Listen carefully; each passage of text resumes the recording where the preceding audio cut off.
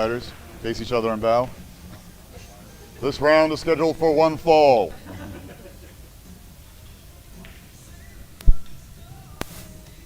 Have we met before? No, my name's Ed. Nice to meet you. Pleasure. Nice to meet you. Pleasure. Please remain seated. All right, all rise. He's got jokes. The Honorable Dave Pearson is in the house. Oh, the Honorable Jerry Bryceth is in the house. That's the Honorable. All right, are we ready, Ben? I'm looking at the cameras, and I think we are. We're ready, Ed. Let's roll.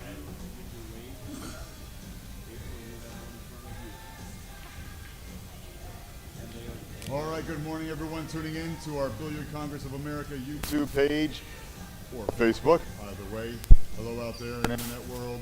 We are coming to you on our bittersweet last day. It's been a long week, and these players have been battling all week long, but we are winding down, getting to our final matches.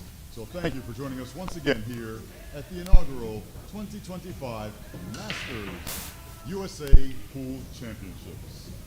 This event was put together by the Belieu Congress of America, the official governing body of pool in the U.S., and sponsored by Masters Billiard Chalk. We can't thank them enough for all the contributions and hard work. Without further ado, let's get this day started. First up, coming to us from San Antonio, Texas.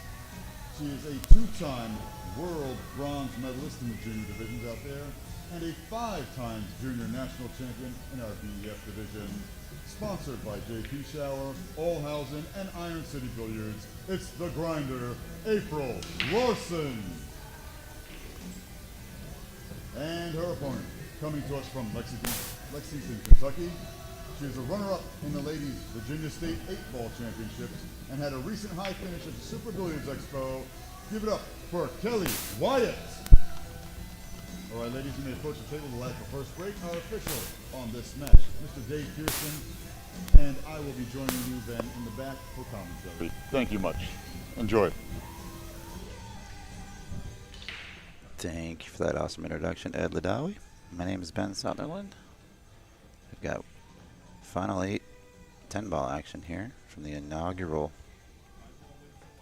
Masters USA National Pool Championships. This is our women's 10-ball division. Quarterfinal action. Loser is out. Gets a little bit of a paycheck. Winner goes on to the semifinals with an opportunity to possibly win this event and represent the USA at the WPA World Championships.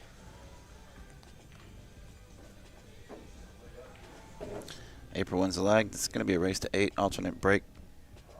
Like I said, this is 10-ball. Only rules on the break are the 4 balls must hit a rail, or 1 ball must be pocketed. We're using a 3-foul rule. Jump cues are allowed. Must call everything, and the 10-ball must be the last ball called. Last ball dropped, excuse me.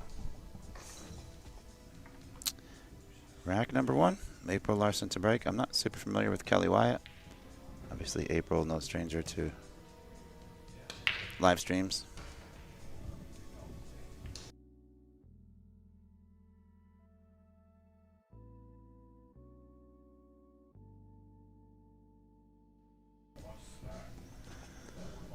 All right, we got Mr. Ed Ladawi joining me in the booth yet again. Good morning. Here. Good morning, sir. How are you? Good morning, everyone. Thank you for having me once again back here, Ben. Well, I didn't have a choice, so. I know, neither I. I tried to get out of it. But no one else is here yet. Still a little bit early in the morning. Everyone's recouping from their late night matches last night. We had a lot of overlap with a few ladies and a few events and a few last-minute schedule changes. And when I mean last minute, we're trying to accommodate as best as we can. Yeah, getting down toward the end of some of these ladies' events, especially when we've got some successful play between certain ladies in both women's and junior divisions. Causes a little chaos occasionally, but we're getting through it. Really hasn't been too many hiccups as far as scheduling or anything like that goes. I mean, no, a couple small delays here and there, but that's to be expected. Yep. For our first run with this administration team at this event has been very, very smooth. There's always hiccups, but it's been handled very well. We do have a great team on board here. We sure do.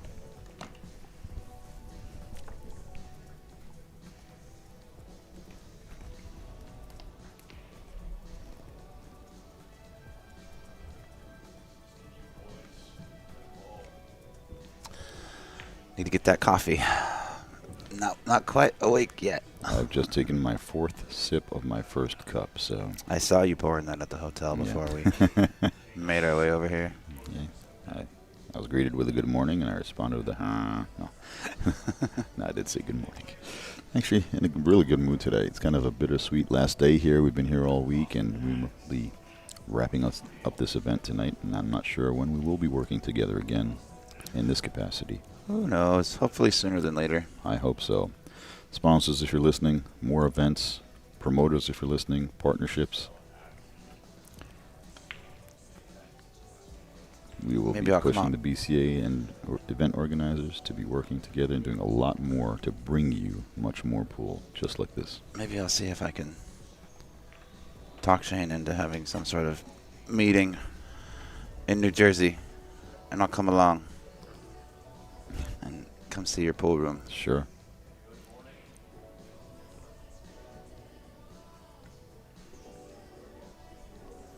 All right, so April, the Grinder, or Larson. Did Kelly have a nickname? No nickname. No? Kelly Wyatt. I'll call her K-Dub. No, I'm not going to do that. She might not like that.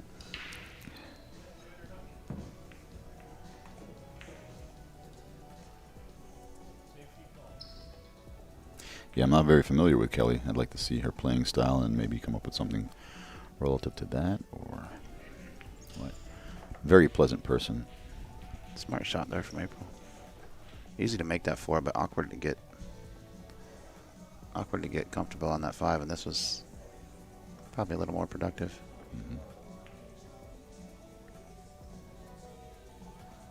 Does she have any sponsors? Like Q sponsor? Kelly? None. No? She's available for sponsorship, All right. folks. So There you go. let's see how she plays. She's made top 8 in this event. She know must what not to say. play too bad. It's been a tough field. True indeed. And no easy opponent here in our 5-time junior champion and representative in the U.S., overseas in several events as well. She was in a teams event with Shane Van Boning, I think. Was it Corey Duel or someone else? I'm not sure. I don't recall who else it was. A couple of years ago, they represented Team USA with the co-ed Scotch doubles or teams of 3. I don't recall that. I believe she's also been to Worlds before. And we just got started. Sofia Mast is already up 2-0 on Laura Semko on an outside table, same division, final 8. Scheduled for 10:30, we've got Ashley Benoit and Savannah Easton. It's going to be a little bit tentative on Savannah's other schedule. She's playing in a junior match as well. That's taking a little bit of precedence over this. But I would imagine as soon as she gets done with that, we can get Savannah and Ashley kicked off here. That'd be a heck of a match. Both players, so much firepower, and both players very quick around the table. Yeah. A lot of fun to watch. That'll be an exciting one. Hopefully we'll be able to bring that to you.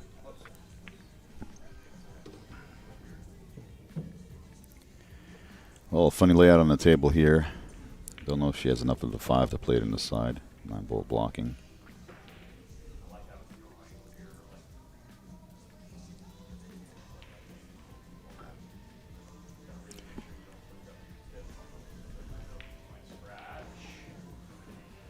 And we're going to find out right here. There is just enough, and she kicks out the 6. Nicely done, using the 8 as a stopper, and it blocks a 7. She can break out the 8, bump the 8 towards the pocket when she shoots the 7 ball. So she's in really good shape here now. That was a nice shot there. Cleaned it up nicely. Looking to see what angle she wants on the 7 to bump the 10-8. Playing the 6 ball.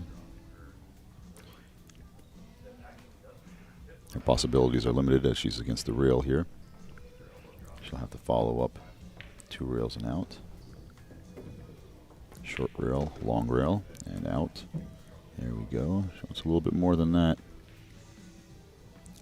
She wanted a lot more than that, actually. She's going to have to do some magic with the cue ball here. Pocketing the 7, maybe coming off the rail with extreme inside English to go in, or go back and forth twice. And I don't think the table conditions will allow for that. high left English here, pocketing the 7, coming over. Let's see what happens. Oh, she played it off the 8, 10. Not a bad, a very smart decision. Not a bad decision. A very smart decision there. Unfortunately, the 10 doesn't come off enough. And we'll see if she can sneak behind it, playing rail first. As you see, she's measuring up where she wants to contact that short cushion. Coming off the 8. Now that 10 ball is going to pose a problem. It's going to kiss her, slow her down and kiss her towards the long rail. We're going to see some force behind this a little bit. Oh, okay, it did come out enough. Too much more than we all expected. April as well. But wasting no time, she plays what she's dealt. Calling the bank on the 9 ball. We're going to see her fire this one in to shorten that up a little bit. There it is, drawing the cue ball back, also shortening it up and getting position on the 10 ball. She guaranteed the shot, cinched the 9 ball, and just accepted this position here for the 10 further away, rather than kind of manipulating the ball, playing high left and sacrificing that bank. Wise decision from an experienced player. And down goes the 10 ball for rack number 1 in favor of the grinder, April Larson. Referee there, Dave Pearson, coming around cleaning the cue ball. Rack number 2. Dave Pearson asked me to make a shout out, so I'm going to do it a couple times today. His daughter, I believe she turned, I think he said she turns 25. Isabella King. If you're listening or watching now or in the future, very happy birthday to you.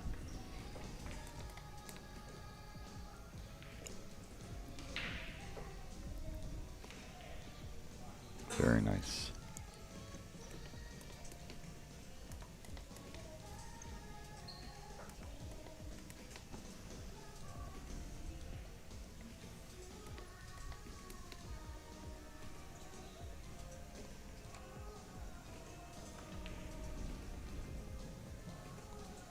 Good look at Kelly Wyatt there.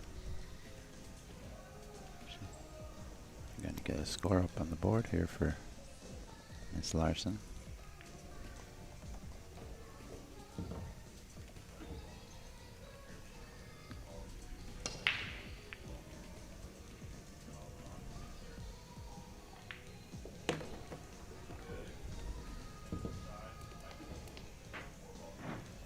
Dry break brings April back to the table. Not much of a look here at the 1. Will be pushing out, no doubt. Indeed, she will be.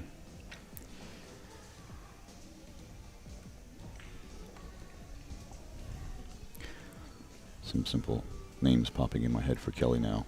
I don't know why. I don't know where all the common ones: Killer Kelly, Cool Kelly Wyatt, Killer Kelly Wyatt. I don't know. As long as you don't use Quickfire Kelly. Yeah. Nope.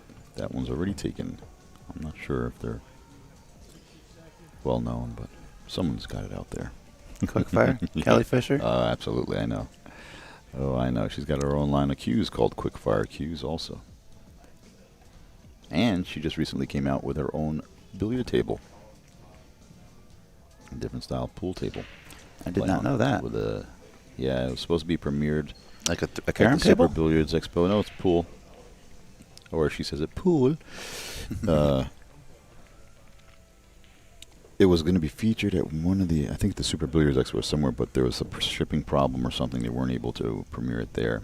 Oh, no. And just in her booth, you know, and just see how it plays. And she designed it to her specs as far as difficulty level, pocket sizes, bounciness off the rails, so forth and so forth. It's her own brand? Or she Yeah, a collaborate? line, I guess you could say. I don't know who she had as a manufacturer making it for her. It's none of our major brands that I'm aware of. It may be a European company making it, UK company. I'm not quite sure who the manufacturer is that's building it for her, but it's her own line of tables. That's pretty awesome. Yeah. And I'll be back Might in be about, brand. I'll be back in about 1-2 minutes. All right. Take your time, but hurry up. All right, nice play there. Squeezing between the 10-6 for the safety.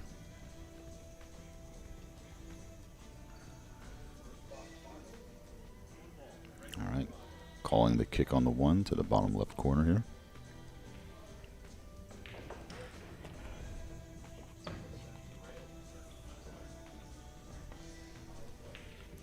just a hair short coming off that second rail, and that's going to be ball in hand back to Kelly Wyatt.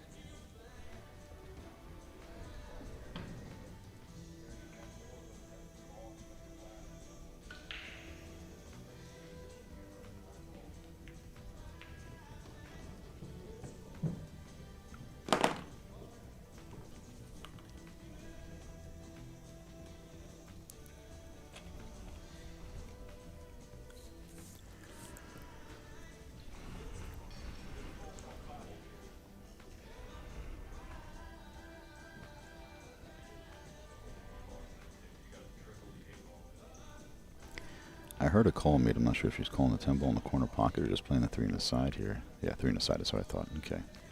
Oh, watch out. Cue ball down the drain. Nice shot on the 3 ball. That's what I assumed she had been playing, but I heard out of the corner of my ear in the background through to my headsets the referee calling something else in the corner. Might have been the referee on the other table. I heard corner pocket, which confused me for a moment. But yep, 3 ball it was, and the cue ball down in the corner, giving position at the table back to April Larson. No tie-ups here. Ball in hand on the 4 ball.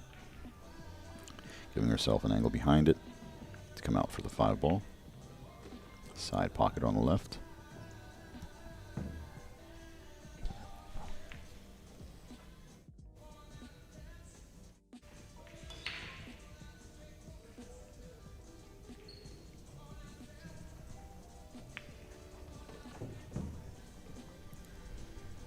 Nice simple cue work there, with the cue ball just drifting over for the 6. Want to limit the motion on the cue ball as much as possible.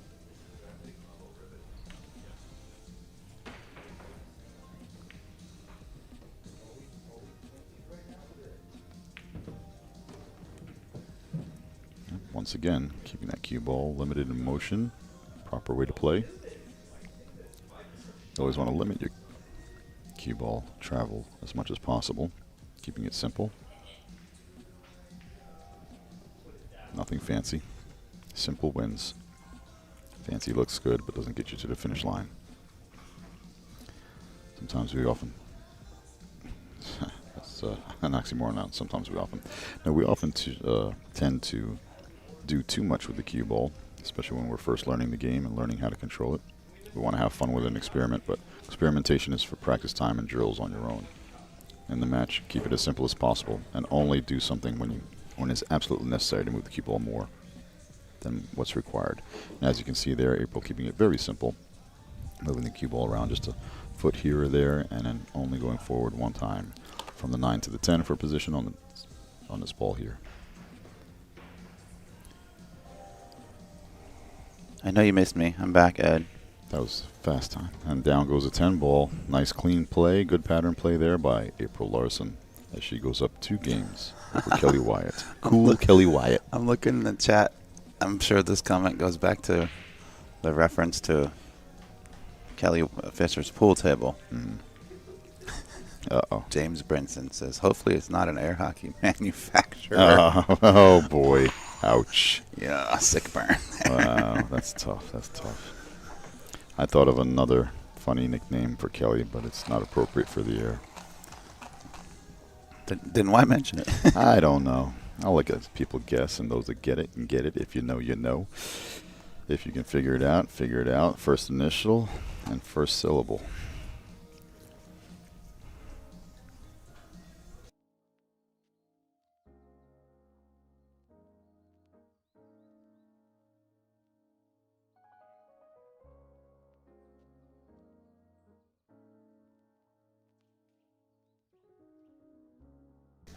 All right, rack 3.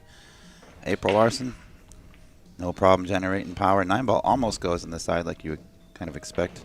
5 ball dropped. Not a great look on the 1, though. She may be able to chip off the top edge of this. She may just like to push out. Just see how she's feeling this morning. She feeling a little froggy? I still have a little frog in my throat this morning. Kermit? That's the one.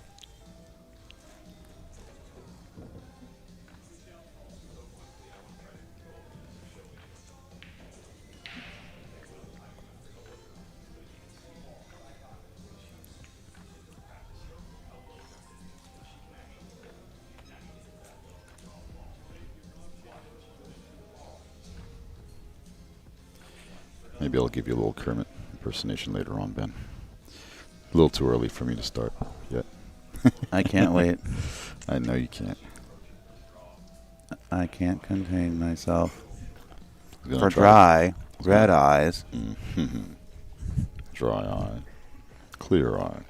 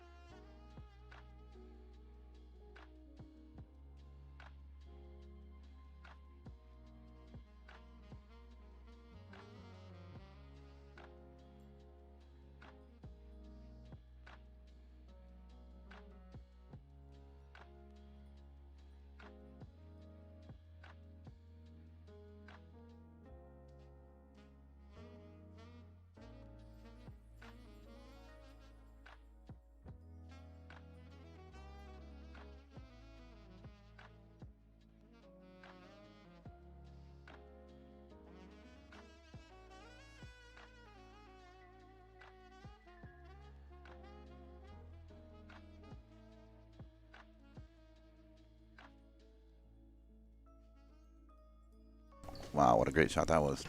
Thread the needle right through that window. I was going to say, yeah, very Oh, fortunate. my. I don't know if she was trying to come behind the 6 or planned on bumping into the 10 or so, but either way, it worked out perfectly for her.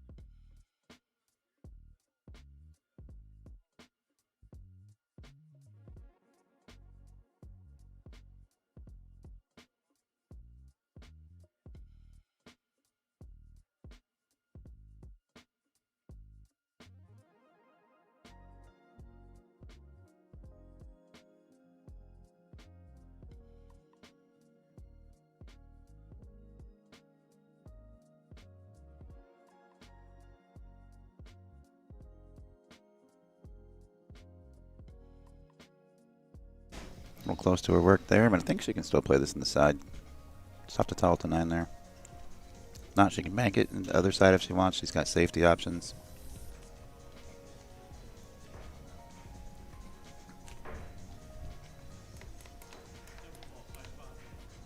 She has called the side.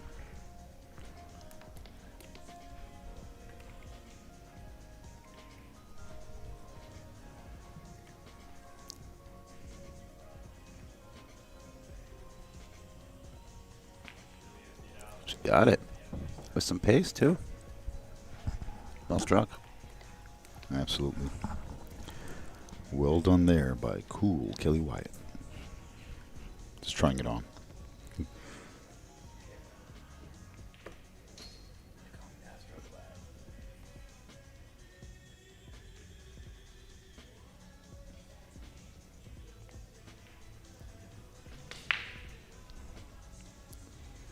All right, focus on making the 8-ball here. Cue ball's natural, medium speed. Ooh, got behind it there. And she's going to leave a nice, easy, straight follow-up for April Larson here.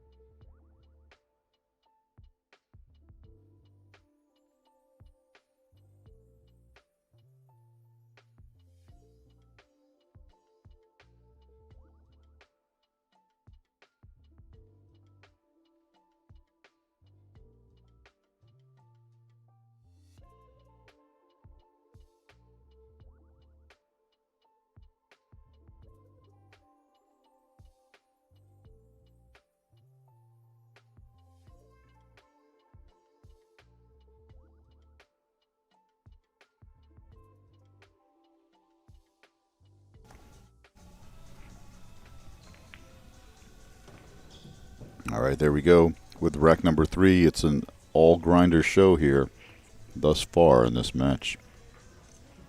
Kelly not doing too bad, just not able to close out on those racks.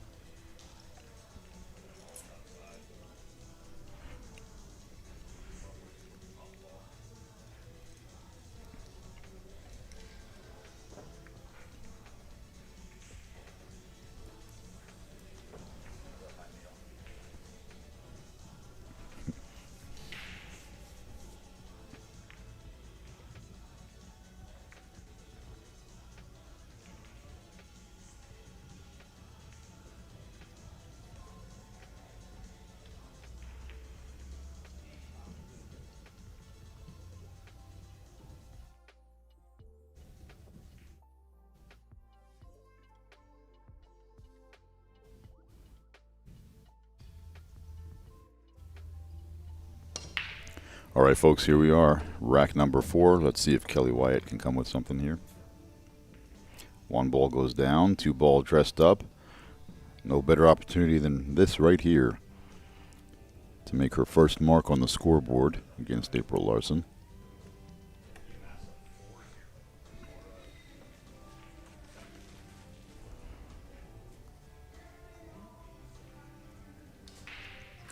Kelly Wyatt coming to us from Lexington, Kentucky. Excuse me, still have my frog in my throat this morning. Lexington, Kentucky. Kelly Wyatt, the runner-up in the Virginia State Ladies 8-Ball Tournament and a recent high finish at the Super Billiards Expo, Philadelphia. 9th place finish, I believe it was. Just outside the top 8. Kentucky, you said? That is correct. I wonder if she's a banker. Is she a bank pool player? Well, if you want to place a bet on where you can find a bank pool player anywhere in the country, Kentucky is it. That's for sure. Never been there, but I've heard it's the bank pool capital. That it is indeed.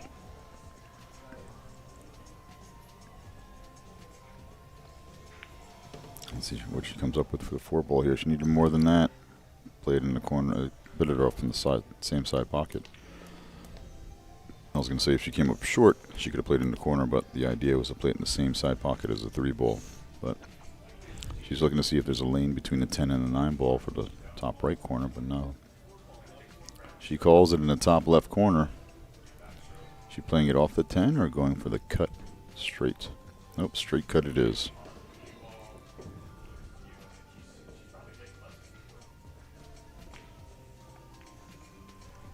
That was a And tall that was order. a very, very tough order. All right, does she get lucky here? Nope, she's going to sit right there for your pull.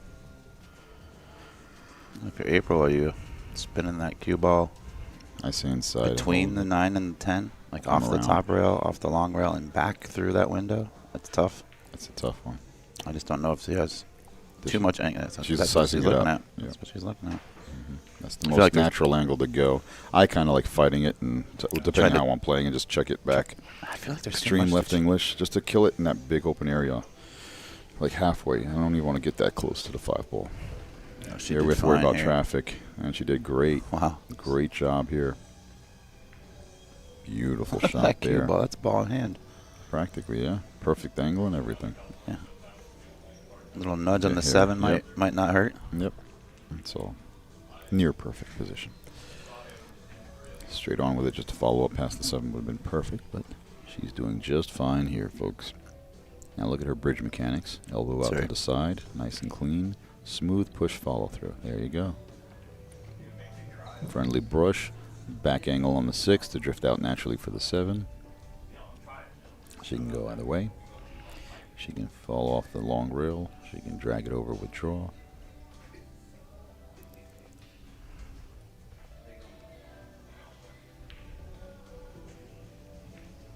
Option 1 it is. Off the long rail and out. Nice and easy. Similar shot here on the 7 ball to come back across for the 8.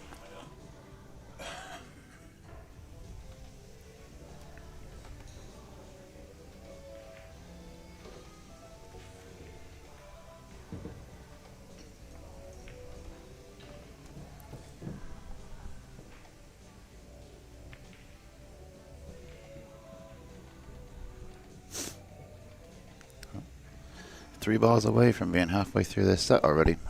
Kelly's going to have to get something going. Tough spot to be in, especially against April.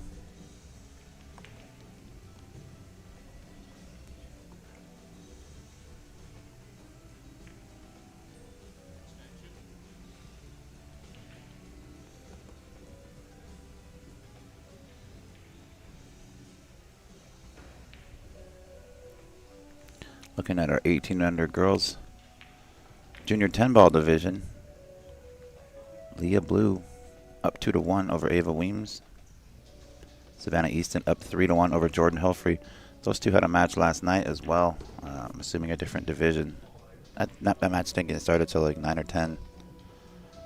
But I believe Savannah won like 7-0, 7-1, something like that. It was a fast match. Didn't take too long. But now they find each other facing off yet again, which seems to be common around here. Savannah, Jordan, Sofia seem to be finding themselves in the finals or the semifinals of nearly everything they enter. As I say that, April hangs one up. Opportunity for Kelly to take on the board. Wow, what an unexpected error there by April. Just took it for granted. A little bit. And the conditions of the table seem to be a little bit better this morning than they have been all week. We don't have a lot of bodies in the building yet this morning. And temperatures are a little cooler. Cooler and drier, that is. Rail first and around for the 10. Slow down. There you go. Nice shot. Good speed and straight in on the 10. Can Kelly compose herself here and make her first mark on the board? This is a huge rack right here. 3-1 versus 4-0. Nice and easy. Oh my. She jabbed it. Yep. She jabbed it short, kind of shouldered that ball, as we say. The nerves are definitely there. All right, so maybe not so cool, Kelly Wyatt. And that's cool with a K, by the way.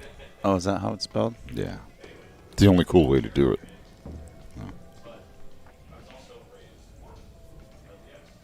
That would make a good logo, too, like 2 Ks back to back. Cool Kelly. As long as there's not a... Right now, the third one. Yeah. Just 2 Ks. I understand your feeling right there, April. Cheers. Mm-hmm. Coffee time. I have like one last sip I'm saving. I offered. I had know you Starbucks did. delivered. Thank you very much. I offered it. Thank you. I'm not a real big Starbucks fan, to be honest with you. I prefer Dunkin'. I got over Dumb and Dumber Starbucks. behind me that wanted Starbucks, Yeah. so I got it breakfast. To me, Starbucks is thick and heavy, but not robust in flavor. It's just strong for nothing. It's not rich. I'm very particular with my coffee when I want real good coffee, especially if I'm paying like $7 for a thimble. I want something rich. Spanish coffee, Turkish coffee. Mushroom coffee? Mushroom coffee. Well, that's not real coffee, but I do drink it, and it does work well. Yeah, I should have got some of that from you sometime this week, but I'll mail you a pack. Too late, man. I'm backed up. I have so many packages that I haven't even opened yet. what, do you order it in bulk? I'll definitely. They just keep sending them, and I don't drink it as fast as they send them. It's like a monthly subscription to them. I've been seeing them all over social media and stuff. Yeah, They've been backed by some big names too, Yeah. which makes me think they're either paying a lot for they're marketing, paying a lot of money. Or- That's the or- first thing I always think of. or it really works maybe. Well, Yeah, I'll we'll tell you see. this: it's definitely great for gut digestion, gut health. Yeah, I don't want to digest my guts. Okay, As so mentioned. it's too early to be this weird already. Yeah, as I mentioned, there's not enough coffee in the system yet. So Yep. Now, keeping it normal I for wonder a if- while. I wonder how Kelly is, or if she even owns a jump queue. I'm sure she I would has. assume one. she does. I just didn't see a third queue over there. Yep, Yep, that's she's why taking it she's out going now. to get it out. See how observant I am? Absolutely, good call there, Mr. Ben, Big Ben. Benny breaks. Don't try that. Mhm. Don't do that. I wish you wouldn't ask me that yesterday. Yeah. Benny breaks it is. Benny breaks in the Sandman. That's right. We are coming to you out of Quincy, Illinois, at the Oakley Lindsay Center. If you're just tuning in, we're at the Masters USA Pool Championships, as you see on your screen. This is a production brought to you by the Billiard Congress of America, the official governing sport of pool in the U.S. Great shot. She's going to get rewarded for it somewhat. I don't know if there's any type of alleyway. Dare I say, the real BCA. The real BCA. The official The BCA. BCA. Not to be confused with the BCA PL pool leagues, which is falls under the CSI umbrella, Q That Sports is correct. International. Ozzie Reynolds and Amy Kane, great people. Also, Absolutely. CSI is also members of BCA. Oh, they are BCA members? Yeah. Which is ironic that they held on Mhm. to the acronym. I think it was just to cut out confusion for their players, but then it winds up being more confusion for them Correct. anyway. Yeah. I don't know how many times we get calls. I get calls about rules. You get calls at the office for whatever else for the BCAPL, but no, we want to cut out the confusion. BCA. They have the USA pool leagues also, so maybe just bundle them all together and just call them CSI leagues. Save everybody the trouble. To be honest, I think keeping the acronym might help them. When people think it's BCA, if they Right. bundled it all into one, it might sound like a new league or something that Right, they're not right. familiar with. Mhm. They hear those three letters and they just associate it with Pool league. decades of successful pool and leagues and stuff like that. So I don't blame them. You know, you can't trademark an acronym. Nope. But No. you can confuse the world. Yeah, it gets a little confusing sometimes, but that's all right. Nowadays, it seems like majority of the world's confused.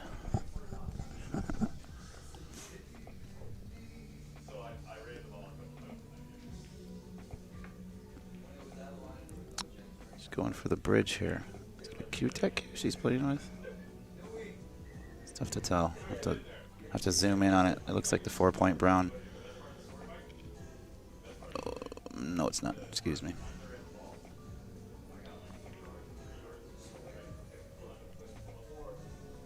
Trying to use the 10 for cover there. Came up a little short. We've seen that countless times this week. The rails and the beds of the tables are playing a little slow and a little sluggish. Players have been coming up short quite frequently. Looks like April's going aggressive here. I like the shot. Slice and dice it all the way down the rail. You can really let your stroke out and go back and forth twice. I don't think there's any need for that. She undercut that by quite a bit. Opportunity now for Kelly. She's got to get something going. Grinder's already halfway to the finish line. Lexi Hildebrand in the chat. It says Kentucky in the house. I'm assuming she's referring to Kelly when she says she's new to Kentucky. She's actually a transplant from Arlington. The armadillo, Wyatt? No. Dude, you were Coffee's kicking in, folks. Coffee's kicking in. you got this thing with these nicknames. Kelly and I were sitting there fooling around before the match, and she said, "Are you going to brand me a nickname on here?" I said, "Nah, I wouldn't do that to her." But here we are, playing around with some. Unsteady Eddie. No, but she has a really cool personality. That's why I came up with saying "Cool Kelly." Yeah, I very, very nice, very cool, laid back, like kind of good shot. what we call like one of the guys kind of personality. Yeah. For a lady. Very friendly, very outgoing. I didn't get a chance to introduce myself to her before the match. I usually try to do that if it's somebody that I don't know. If it's somebody I do know, get away from me. Bad luck to you. Yeah, I kind of feel bad for you. You're stuck behind the scenes here, behind the wall and curtains. I like it. You're like the Wizard of Oz, paying no attention to the man behind the curtain. So they're like, it's kind of awkward, I guess. I know for some players, they don't know who you are. They think they're in trouble. The boss comes out the back, you know. Good. Fear me. Fear me. Or it could be kind of creepy at the same time. Like, who are you? Okay. Yeah, where did you just come from? Yeah, where did you come? Where did you? I haven't seen you here all event. Do you have a pass? Excuse me. Is your name Melina Mike? Do you have a media pass or something? Melina's just gotten so popular and does so well at what he does. Like, I feel like he could just show up to an event and not need that press pass or that it's like, oh, it's Melina. No. He's here to. He's here to bother somebody. I don't need no invitation. Don't you know who I am? Don't you know who I think I am? He promotes everything. He promotes. It's one of my lines. Oh, don't you know who I think I am? All right, April Larson here. Good speed, getting acclimated to the table. Definitely, it's 2 racks in, she got acclimated. Now you see her with good speed control, landing on her line of the shot on the 7 ball. Nice big power stroke here. Force following. 1 rail up for the 8, just past the 9 ball. Very nicely done there by April. She has a more natural shot here now, going over to the long right rail and back over to center table for the 9 up top left next. She's just going to shoot this with a high cue ball, maybe a touch of left-hand English. She's looking to see where she's coming off that rail, and the angle she's going to have for the 9, she'll be fine for the 10.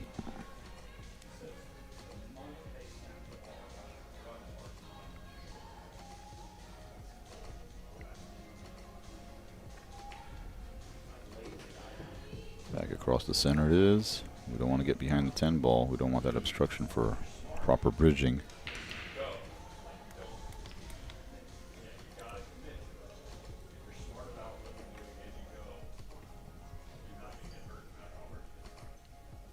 There you see the bent elbow, elevated shoulder to stay over that 10 ball, just dragging it back. Yeah, I didn't realize the 10 was quite a hindrance right there. She looked a little bit. She kept it very well in line, but it did look a little bit uncomfortable. But that explains why she was a little bit hampered by the 10. And down goes the 10 ball, and up goes April Larson, the grinder, 5-0 over cool Kelly Wyatt. Race to 8, 3 more racks to go, and an uphill battle for Kelly. And they're going to take a player break, and I will give you some peace and quiet without my voice in your ears. Stay tuned, folks. We'll be back.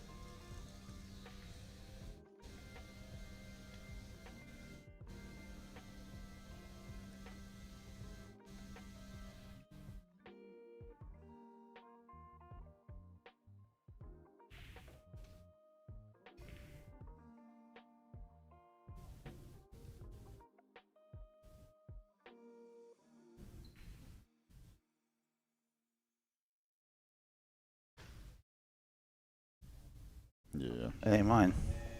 I just got to take care of it. All right. We are back, folks. Back from the player break and our little break as well. Coffee number 2. Good to go for me. Coffee number 2 already, huh? They're small. They're very small coffees. I don't know if it's coffee you got in that cup, man. We might have to. It's actually that half and half mix we do. We might have to drug test you, sir. Sure. Go ahead. There you go. You want to draw blood while you're there so I can Performance get paid? enhancing. Do you see any enhanced performance coming out of me? It should be obvious by the results. Or lack thereof. I was impressed with how what? well you played pool last night. Oh, really? Yeah. Nah, I'm such a rusty I know we were just has-been. banging balls for 5 minutes, but never ever in my life seen you hit a ball before. And, yeah, you know your stuff. Thank you very much. I appreciate that coming from you. Absolutely. Thank you. We were just fooling around, but yeah. I kind of got, when I come out to events like this, I get the bug a little bit to play again. I honestly, playing for 30 years, and stopped for 10, came back, and the game wasn't the same, and everything has changed from the 90s pool till now, and just lost interest as a player, and became more involved just promoting the game and running the pool room, which I fell into by accident. You know, it was going to close down. I didn't want to see the players' room close down in the area. So it kind of pulled me back in.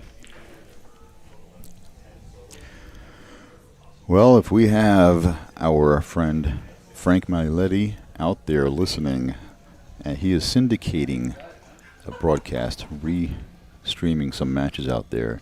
The Sofia Mast, excuse me, the Ashley Benoit and Savannah Easton match may be starting on another table right now, table number 15.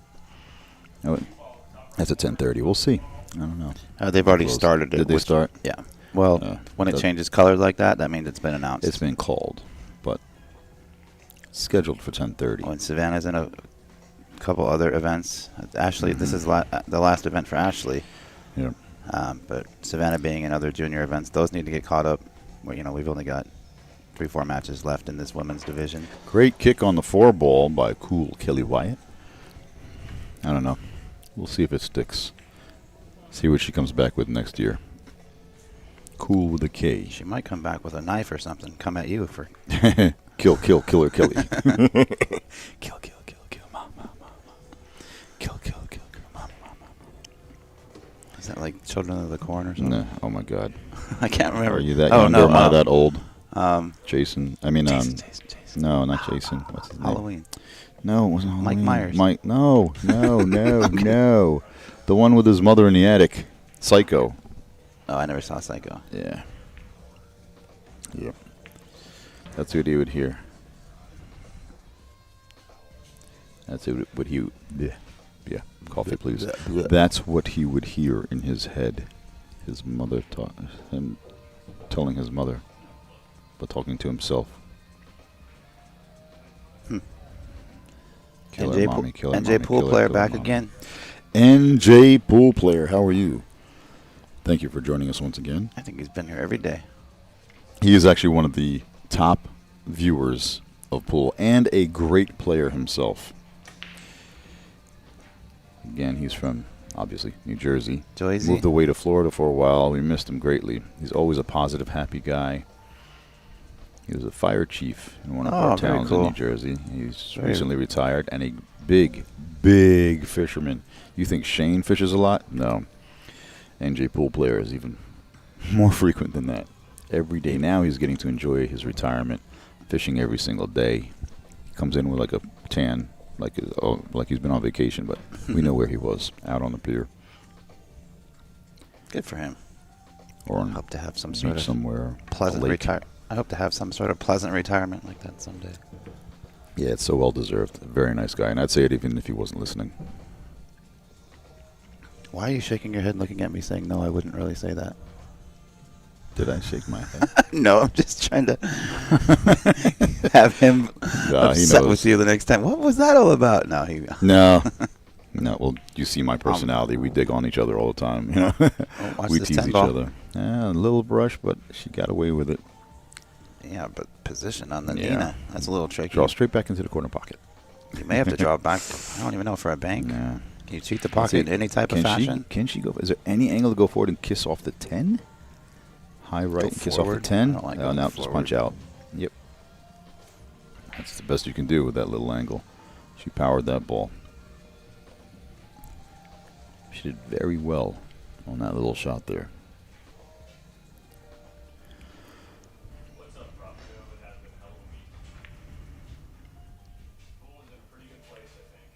What a great shot. That's no easy task, Nice and especially steady. rail to rail. She didn't have a heck of a lot of room to cue comfortably.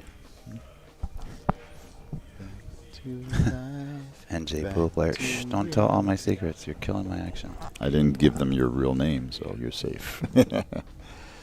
We have said his name on the air now that I thought about it in years past, but we'll keep him back in hiding. He's newly New Jersey again, so.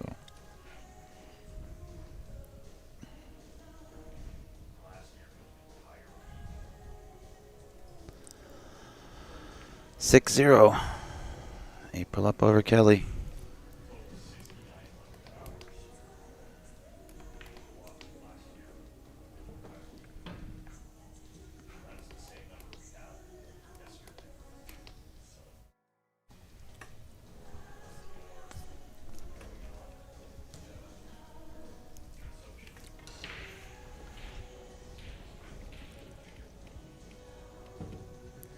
You see Kelly taking a big deep breath, calming her nerves.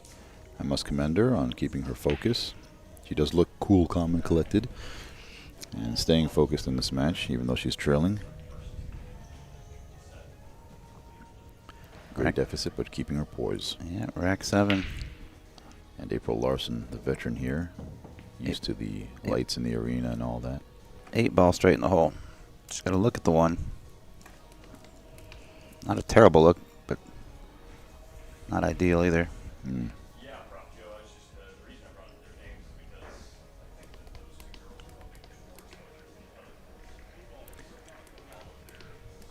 Let's see how she decides to play safe here. Does she go for the one? Yep, she's going for it. She's got the comfortable lead. Going for the one and rolling up just for the 2 along the long rail. Great a little bit shot. too much speed there. Just a little bit. Mm-hmm. That was a great back cut, though. Kind Yeah. of a blind pocket. Makes it a little tougher when it's out of sight.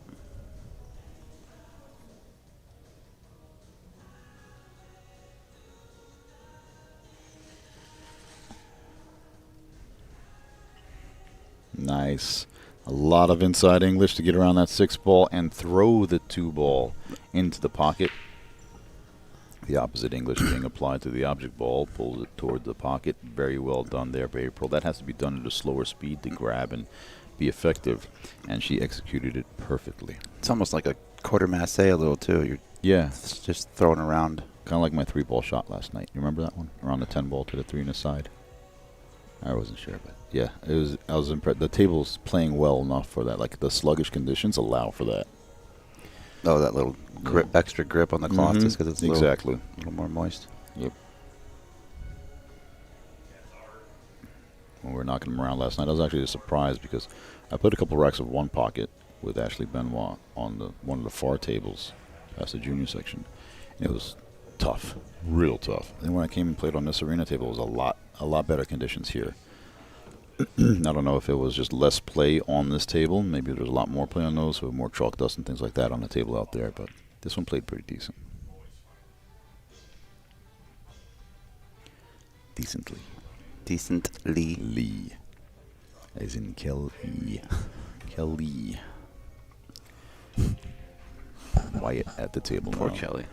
You're just dwelling on. We'll come up with something. Nicknames aren't supposed to be forced. It's just supposed to happen Exactly. organically. Organically. Yeah. Lee. Organic. Oh, Lee. God. Really? Mm. You're on fire. That coffee is doing its job. I need to Oh, get yeah. on your level. I need to get caught up. It's all the sugar I pumped into it. Gonna order another round of Starbucks, boys. This time make it Dunkin'. Duncan. Oh, gosh. Something. You can go ahead and exit the building, sir. I'm just kidding. Actually, my that wife- first day of coffee that Shane Tyree brought us, he brought us some bougie, pretty frou-frou coffee. That was good coffee. It was rich. It was clean. It was so good. That was the same one he brought the next day, too. And haven't seen it We haven't since. seen it since. No, a couple days ago, Shane said he had to, he said he was going to get us some coffee, but he had to go run to the airport first. And, 8 hours later. Oh, no, 3 days later. Still waiting on that coffee, Shane. A few moments later. Yeah. Oh, trouble with the 7. She's okay. She's got it in the side. That was you don't play dangerous, yeah. you don't play shape on the short side of that too often. Nah, I don't think that was her No, intent, he got away obviously. from her a little bit. Yeah. Glad it worked out well. At least with the opportunity to work out well.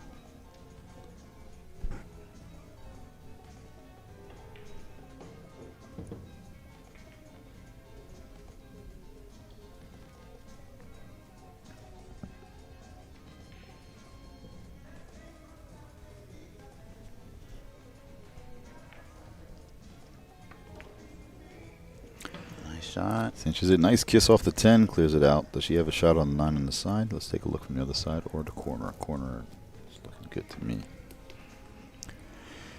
Yep. She's got to dig. Get a little bit low on the cue ball. Drag it over for the 10 in the right-hand corner. Pocketing that 9 ball up top on the left. Not the easiest of shots.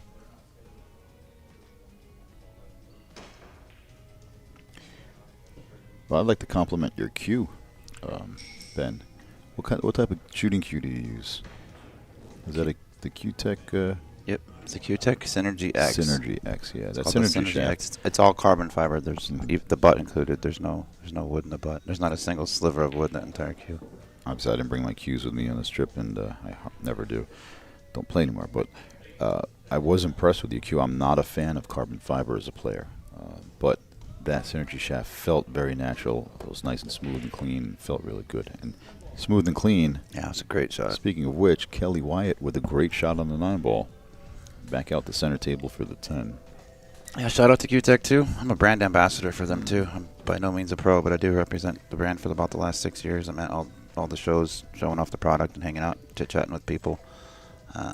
But I want to give them a shout out as well because they were and are one of the sponsors of the Junior National events that are taking place right alongside these over on the Belieu Education Foundation pages. And what a great ambassador you are, sir. Oh, thank you, sir. They made a great choice, very wise choice there. And a great shot. And out by Kelly Wyatt, finally making a mark on the scoreboard, getting her first game up.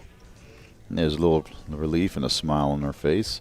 A little chit-chat between the ladies. Always friendly competition.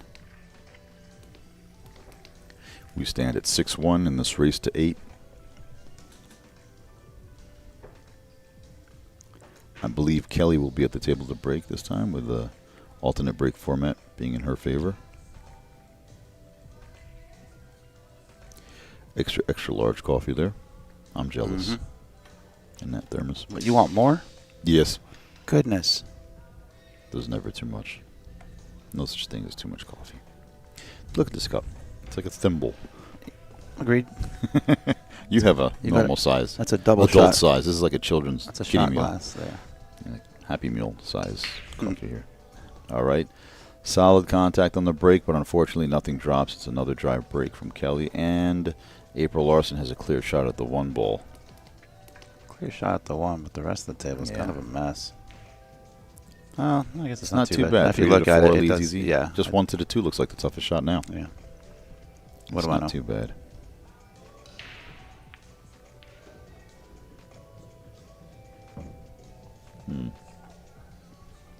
She was expecting to get a lot more out of that.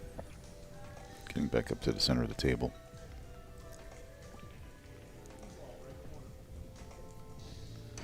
She's caught the bank. I heard the ref declare it. There's a 2-way built in into this bank here. Anyway, She looks like she hit it great. nice shot. And uses the 5 as a blocker. See, that 7 ball there is a big ball. She played the right speed to block the shot if she left the 2 ball. Oh, what does she do here? Do back cut and bump the 6. We don't want to run into traffic. Does she cut it past? Does it go past the 10? Yeah, but if she I don't does cut the like 3 and bump the 6, where's the cue ball going? You'd like to stay right It'll about stay there. right there, that's what I'm But saying. you have to hit this with a little bit of pace, and you're jacked Mhm. up. Any type of mishit is She's on the wrong side of the 4 anyhow. Yep. I think as much as you want to be aggressive, especially being down 6-1, Mhm. you got to be smart as well. And there's nothing aggressive on here. I'd like to see Kelly play this 3 ball with low right and just drag the cue ball along the long rail behind the 9-5 and cross the 3 over to where she's standing. I'd like to kind of thin on the right side and send the cue ball up to the head rail if I could. Just me personally, but not very good at safeties or And shooting. there's her choice. Her option was thin the 3 into the cluster and send the cue ball out.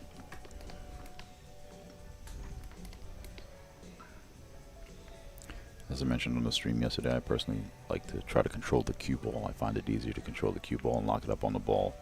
Great attempt there on the kick in the side, on the 3 at the side. Just missing April Larson. And now maybe Kelly has a little bit of a confidence builder to address this table here. She had a great shot on the 9 ball in the last rack. Now faced with this tough shot on the 3. Drills it. Beautiful. Unfortunate Ouch. kiss on the 4 there. Mm-hmm. 10 ball's not helping, being comfortable. She'll be queuing next to it at least, but still. 4 ball not in a good position. Not sure if it passes the 8 for the bank. Can we take a look at the other angle? She did call the bank. Which one, the side? Yeah, side pocket there. This? Yeah. Oh yeah, there's room. The balls look much bigger from the other angle for some reason. Like they're billiard balls or something. Now they look normal. There it is. Fires it in. Perfectly comes around. Don't go too far. Nope, she's good. I think she's good on the 5 on the side. She'll have to put some pace behind this one, though, because running into that 9 ball and come back out for the 6 is not an easy Tough feat. to tell from here. Mm-hmm. Or does she have to... She can't even play it slowly and spin it in because she needs the speed on the ball to get out for position on the 6 ball. She draws it back. I was going to say, she might be able to be straight enough to draw it back out. Tough cut-up table or another bank cross side. Let's see what she decides to go with here. And now Kentucky, again, the banking capital. Let's see if she comes with a bank on the 6 ball.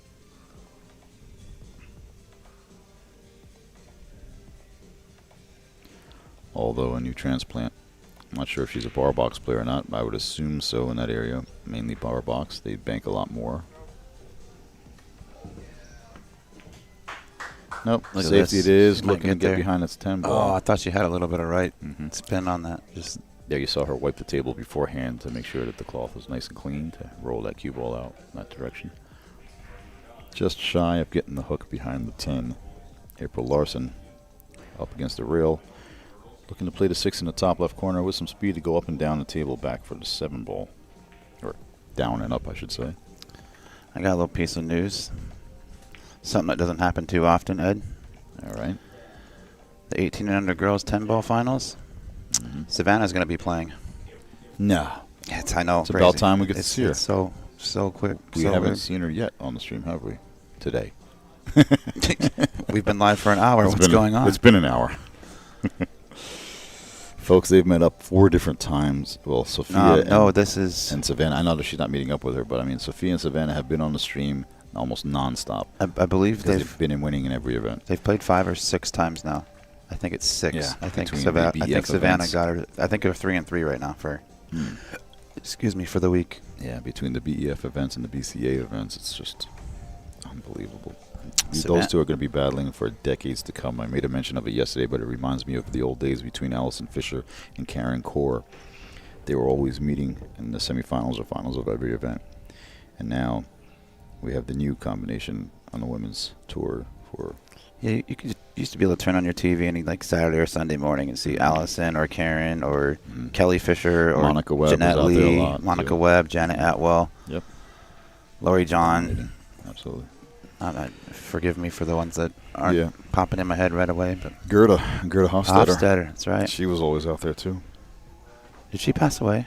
No. Or no. No. Oh, forgive me. Yeah, you and I were thinking. Helena Thornfeld. Thank you. It's too early in the morning for trivia right now, please. I'm the worst lifeline on trivia anyway, but you just erased all my coffee. I'm going to have to go on break. I'm not calling you if I have a music question. Never, ever, ever. The Found worst. that out. I admit that. You know the words, you just have no clue who's saying them. None whatsoever. And a nice shot fired in by Kelly Wyatt. Power shot there. Bringing the cue ball around back for the 9 perfectly. Looks like she's settling in. She got over that missed 10 ball early on in this set. That was the first shot to the heart there for Kelly. Missing that 10 ball early on. Now she's forgotten about that. And has a little confidence builders and another chance here.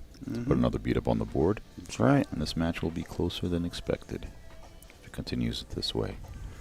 Closer than it was looking like anyhow. Yeah, I don't know about expectations because I don't know how Kelly plays. I do know April Larson plays top notch. Never seen Kelly before. Obviously a great player. Didn't really have any expectations going into this one, but you probably favor April just because she's more known. She's been in the spotlight more. But I really don't know how much seasoning Kelly Wyatt has. But she obviously knows what she's doing.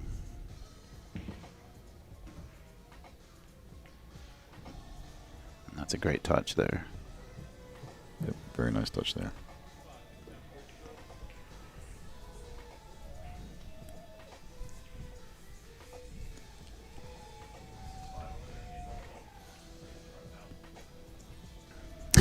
Savannah just finished that match not 10 minutes ago. She's already into another match with Ashley Benoit. 2 racks in there already. 2 racks in. They've been playing literally 10 minutes, according to the bracket, and she's already up 2-0. And now Kelly Wyatt dropping that 10 ball. 2 games to 6, and the break format will bring April to the table. Currently, it is 10:20 a.m. July 12th, 2025. If you're watching this in the future, now you know what day it was. An hour and 10 minutes from now, we'll have another feature match on this table. It's going to be the winner of this match. We're into the quarterfinals and semifinals now, so we're going to see back-to-back on occasions with certain players. But our 11:30 match, we're going to have the winner of this match and the winner of Sofia and Laura Semco. Sofia currently up 6-1 on Laura. April obviously up 6-2 currently on Kelly. If things keep trending, I should say, we'll see April and Sofia next. I certainly don't want to count out Laura or Kelly though. I'd like to see this go the distance. I know Kelly's got a lot more than what we've seen so far.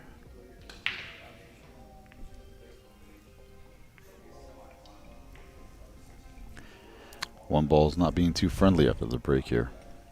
In our 1 o'clock match, we're going to have the winner of Savannah Easton and Ashley Benoit versus the winner of Melissa Helland and Ava Weems. That'll be a good match for sure. Could potentially have a rematch from what we saw earlier on in this event. Yesterday, we saw Melissa and Savannah face off against each other. Melissa besting Savannah in that rendezvous.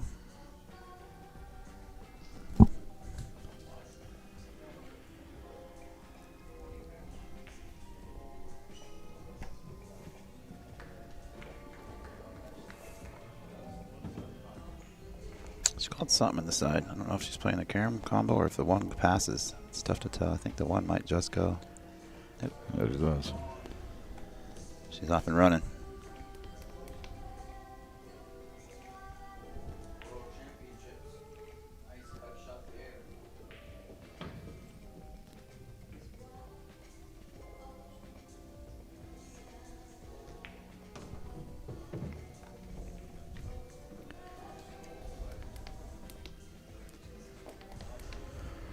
Good speed on the cue ball. Nice little friendly bump to help stop the cue ball there for the 3. Let's see if she can drag underneath the 5 ball for the 4 on the side. Or will she be playing the 4-7 combo? Let's see. Oh, she comes through the 10-5. Look at that. Wow, that was an odd spot to land on the cue ball. Mm-hmm. She was looking to come back and forth, straight across out for the 4 on the side. Now she's got this odd angle on it here. I just heard the word side pocket come out of our referee's mouth. Is she back cutting this? Yep. How do you overcut that? Just How like good that. are your eyes, girl? She's got some clear lenses. I've got to borrow her glasses sometime. No kidding. I can't play with mine. You can't play without them. Boom. Ow. All right, folks, it's been fun. Have a great weekend. I'll Oh, now you're quitting? see you. I think I quit You 3-4 quit. times this week. My cues got raffled. My bonus got Oh, taken. Oh, 4 ball rattles in the corner. And everything goes together nicely here. I mean, Yeah. doesn't seem it's almost a draw layout. That rattle hurt real bad for Kelly, as this can put April Larson up on the hill this set.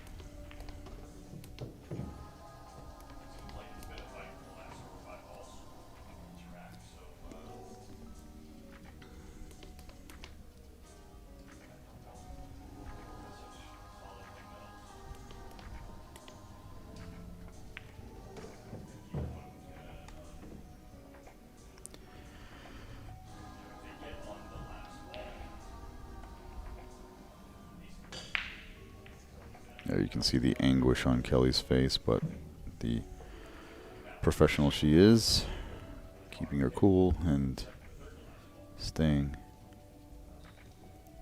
cordial and courteous and professional. Yeah. Yeah, there's nothing you can do. Just sit there and take your loss I feel, with grace. Wow. And Wow. just squeezes Wow. past that 8-ball. Wow. Wow, indeed. I wonder if Kelly plays. I feel like I've seen or heard name before. I wonder if she plays like some WPBA stops or something like that. It's probably too late to expect any type of answers from folks in the chat on that may know her personally. I feel like I've seen her before or heard her before. If you guys want to watch any of the matches on the outside tables, these non-feature tables, you can head on over to digitalpool.com. Literally, you can rewatch previous matches. You can watch current matches.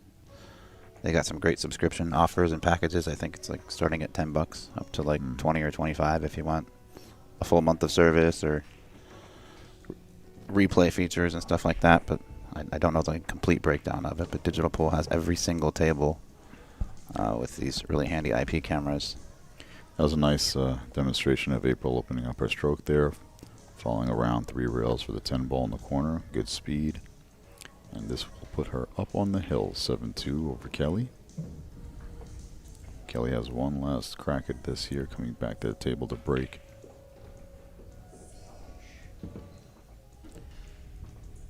Rack number 10.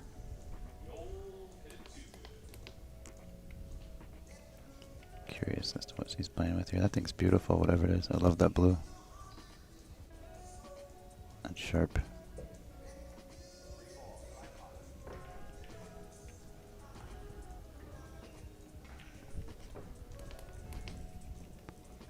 Probably we got some peach hour going on here for sure. And some bedazzled cases. Gosh, look at the... Even her cue looks Busy. as shiny as her shoes. That patent leather. Living the rich life, huh, girl?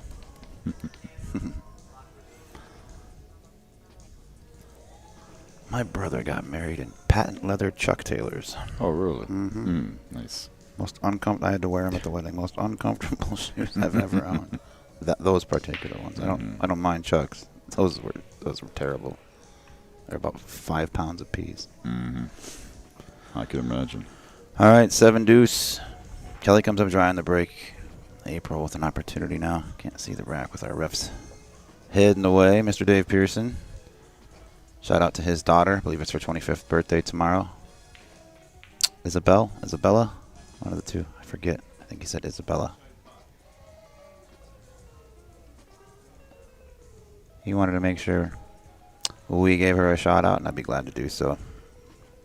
I love Dave. and all that he's done for this event and all he continues to do for pool. Him and Mariah, his wife. Absolutely. Their contributions have been endless. Mm-hmm. Now what do They you do love here? the game, they love the kids, they love the players. You're on a time crunch. I would have come to the table with my jump cue in hand, just in case. She's content with kicking. Yeah, I like the jump on this one. There's enough room behind the 8, and you're pretty straight on with the 1 ball. Mm-hmm. Kick doesn't really allow for much. There's a danger of the scratch if you have the 1 in the face. Yeah, and not a great layout.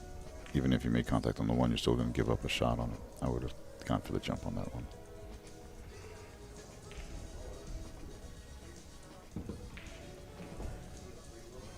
Well, April has an opportunity to shut this match down.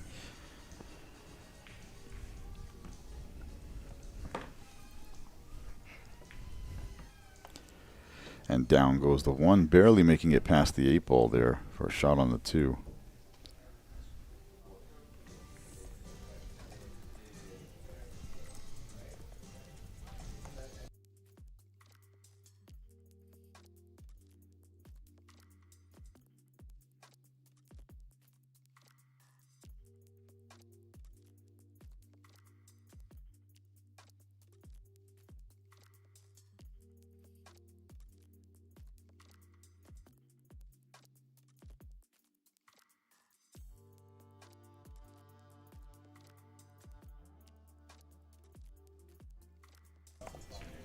Sorry, we went off the air with the audio here for a moment. We're getting things organized for the Junior National Championships taking place throughout the arena. Mr. Ed Ladow is going to have to make some announcements here, introduce the players properly.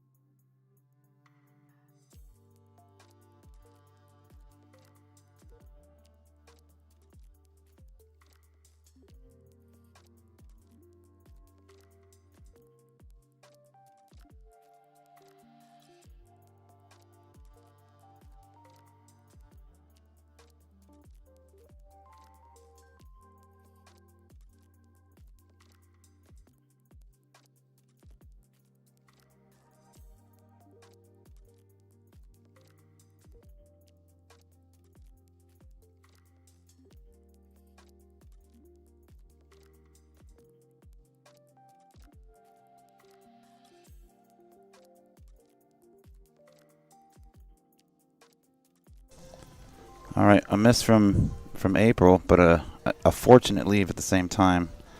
Kelly can see, she can see all the 7 ball, but she can only see a piece of the cue ball. This is tough when you're jacked up shooting 7-8 feet away and your tournament life is on the line. Don't know what the payouts are. I do know that we're probably looking up around $4,000 or $5,000 for first place. More importantly, with the first place title becomes, oh wow, she nearly made that. With that first place title comes an opportunity to represent the USA at the World Championships, WPA World Championships, as well as some travel and flight expenses taken care of. So it's a big opportunity. You get a national title, some money, and a shot to become a world champion. So a lot more riding on this than just the cash.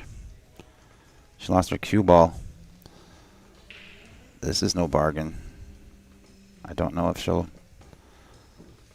take a little bit of a flyer, bank it to the top right. That's what she's called. Shouldn't really call it a flyer because you can kind of, if you can control your cue ball and make sure if you do miss the 8, you miss it short. She should be okay. She missed it short, and she had a great cue ball. Absolutely great cue ball.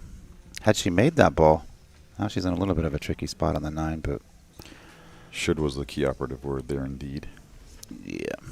But, as you said, great cue ball on the safety here. Sofia Mast has defeated Laura Semko by a score of 8-1, so she will be on our next feature match on this channel here in just under 1 hour's time. She will be playing the winner of this match.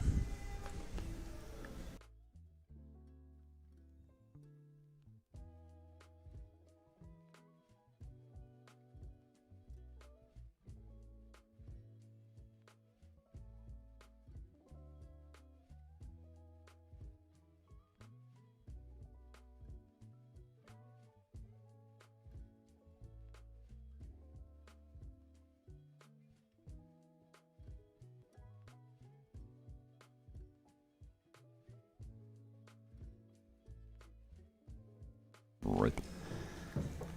2 balls away from securing a spot in the final 4, where she will face off against Sofia Mast.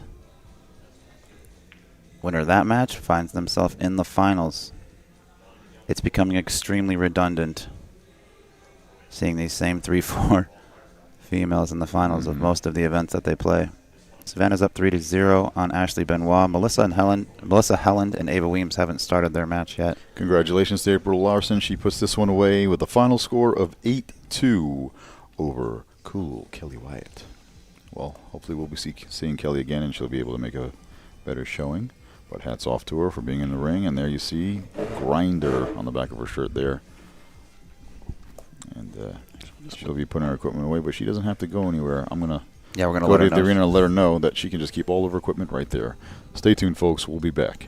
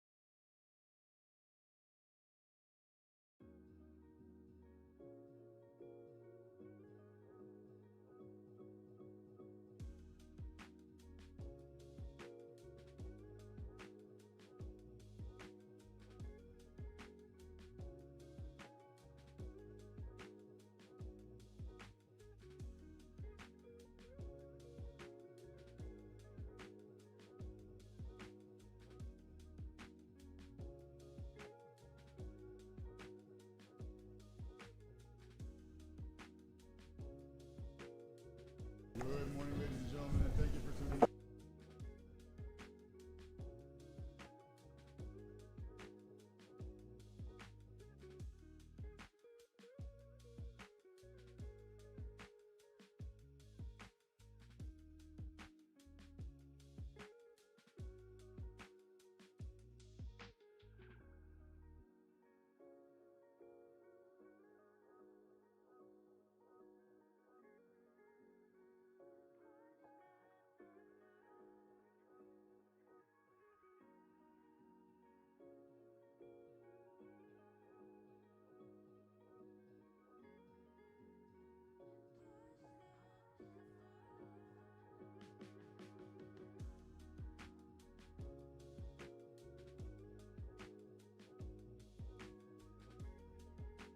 It's the Pink Dagger, Sofia, Mast. Ladies, you may approach the table to lag for first break. Our official referee presiding over this match, Mr. Dave Pearson, and I will be joining Mr. Ben Sutherland in the booth for commentary. Good luck, ladies. Enjoy. All right. Thank you, Mr. Ed Ladawi, for the introductions. Once again, he's been a busy man all week, this guy. Lots of commentary, announcing all the matches on and off the stream tables.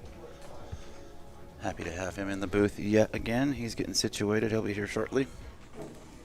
My name's Ben Sutherland. This is quarterfinal action of the inaugural Masters USA Pool Championships. This is the women's 10-ball division. April Larson versus Sofia Mast. Expect a lot of firepower here. These two are certainly no strangers to each other, and certainly no strangers to playing under the cameras and the lights. Winner of this match will find themselves in the finals, facing off against the winner of Savannah Easton. Well, excuse me. Savannah Easton will be playing Melissa Helland or Ava Weems. The winner of that match will see the winner of this match in the finals. We'll have that approximately 3 p.m. tentatively today. Savannah and Sofia both have busy schedules. They're in other divisions and the junior program as well. I was just informed by our tournament director, Jose Burgos, that the next match coming into our arena will be a boys' finals. Alrighty. So we're going to have to switch over to the BF channel, or maybe we'll just give you a special treat on the BCA channel. We'll figure that out in the meantime. Yay. Because they think it's just so easy, they have no idea. That's okay. But we want to keep the schedule running on course here and keep these matches moving along so we can have a nice early day today to wrap up and finish on time so everyone can catch their flights. Yeah, most of us have about a 2-hour drive just to get to that airport. And then you got to get there an hour or so early. So, yeah, early morning tomorrow for us again. But at least we've had an extremely successful event.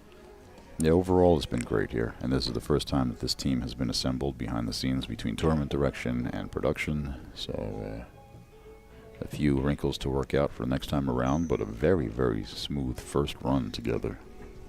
I must tip my hat to everyone. Could not agree more.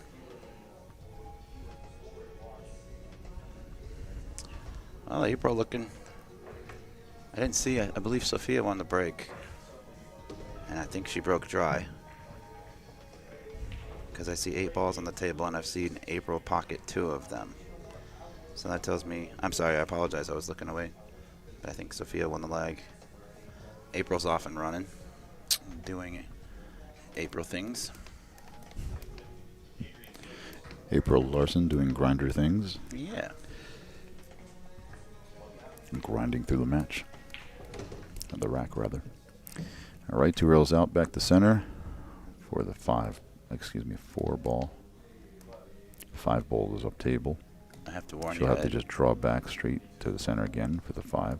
Pretty much where she is now, a little bit shorter. I have to warn you, Ed. If you go back and watch. Whoa, too much. Too much. Where are you going, cue ball? Slow down, Whitey. Whoa, Irene. Stop running, Forrest. If you go back and watch the introductions from this match, my camera work was a little bit off. I must have looked better then. You looked fantastic. Was I nice and blurry? You were nice and sharp. The blurrier the better. I had my camera set in different positions, so when you Oh, when boy. you called April, I pulled up Sofia. And then just panned over because you went Well, quickly to Sofia after that. I So thank you for the heads up. the heads up, yeah. Well, the grinder going to the jump cue and pocketing that 5 ball in the corner pocket. Has a decent lay on a 6 ball. Down table here. She's going to go roll this back, or do you want to go up and down on this one? Let's see. I want to go up. I think I'll go up and down on here, this. Yeah, Yeah, I don't 9 want to. ball's not in the way. Nope. If you hit the 9, you kind of hit it bad. Yeah. And I'd like to hit this ball with speed. No, she went the other way. Okay, it was wider than what it Well, looked. the 10 ball helped her out too. Yeah. So camera angles play tricks on us sometimes. You don't see the precise depth of the shot. Cameras make it look a little bit more flat than it may be. I got a little treat for you for the next event that we do together, whenever that may happen, Mr. Ladawi. You're gonna have the camera working, right? I'm gonna have this dialed in a little bit better for sure. For sure, I'll get some more practice in my time at home. I got some new microphones coming. Wonderful. Did you just go shopping in this last hour? I might have an Amazon shopping cart. Oh boy, Now we lovely. we got a whole bunch of new gear for this event, and there's certain things we like, certain things we don't. So some of it's going back, and we're getting some new stuff. But yeah, these wireless mics, they work, but No, yeah, we definitely need a real microphone. yeah, I got the handheld wireless, Wonderful. 1,000 feet. Beautiful. Well, April looking great here to take rack Oh, one. a little overcut, but she did just make it in that pocket. Caught the outer tip of that cushion. Or outer tip of the jaw, but did turn into the pocket. Luckily, as her speed control is still on, and she's staring down this 10 ball to take the first rack in this match. And that she does.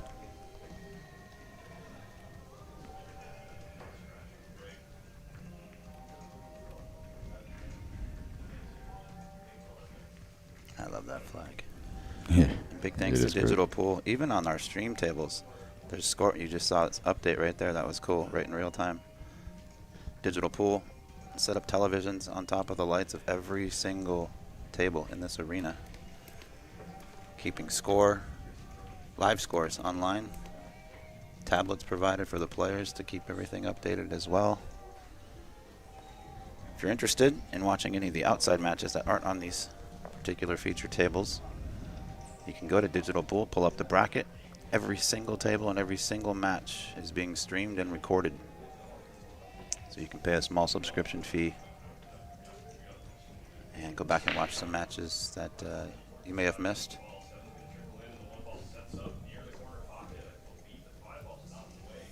Rack 2. Sofia to break. So I don't know what happened on that first break then, because Sofia's breaking now. I guess I just assumed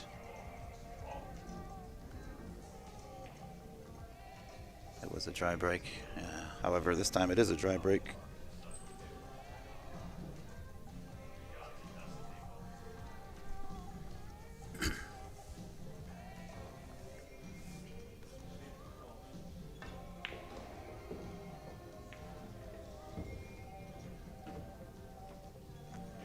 Nice and smooth, relaxing music, says James Brinson in the chat. Yeah, we have to play a little bit of ambient background music because we do have music being played in the arena here. Copywritten music, and YouTube and Facebook do not like it when we reproduce copywritten music, so we're trying not to get flagged. We just run a little bit of calm music in the background. It's tough to select a genre of music that's going to please absolutely every viewer. Mm-hmm. However, we just try to keep it light and fun. Absolutely. Something relaxing.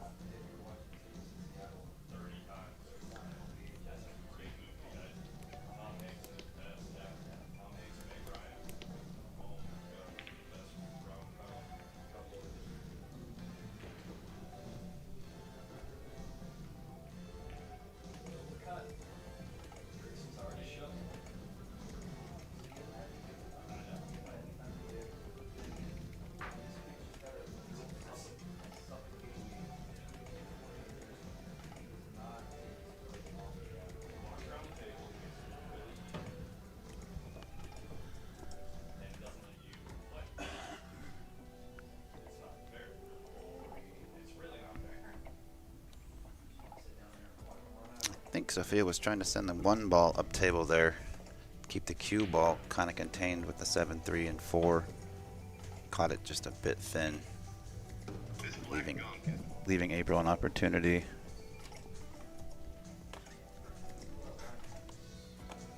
Another free attempt at the table. Let's see what she does here. This could be a big statement if she could run another rack. However, I'm not digging where. Oh, was that a miscue? Sorry about that, folks. You might have heard my phone go off with a commercial there. I was just tuning in on my phone to the YouTube channel. For those of you that are watching online, I wanted to check in on the chat. Thank you all for tuning in. And if you haven't yet, please like and subscribe to the BCA YouTube channel. That way you can be alerted of all upcoming events in the future. I like to connect with the viewers online. Keep it more personable. Yeah. Andre Ware says, hey, Ben, when you move back to Vegas, we will have to do a challenge match when you have time. Doing great with the streaming, buddy. Well, I appreciate the compliment on the streaming. I don't know about any challenge matches anytime in the near future for this. Retired, has been, never was. But it's not out of the question. That's one thing I think I'll get back into when I get to Vegas is it's got a much bigger, better pool scene than it does where I'm currently residing in Colorado. Yeah. How many 9-foot tables do you have out in your area in Colorado, if I may ask? In my town, none. I mean, somebody probably has one at their house, but as far as any bar like a public place, yeah. Yeah, any bar or pool room. I take that back. There's one place they have. It's a beautiful room. They have like 12 diamond bar tables. They do have one. I forgot about that one. One diamond 9-footer off to the side. Just answer Pamela Reed's question in the chat. How did she watch the Savannah and Ashley match? You can tune into digitalpool.com and get a subscription, either $10 or $20, and you'll have access to each and every table out there. I think they're playing on table number 15, if I'm not mistaken. I'm trying to find the bracket, but she's in every flipping bracket. Yes, table 15, Savannah and Ashley. Savannah's up 8-1 over Ashley right now. Oh, so it's over. It's over. Yep, it was race to 8, Spoiler so alert. it's over. Spoiler. But the match is still there. You can click on the recording Yes. button right above the match on the bracket, and you can rewatch any of the matches. Very, very cool what Digital Pool has done, not only for this event, but just for pool in general. The things that they're doing haven't really been done before. So we're pretty happy to be teamed up with them. Yeah, Well, Andre Ware wants his revenge on you, Ben. All right. April put Sofia kind of in jail without bail money.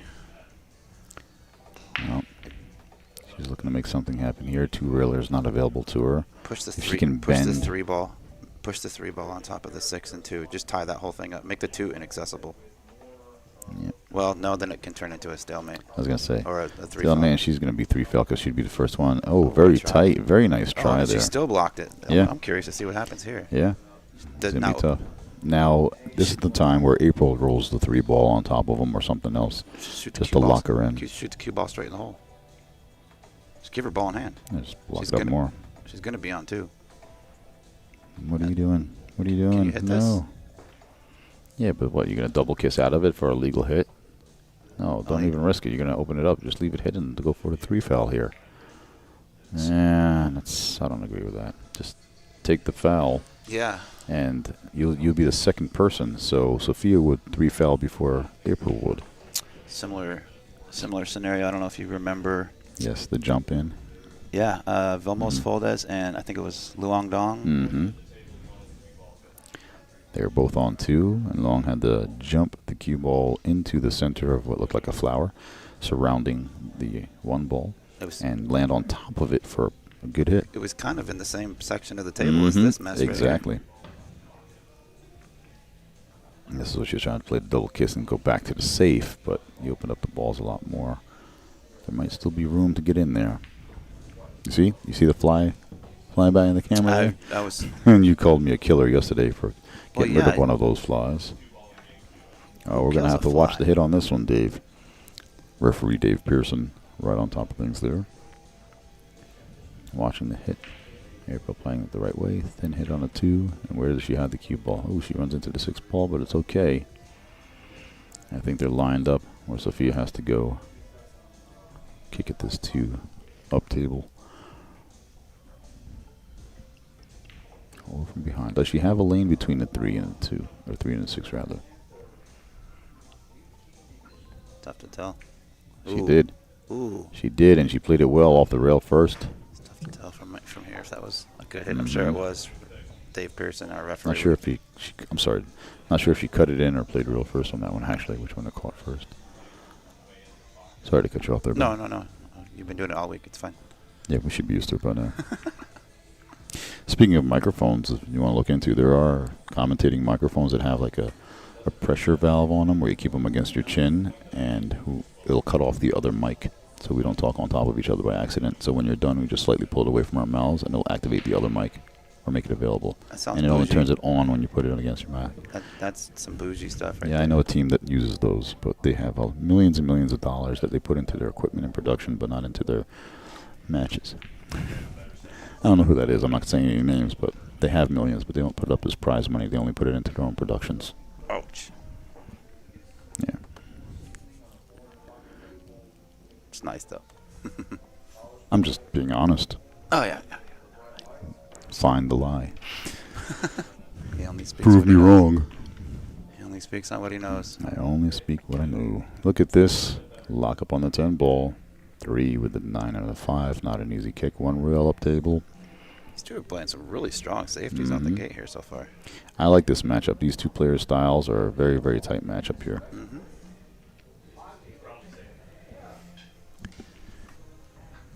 And some people in the chat room are predicting another Sofia and Savannah finals Oh, that's never happened before. You mean for this this event? match. This Yeah, event, no, right? that's- But I don't know if those two know each other. looking at the path, I think if that does occur, Sofia will be facing some tougher opponents. I mean, they all played great to get to this point, but Sofia will be more in gear mentally, I believe, or drained. It could work for or against her. And Savannah has a slightly easier draw than the opponents. Savannah has an easier draw than Sofia? Yeah, I don't know. Well, not the next round match, but starting out from the beginning. Ashley Benoit. Ashley's tough, and That girl Savannah plays my came through. speed. Yeah. They both had tough draws. Yeah. But Yep. I don't know if I would say one's I think April's just a little bit more experienced, I'd say. Oh, yeah. She's been around a little bit Maybe longer. Ashley, she's been around for a while. So for the tactical battles, and that's what I'm saying, the mental game, they all have the same ability physically on the table. They all have great strokes, powerful strokes. I'm just saying as far as experience goes and She's ducking. safety battles and all, experience comes into play. Yeah, now that I'm actually looking at the chart, both of them have good warm-up matches, tough warm-up matches for the finals, if they make it there. Who knows? It might be in April versus Melissa or April versus Ava finals. Only time will tell.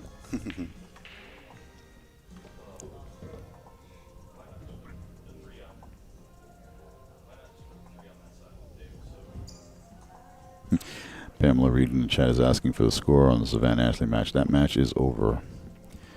That was a final score of 8-1 in favor of the Roadrunner.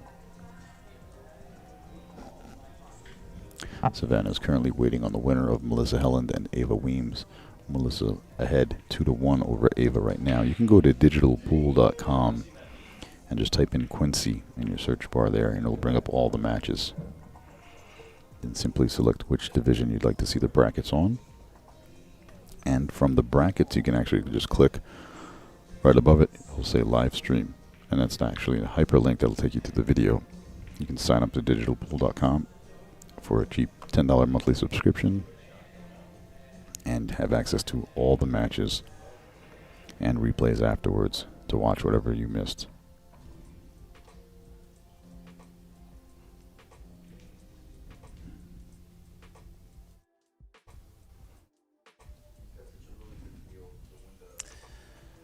I can't decide.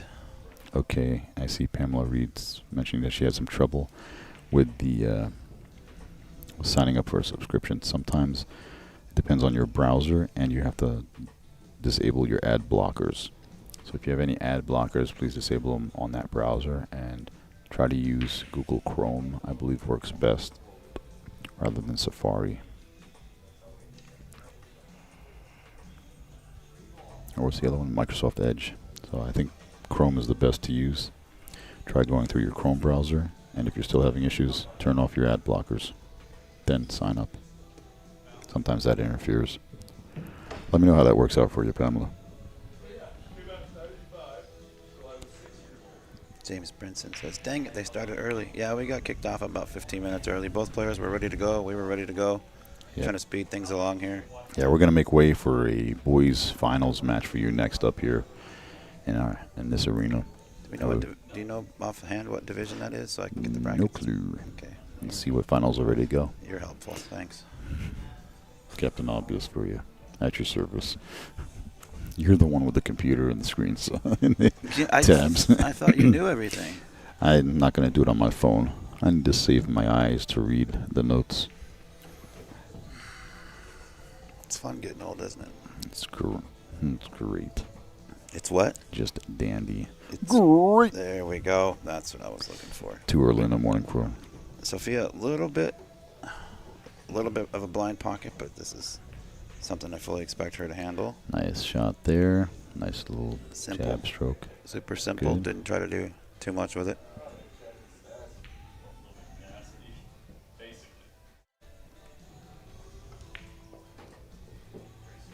I see Ed Buds back in the chat room. Thank you for rejoining us this morning. Ed Buds back in the chat room. How do you do that? I don't try.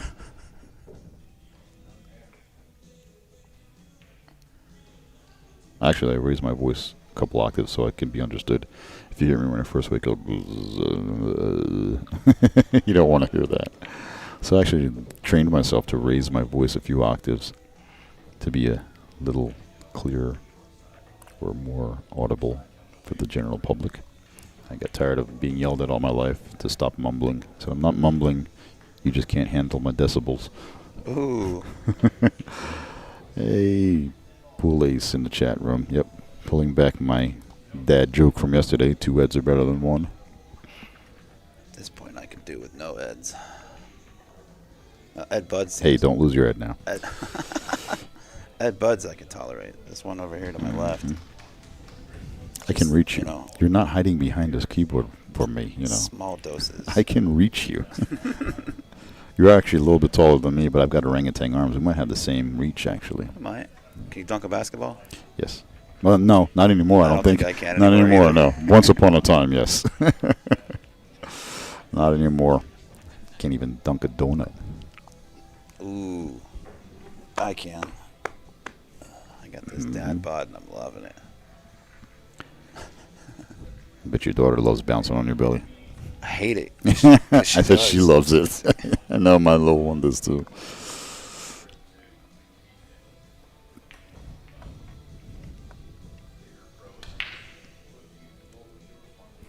All right, nice solid break here from April Larson, the grinder. Does she have a look at the 1 ball for Sofia? It's a dry break, but Sofia comes to the table, no shot at the 1. She has a nice safety separating the balls. 1 to the top short rail, Q to the top short rail, and 1 to the bottom rail here. Let's see if she does that, or if she goes side to side to hide. Yep. As I said, Q to the top short rail. Oh, a little bit too much, and the 1 ball sneaks out from behind the 10-5. For those novices just tuning in, that's the blue striped ball and the orange ball, the 10 and the 5. I think what we'll do is we'll run that junior match on this stream. Then we're going to come back to the... While they're doing the other one on the other stream. And then when it's done, I'll just copy it or move it over from here to that. So it'll end up on the junior page, but we don't have to change anything here. That's a good Digital idea. Pool doesn't have to change anything. It's not going to change anything for viewers at home. Absolutely.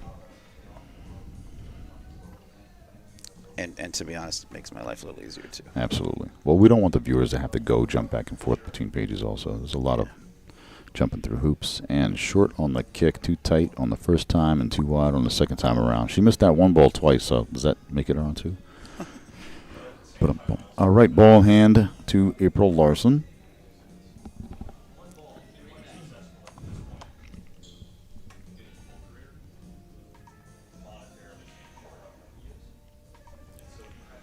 Andre.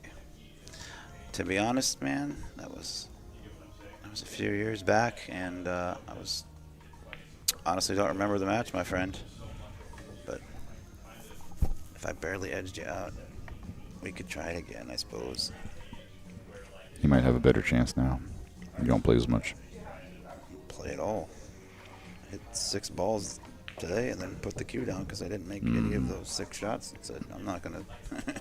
Don't frustrate yourself. I'm not going to sit here and get frustrated with myself over something like... Exactly. Can't Believe me, I know the feeling all too well. I retired 17, 18 years ago.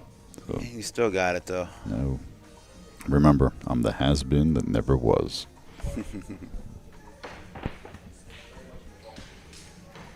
You'd figure as a Sandman I could make my own dreams come true. Mr. 680. It's just a random guess. I predate Fargo, so who knows? I'm just giving you crap.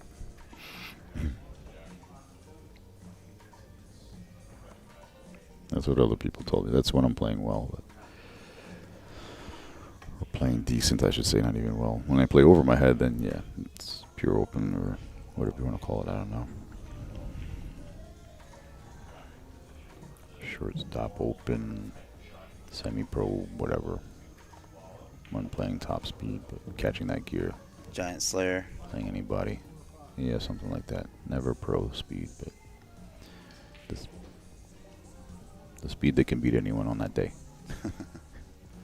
When you're out, you're out. There's nothing the opponent can do. So, what does it even mean, you know? We still haven't been able to determine what exactly is pro speed, whether it's a 720 or 700 now, or... It's whatever Ed Liddell is. No, definitely not. Maybe professional in demeanor only. Most of the time, I used to be.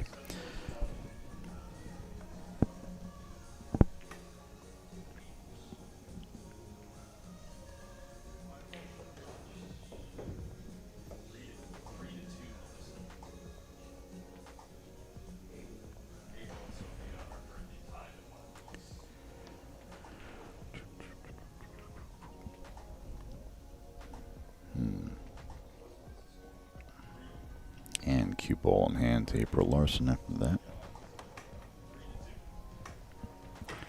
Sorry, I got quiet for a minute. I just had an epiphany. Which was? Hard to explain, but game-changing when it comes to instant replays with this software. Uh-huh. I just need to figure out one little thing.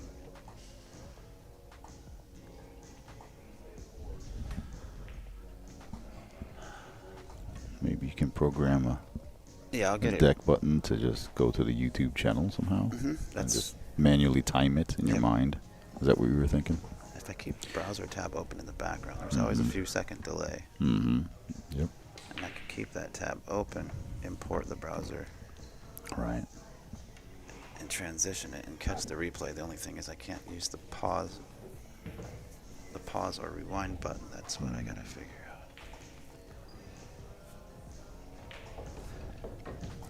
Well, April down on this 7 ball now. Just going to stop right there for the 8.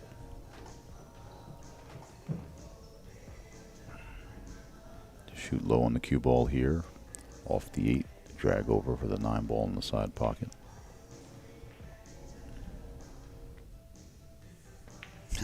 Ed Buds, yeah, you're right. You never remember when you win. You always remember when you lose. He's saying he remembers when he won when he probably shouldn't have. So he got away with that one. I might have got away with one against Andre. I can't. Coming around the 10 ball, 2 rails. Nicely. 3rd rail stopping her there.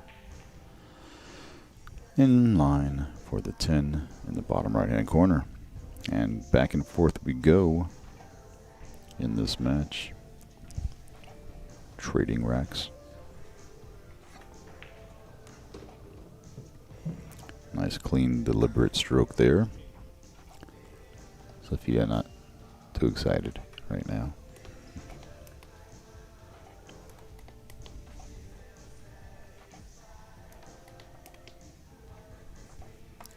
And this is another prime example, or prime sample of the passing of the torch.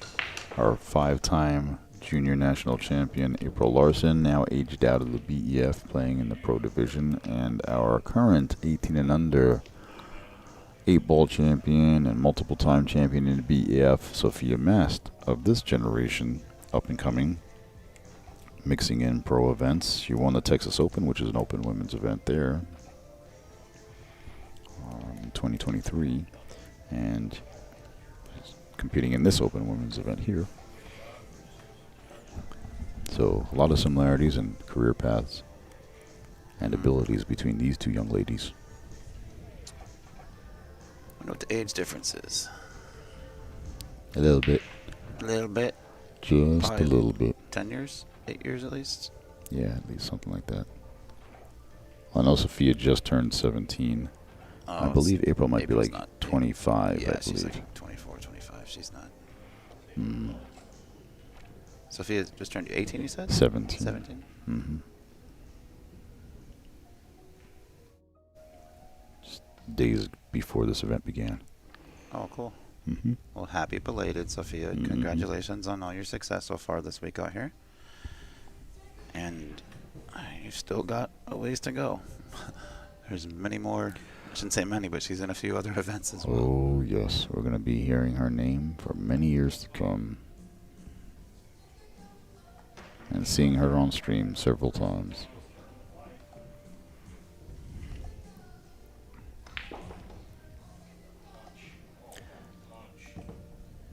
And one rail at the 1 ball looks good. Wow. And Great where hit. do we get a reward? No reward, unfortunately. A great hit, almost pockets it even. I don't know if she called it in the corner, but she may have just in case. That would have been the smart thing to do. No harm done if you miss. Called shot, no called safe. You can allow the two-way shot to be a backup plan. And precisely what I would have done there. A little bit too hard. Nope, that's precisely what you would have done there. Touché. Got jokes today. Yeah.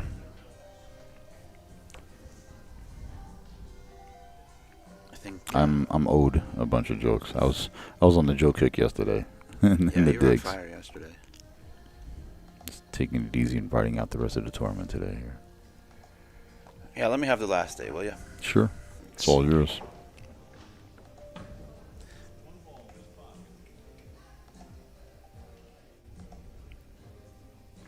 Look at the form on the jump with the sidearm. Very accurate that way. The preferred technique for jumping amongst top players. The sidearm. You can sight down the shaft of the cue still and utilize the hinge joint of the elbow and also get lots of power into the shot, into the stroke. Andre says, Ben, you have too much talent to retire, buddy. I appreciate the compliment. I couldn't be happier with the position that I'm in now. I'm sorry. I got married about... Was that out loud? Stop it. I didn't say a word. I got married 7 years ago, and I got a 3-year-old daughter. And now I'm working full-time, traveling quite a bit for work and for another job as well. So it's worth the sacrifice. I do miss it, and I do enjoy it when I do get to hit a ball on the very, very random occasion. Rare occasion, I should say. But thanks, man. We'll definitely link up when I get back. I said the same thing years ago. Well, pool will always be there. I'll get back first. Family first, of course, folks.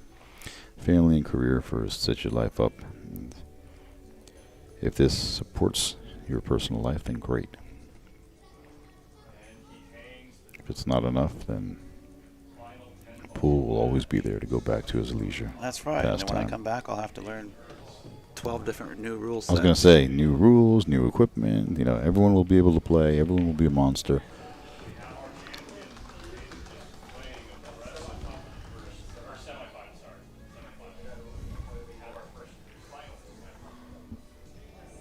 And in the background, you may hear the other commentators, Melina Mike and Collins Nui, and a little bit of applause in the background. We have our first finalist in the 16 and under boys division. They call him the Mav Man. His middle name Maverick. Hayden Ernst. He had a final score of 7-1 over Grayson Vaughn in that division. So he'll be coming up on our stream. Well, kind of getting sick of seeing Hayden in the finals. And I'm being totally sarcastic. I love that young man. He's I love awesome. watching him play, He's his style and so everything. much fun to watch. Yes, he's an exciting player to watch. I love it. Very filler-like, I think. Yeah. I know. Fast-paced, very aggressive, and just fierce competitor on the table. And 14 years of age. I can't believe it. We didn't have 14-year-olds that played that strong in my time. And he's about knee-high to a duck. Mm-hmm. What a talent.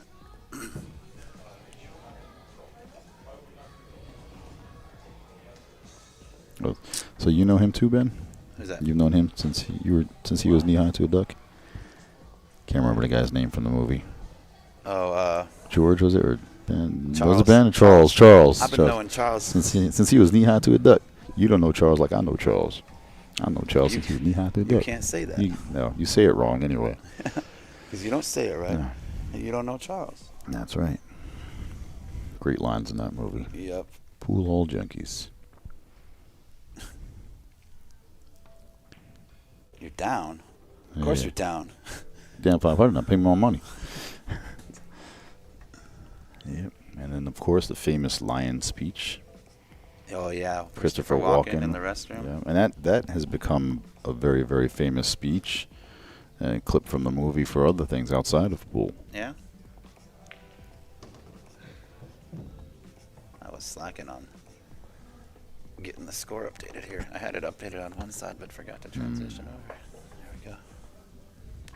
Luckily, I caught it before somebody in the chat flamed me.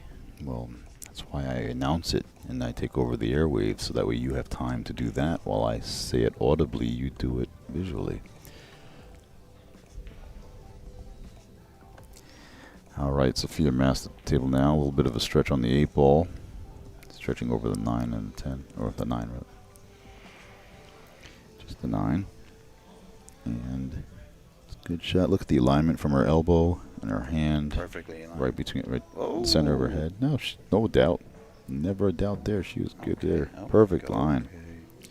Wide out, 2 rails into the corner and out for the 9 ball. Perfectly in line, almost dead straight on the 9 ball. She can just follow up, come down to the bottom rail and up.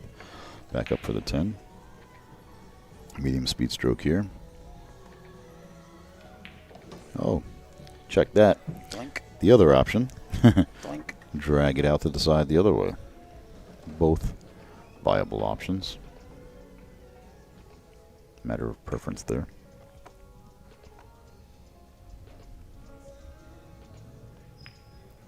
And down goes the 10. 2-2, folks. Both players getting into the groove here a little bit, finding their rhythm.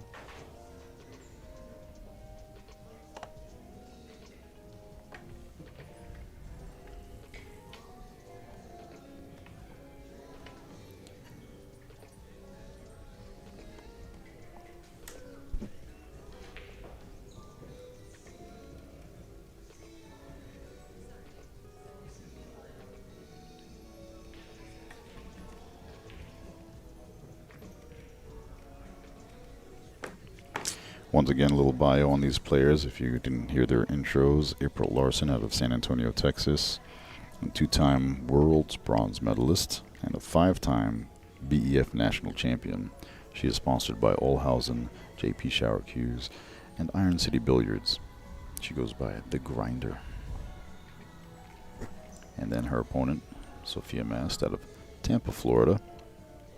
She won last year and defended this year the 18 and under 8 ball championship here at the BEF events. In 2023, she won the Texas Open, and she's also a junior 10 ball world champion, reigning champion. Jeez. World champion already at the age of 16 at that time. She's also sponsored by Olhausen Billiards and JP Shower Cues. She's also sponsored by Jam Up Apparel. Why did I And think she goes by the Pink Dagger. Why did I think she had something to do with Predator? Maybe she was with them before, or maybe I was just completely off. Wrong answer, Ben. That was. I thought you had a sound effect. I didn't even know that was coming out of you. I thought you were playing something on your phone or had a button to push over here that I don't know about. I have no buttons, but you're pushing mine, man. I tell you. One ball hit him behind the 9. I was trying to be good today. I was trying to give you a day, but I can take you had to come in and drop the P word. P word. Predator. Oh, look at this kick and stick behind the 9 ball, sending the one up table. Beautiful shot there. Indeed, April Larson, the grinder, in the groove, finding her stroke. Great touch there. Little Massey coming from the pink dagger now. Around the 9 ball, looking for a hit on the 1. She's calling the 8 ball. I don't think the 1 passes there, but she's calling the ball just in case. Massey around the 9 to the 1 with some speed behind this one. Oh, goes right into the 9. Slips off the tip right into the ball. Did not grab. Well, she almost did make the 8 ball. Illegally. Cue ball in hand to the grinder. A lot of tight work to do here down at the bottom of the table. Let's see if she goes for the 3 foul here. Rolling the cue ball up on the 10. Sending the 1 ball up table by the 9 and the 6 this time around. Freezing against the 10 ball with the cue. There's the cue on the 10. The 1 by the 9-6. And a lot of angles cut off. Not a whole lot available to Sofia. I don't know if she has enough room to go between the 10 and the 2 off the long rail, straight at the 1. She does call it in the corner, so perhaps there is some air between the 10 and the 1 ball. Ben had to step away just for a second. Let me see if this is the camera. I'm going to take a stab at it. Nope, wrong camera. There we go. That's the one we're looking for. Just misses the 1 ball. All right, now I know how he has his deck set up over here. Switcher. If he steps away, I'll be able to get you some better camera angles. I'm not at the controls, folks, so pardon me. Brand new equipment, and Ben is assigned to be the broadcaster for the BCA. He's our media manager at the Belieu Congress of America. I'm just here to help out as announcer and fill-in commentator. I'm also helping around with helping the tournament directors and running of the charts. All right, going for the 3 foul here. April Larson keeping the cue behind the 6 and 1 at the opposite end of the table. There's a big open window on the right-hand side off the long rail to catch this 1 ball. I predict a legal hit on this. Will she kick behind it and send the 1 ball past that cluster there? We'll see in a moment. It's a pretty big 1 ball. Whoa! I don't know what happened there, but ouch, she went right into that 6 ball. And 3 fouls it is. She's just going to her measured point of aim on the rail and went right into that 6 ball. She had to go a little bit wider and then spin it over to the 1. Very unexpected there. That's a heartbreak. Thought that rack was still going to go on, but it hurts to get 3 fouled. I think we've all been there. Well, that gives April Larson 3 games to 2 over Sofia Mast with that 3 foul. I don't know how to control the scores, but I'll update that when Ben gets back here. I'm not sure how he is set up on his deck, and I don't want to mess anything up.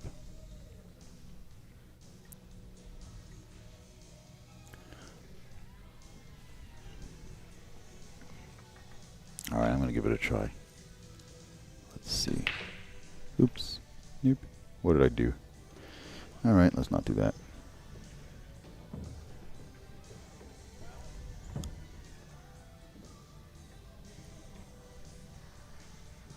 Let's see what happens if I push this button. Nope. Uh-huh.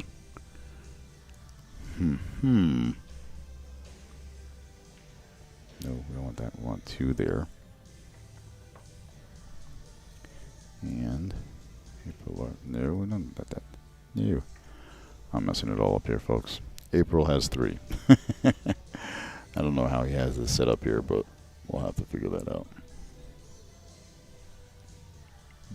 He'll fix that for score for you when he gets back.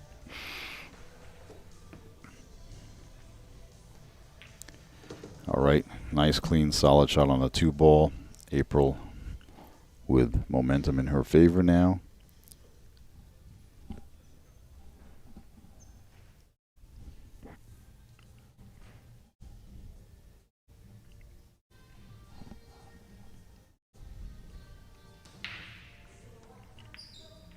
Two rails out for the 4-ball. Just squeaking past it nicely there. Good position for the cue ball to reach easily and not be obstructed by the 6 or the 10.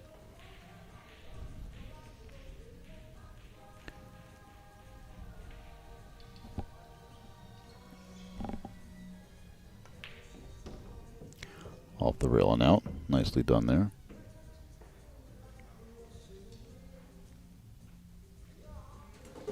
She has a nice angle on the 6-ball.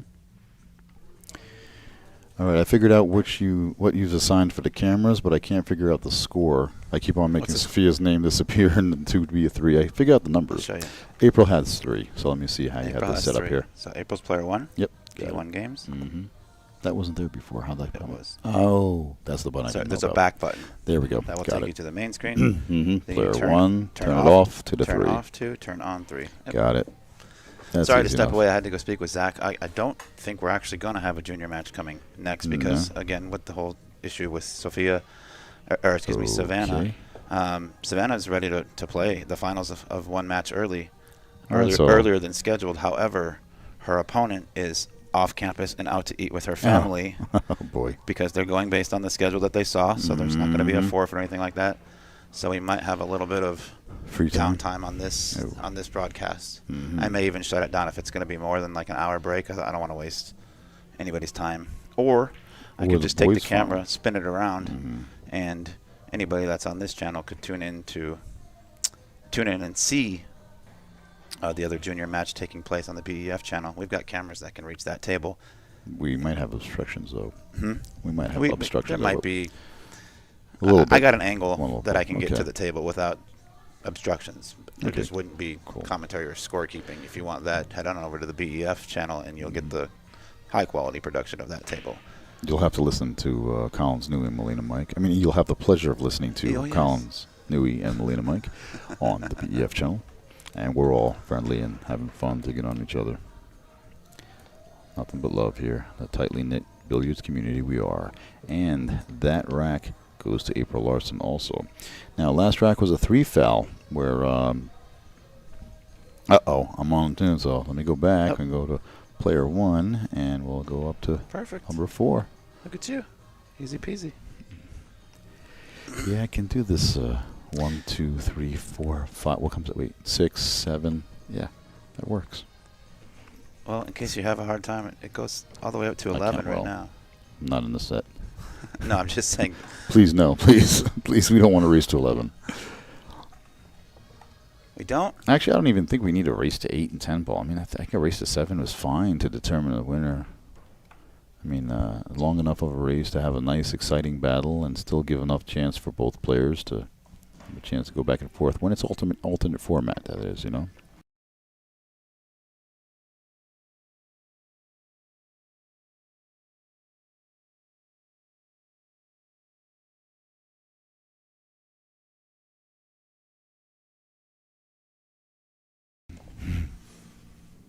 Rack 7.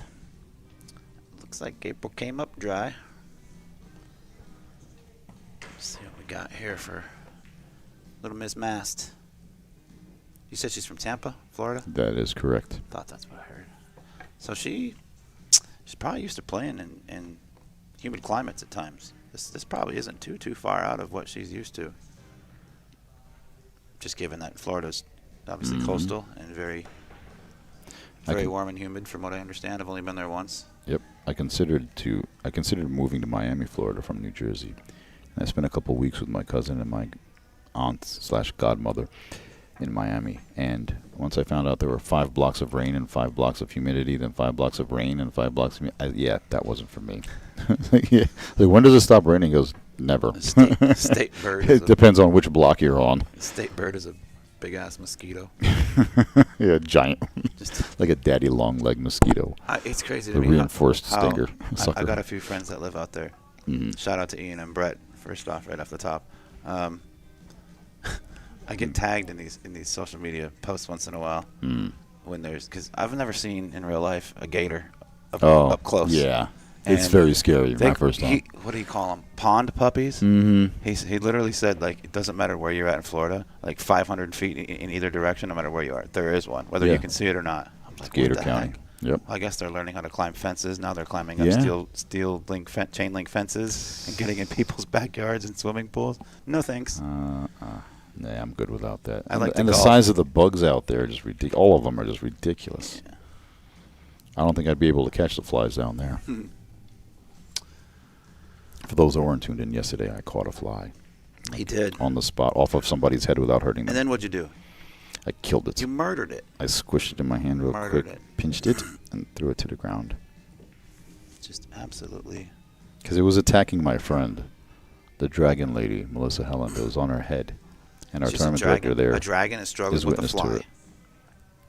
I snatched it off her head and spared everyone from being sharked. And then earlier today we saw a fly in front of the camera. The Karate Kid. It's so redundant. The Karate Man. Karate Grandpa. Huh.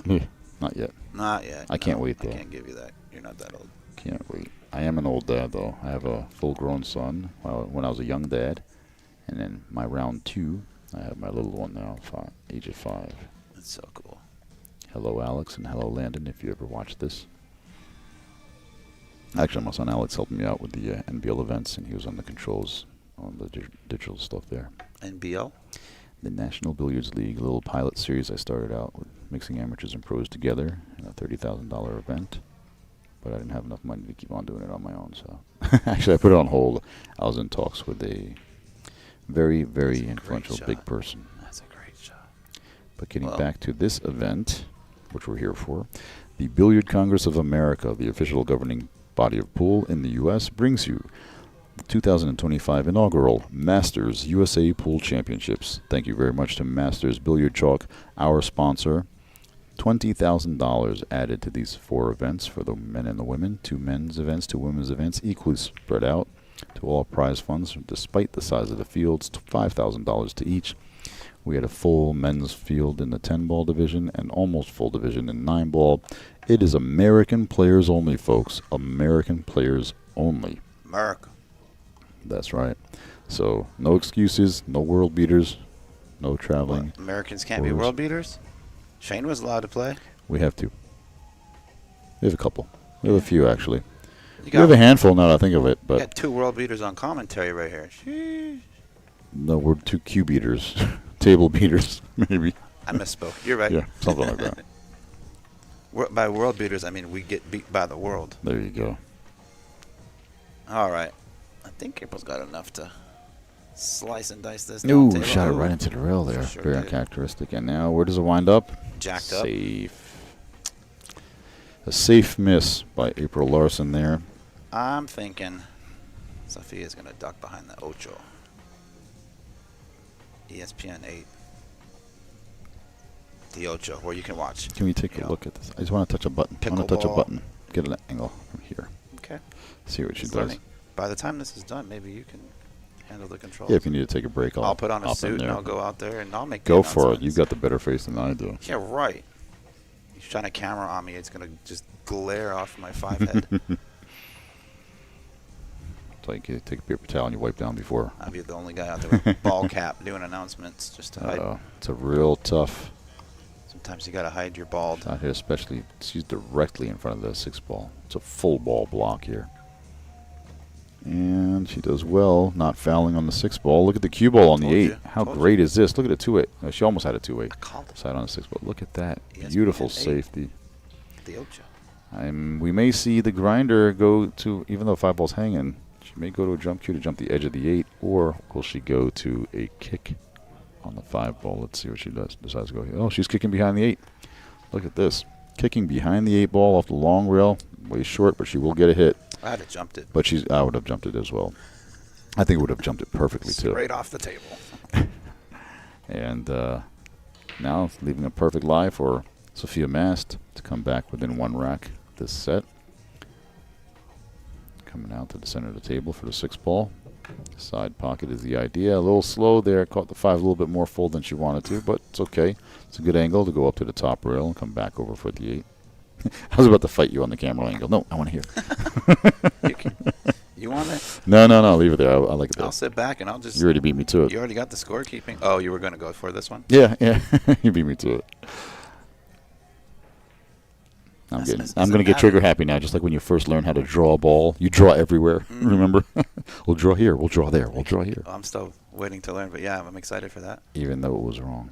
Well, you draw a nice, pretty picture. My mom lets me finger paint. My mom wouldn't let me go near paint. Too messy. I keep paint away from my kid, and it frustrates me because my wife gives it to her all the time. So then she wants me to. No. She gets away with a lot more with mom than she does with me. My little one has some sensory issues and, well, sensitivities, ADHD and other things. And she was big on finger painting and textures and things like that from the film when he was a little younger. And, like, luckily he did not like slime, which was good. Now he loves it, which is great because he's more mature. He's 5 now. He's more mature, knows how to handle it. It's not all over the place. But kinetic sand was everywhere in the house. I got addicted to kinetic sand. I was just about to say, my kid is. I loved it too.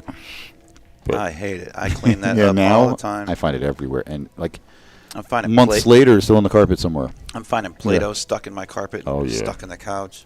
That was a very, very unfortunate 10-ball bobble and hang in the pocket.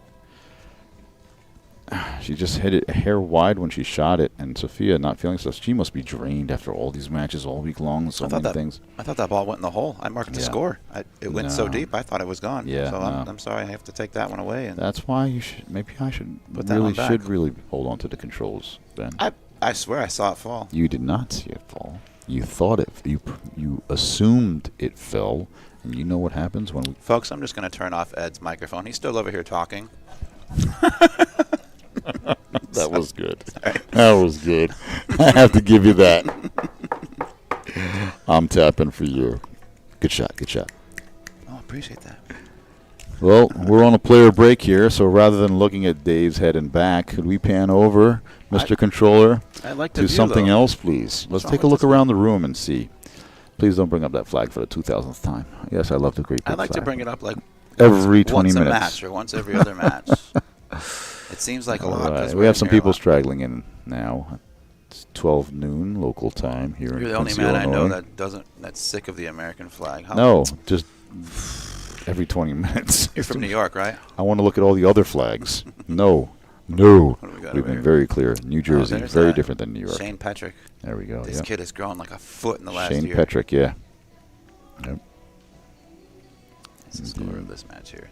I love having. That's a nice match to watch. 6-4. Cool. He's down 1. He's on the 9. This is a 10-ball division. 1 rail out for the 10-ball in the corner, looking good. Oh, this is going to be a great camera angle. He's going to stab this poor guy in the head.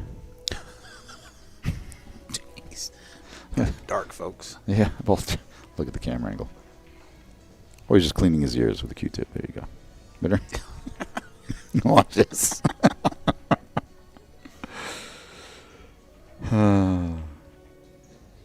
She might be a friend. Says Reverend Poole. Let's see if that updates. Should go in real time. That should pop over to a 5 here in just a moment.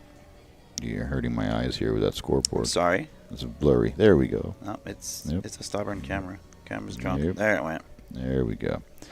See what else we got going on before these ladies get back from break. Yep. In between a few matches, there's Melissa Helland, the Dragon Lady. There's the one that going against you Miss saved Ava from Weems. that evil fly yesterday. Yes. One of our prized referees, Mr. Madison Ortiz. Just beware, folks. I still have those cat-like reflexes. This is the last day of action here, hence them quick hands, as they say. all these empty tables. All these events are winding down. We are down to the last, seems like 4 players or 8 players or so in each tournament. These were filled for the last week or so. Sad that it's coming to an end, but it's been an absolute treat. And we look forward to getting back to our offices and getting planning for next year. Indeed. Maybe in 6 months, if we can find someone to partner up with. Yeah, we could. 6 months from now would be nice to have a couple of these, and then maybe some quarterly events. And in the future, we're looking to do some BCA state championships, so we can have a state champion in every state, obviously. Champion from every state, and then the state champions will have a spot here at nationals. Oh, that'd be cool. That's why do the I not know ultimate about goal. that? You're new here, kid. You're still wet behind the ears. I mean, I've known Shane since he was knee-high to a duck. You don't know Shane like I know Shane. I've known Shane since he was knee-high to a duck. You still wet behind the ears. Me and Charles. We're just going over, speaking of which, Mr. Shane Tyree, our president, walking in over the shoulder, we're discussing the future of the BCA and the state championships, where we have a state champion in each of the 50 states in the U.S., and they will all earn a spot here at nationals. So that's the vision for this thing, to grow larger and larger each and every year. Man. And then you made fun of me. He says, you're the new kid. You're not supposed to know. Don't cry to Daddy, Ben. Come on, let's get back on the mic. Your mic's still on, isn't it? Yeah, it is. It is. I got you. All right, well, back to our match here. Players are back from their break. Sofia Mast at the table now to break rack number 8. Her opponent, April Larson, sitting comfortably 3 games away from victory. Sofia looking to put a stop to that here, folks. Nice solid break. The 9-ball just misses the side pocket. A look at the 1. And April Larson happy to be back at the table real quick. But does it pass the 4? I don't believe so. Let's take a look from the other side here. Nope.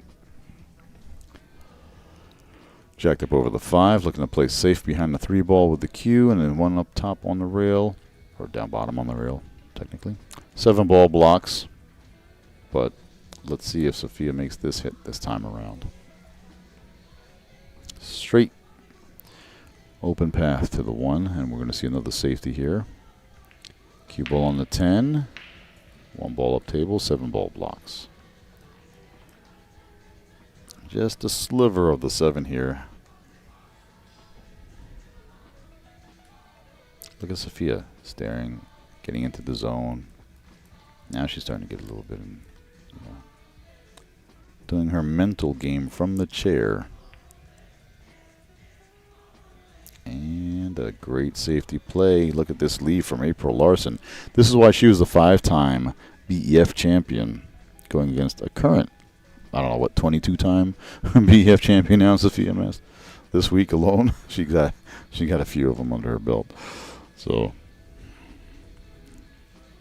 this era coming up now with these kids, my God, these young ladies, I should say. They are so mature for their age. Oh, look at that. Great jump. Direct hit on the 1. Unfortunately, the double kiss brings it back around, and a shot available left for April Larson on the 1-ball, top left corner. Come around 2 rails. There's a big open path between the 3 and the 4 to come back for the 2-8 combination. If she can come a little bit shorter, she'll have the 2-ball in the bottom right-hand corner. Let's see which way she goes here.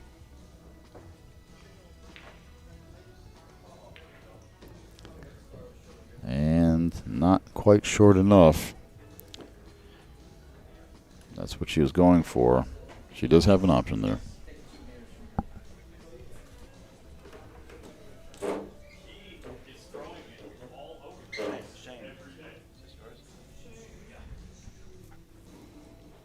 All right, April with the bridge here. Let's see if she goes for the cut or if she just goes to play the safe behind the 8-ball.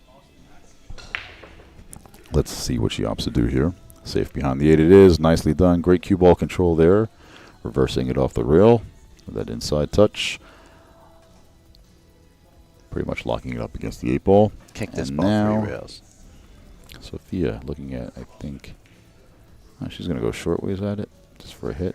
I was going to say I kind of like the 2-rail long, but it's a big ball to possibly pocket. But, yeah, the traffic doesn't allow for that. She's going to go short way. 2 rails that way. Yeah, that's a tough one. Yeah, but she catches that ball. Very disappointed. Yeah, she catches it safe in the center of the table, and cue ball goes up. But, yeah, so that's another great option. Either way is fine. But I'm feeling disappointed for Sofia's ball. She's missed a few kicks already. Got 3 fouled.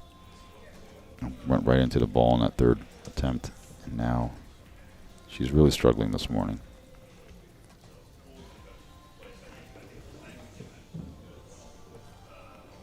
I think somebody gave her the chat jinx earlier, saying that it's going to be Sofia and Savannah in the finals of this event. And right now, unfortunately for Sofia, it's not looking that way. One of our crowd favorites. Struggling in this division against Miss April Larson. And kudos to April. She's playing very well. Not making a whole lot of mistakes. Holding serve. Playing safe when she's supposed to. And just dominating this match here.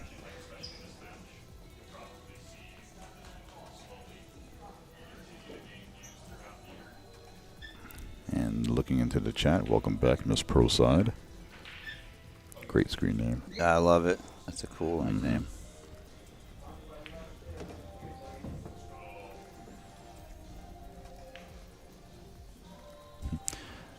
Yeah, I'll try not to do a commentator curse for you guys. I thought you were so As good per that you don't do request, that. as per request per Jerry Huber. Oops, sorry.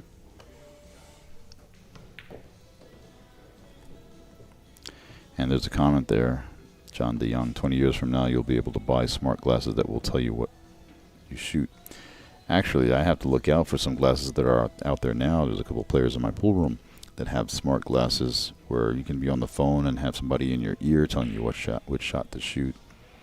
But yeah, there are those lenses that project images as well. I'm sure there'll be some kind of AI technology mapping out lines on the table and aligning your sights to a ball and then giving you direction for sure. I don't even think it'll be 20 years from now. It might be 5. You gotta play pretty bad to rely on some Ray-Bans to tell you how to shoot a ball. But I don't doubt it. People are always looking for the edge. They had that laser on the cue. Remember years ago? Lasers on a cue. Freaking laser beams. And yeah, we're geeking out already. We're waking up. One more coffee and I'm gonna be off the rails for a few hours. I'll be right back. Thank you very much for off the rails. Java. So we're gonna have. But I mean, everything evolves and advances. I mean, how bad do you have to play pool to use a carbon fiber shaft or a low deflection shaft? Ouch. Everybody cracked on everything when they came out, you know? I thought that was a dig at me. It's cheating. No, it's just the evolution of the game, you know? But not saying that everyone's going to be wearing glasses in the future, but there are aids in the game. That's a whole nother level with glasses telling you what to do so you don't have to think. But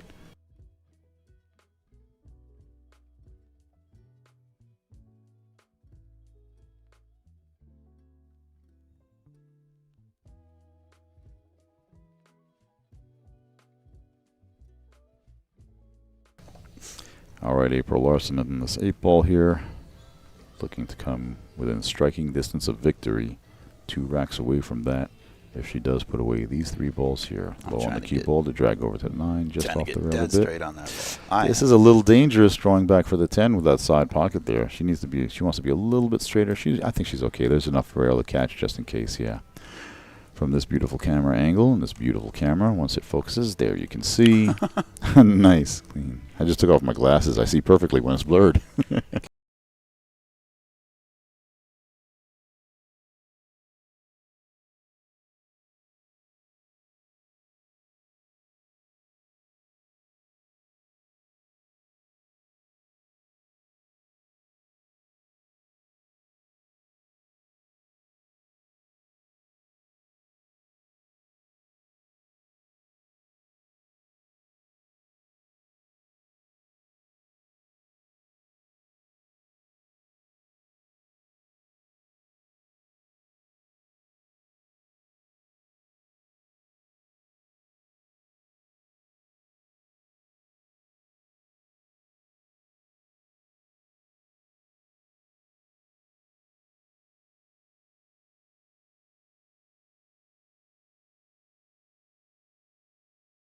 Dagger.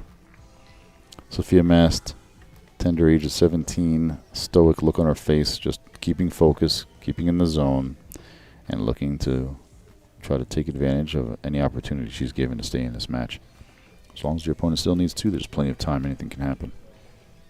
Even in an alternate break format, it's possible. Not likely, but very possible for a comeback.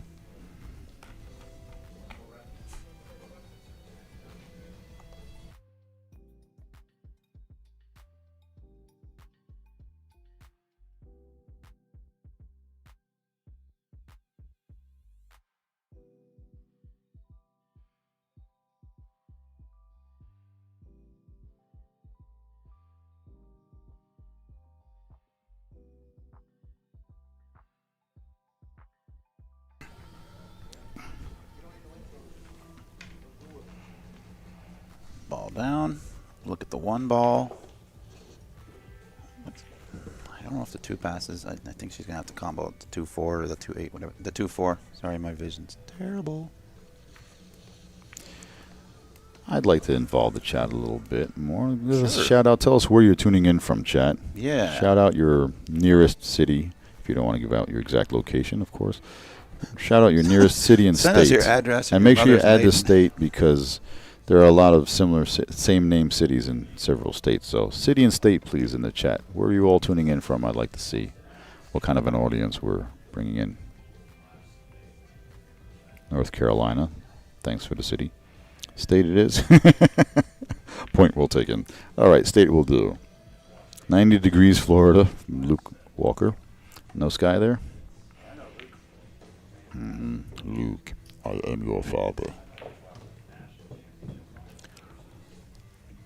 Luke, use the Force, Luke.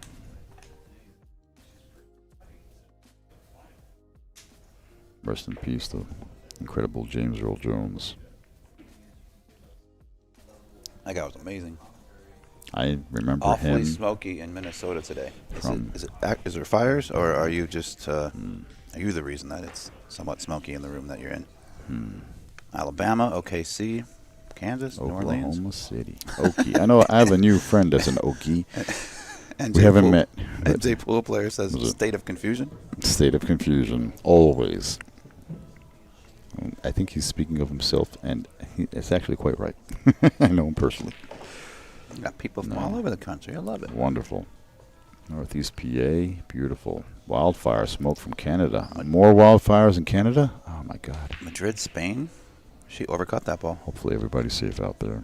She is just not looking like herself. Yeah, Sofia, that is true. I agree with that, Luke. Sofia might as well just play loose now. Just start free stroking and firing balls in. Get that open stroke and just get in the groove. Force that. Got the UK Growth watching. come along. That's cool. I like it when other countries tune in too. Uck. Huh? The UK. Uck. Uck. Thank you for tuning in, Martin. Rail first. Her tummy hurts. Easy peasy. What? I said This rail is first. Patricia. I didn't say her tummy hurts. No, I'm looking at the chat. Oh. There's a comment in there saying Oh, her I see tummy it. hurts. I don't know I if she's see it. having stomach issues, or she was having back issues yesterday and spasms, and we are on hard concrete floors, and there's a thin carpet in this arena, but a lot of bare concrete.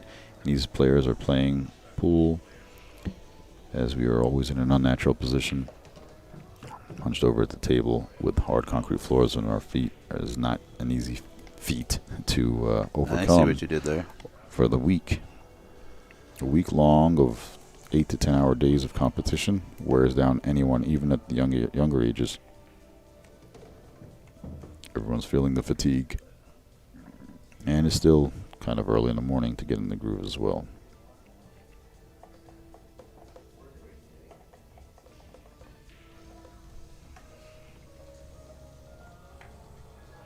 Well, April Larson. Ava Weems on the comeback trail, up 5-4 on Melissa Helland now. I think she was down 3-1 if memory serves me properly. And it's looking like April is getting to the hill here. Don't mark it yet. You remember back in the day before you went way over the hill? I'm still climbing. I'm holding on to my 40s. God. Yeah, you're holding on to I'm holding my 40s with every last breath. I only have months left in my 40s. I hit the big 5-0 this year, and I I failed on my promise to myself to be in the best shape when I hit of my life when I'm 50. But I was an athlete before, so it's hard to get back to that. If I'm in your shape at 50, I'd be thrilled. Oh, thank you for the compliment. But now I've got a lot of spare tire to get rid of. I did great right before COVID, and that ruined everything. I was back in the gym, dieting, fasting, eating healthy, cooking everything, every single meal I cooked at home, kept it healthy, fish mainly. Ew. And, yeah, I became a seafood lover or a fish lover, just to keep it healthy. And everything was fresh, everything was organic. That's when I got into my mushroom coffee and everything. And it was absolutely wonderful. And I felt great. Like Tony the Tiger, here you go. Great! And COVID happened, went right down the hill since then. I mean, I've been struggling back and forth, but I was almost back at my high school weight. Oh, that would be And great. that's size 34 waist again. Oh. And I had room. I had room with a 34 waist. And I was back in the gym, tight and strong again. Now, all loose and blubbery. Anyway. You said it. 50 will be the mark. I'll get back in there. So, Fia at the table. No sights on the one. Maybe she has a sliver. I'm not sure. Looking at a push out here. She's going to push the cue ball down table where she walked to see the options available. She's going to try to leave a teaser for April here, and the safety battle will incur from this point on. Let's see what April decides to do with this right here. Leaves the cue ball against the rail. Good speed there, and limits April's options. Thin this one ball to the right over toward the 5 and 6. Cue ball goes around the 7, back down table by the 8 and 10. Yep, a couple options there. You have that. You can make the cue ball go between the 6 and the 5 and bank the 1 up table. And she chose a different route, banking the 1, trying to put the cue ball by the 7. All that leaves a piece of the 1 for Sofia to play it safe. Bring the cue ball back over where she is now. Behind the 6. A little short on that. Table's still a little sluggish.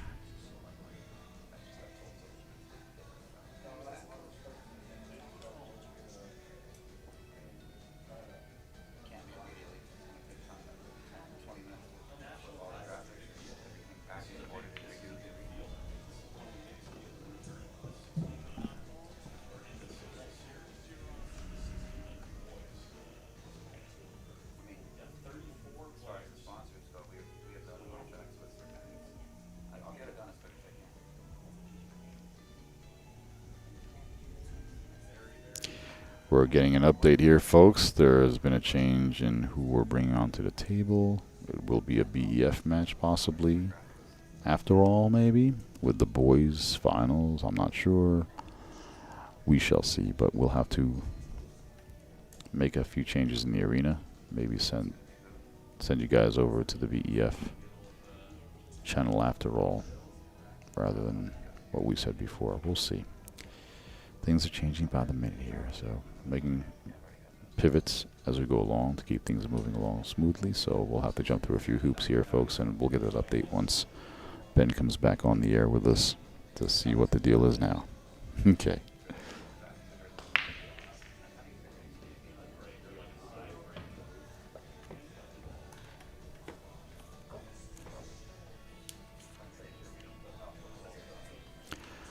All right, nice safety there with the cue ball on the point by Sofia. And now forcing the grinder, April Larson, to kick at this 2-ball, 1 rail.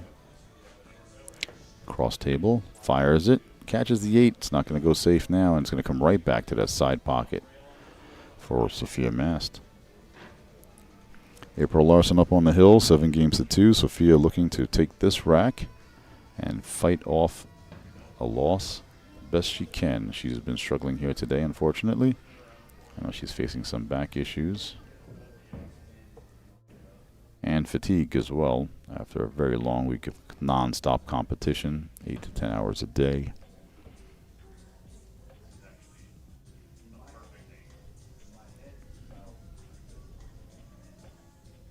For those just tuning in, we are coming to you live from the Oakley Lindsay Center in Quincy, Illinois. We've been here all week, and this is the 3rd year in a row we've been hosted here at the center. It is a beautiful venue and surrounded by 5 hotels. You just walk across the street to the venue from your lobby. And that may be Sofia's last shot this set as she takes her tough walk back to the chair. April Larson at the table now. Just 6 balls between her and advancing to the finals.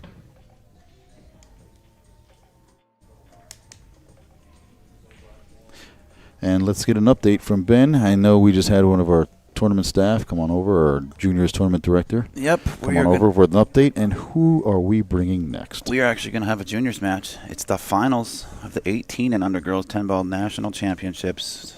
Can you guess who one of the two might be? Savannah Easton versus Leigha Belieu. That match is going to be going off at 1 o'clock our time, which is about 25 minutes from now. Assuming this match is done by then. But we're going to take a very, very brief time to get some scoreboards updated and change some graphics around and change the arena around to cater to the junior nationals rather than the USA pool championships. But as soon as this match concludes, Savannah Easton, Leigha Belieu in a championship final match, and we're going to keep it live here on the BCA page too. We're not going to bounce over to BEF. It's too much to ask and too much to try to squeeze in such a quick frame of time. I'm actually working in the background now on the graphics and the scoreboard. Just gotta be careful not to crash the computer. I almost did that the other day. Almost lost the whole stream. There's a lot of technical things to change around and set up for sending this multicasted stream out. We don't want to jeopardize losing you folks. And we don't want to ask you to have to go somewhere else to another page either. So I'm glad we just keep it on this channel. We will change the look of the arena for you. That's a lot easier to do.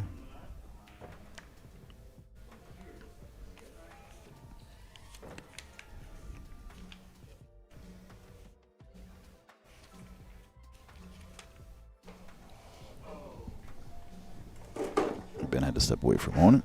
And let's see.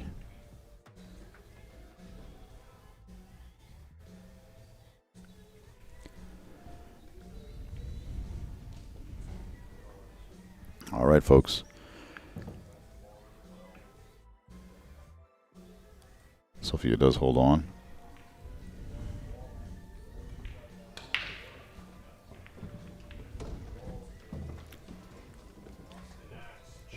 Hold off, rather. April Larson from a victory. So I believed.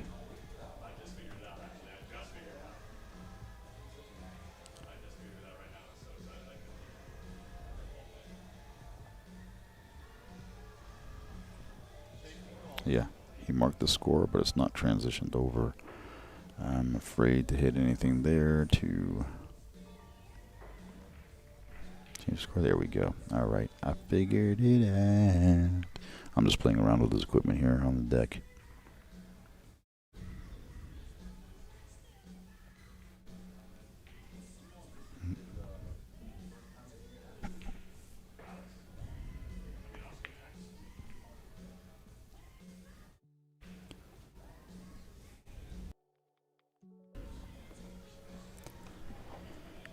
Okay, I was afraid to mess anything up between the laptop and the stream deck here, but just want to get those scores up for you. Sofia Mast holds off April Larson in that last rack. April unable to put it away and on forced error, giving us one more rack at least in this matchup here.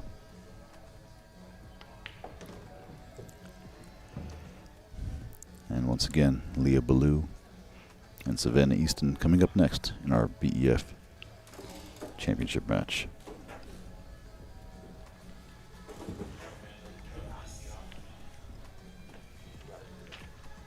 I had to touch your laptop, Ben. Welcome back. I had to touch your laptop because we had to transition the score for the folks online to show. Was it not sent over? The score was not sent, yeah. So. I do that. I did not mess anything up. But you touched my laptop, so I'm going to need to borrow Sofia Mast's pink dagger, and I'm going to need to see your fingers, please. Chop them clean off. Chop, chop. No, that's cool. You work for BCA. This is just as much your laptop as it is mine. But I know. I just serve on the board. You work for them.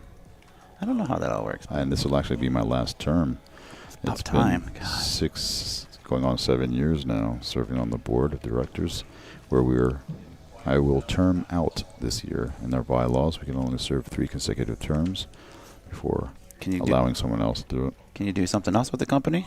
I'll be more than happy to help any which way. I could be freelance hire of sorts or whatever, or volunteer, whatever. I'm not in it for the money, so however I can be involved, I'm more than happy to be involved. I'm in it for the money. I make millions doing this. Yeah, gazillions, bazillions. 1 million. $1 million. I bet I haven't made $1 million in my life. If I had $1 million, if I had $1 million, I'd be rich. I would put it up in a tournament. Oh, that'd be so cool. Well, some of it, not all. You need some expense for production and everything. All right, April Larson, Miss Grinder, Here one we ball go. away from securing herself a spot in the finals.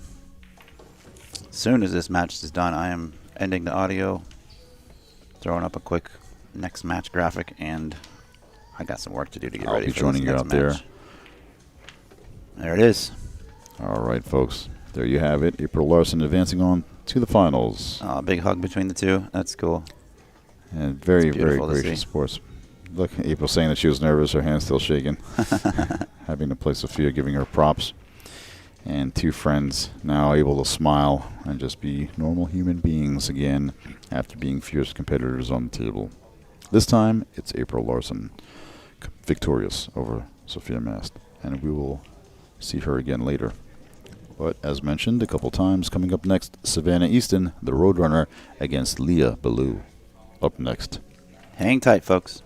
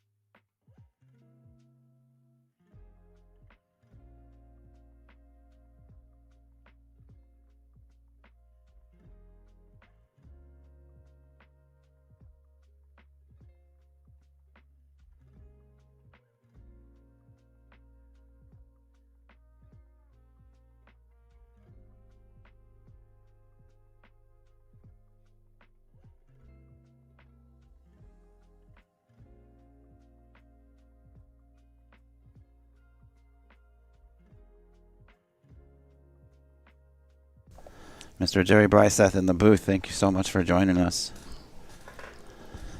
More volume. I can try. Let's do this.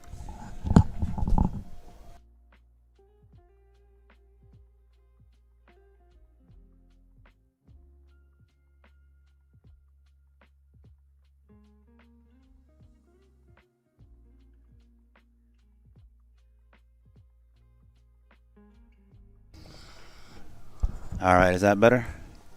Can you hear me better, Mr. Bryseth? Yes, I can. All right, perfect. We did a little headset swap here. All right, so rack number 1, Savannah Easton, off and running. And when she gets going, it's tough to commentate on because she's just so quick around the table. They don't call her Roadrunner for no reason. Yeah, she's really made a name for herself. She certainly has. So how is everything going over with the summit? How'd that all go? That went great. I think everybody learned a lot, including myself. And some great instructors there. It's just what the game needs more of. That's great. And she went a little too far in that. She would have wished she could have went into the rail and back, but she can go draw straight back here.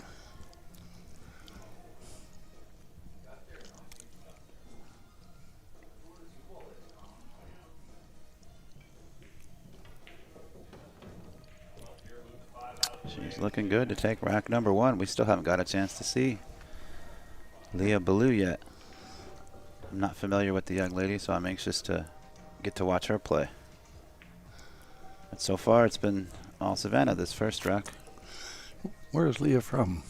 I know he said it, Ed announced it, but I was focused on other things and I didn't hear, so I'm not entirely sure, to be honest with you.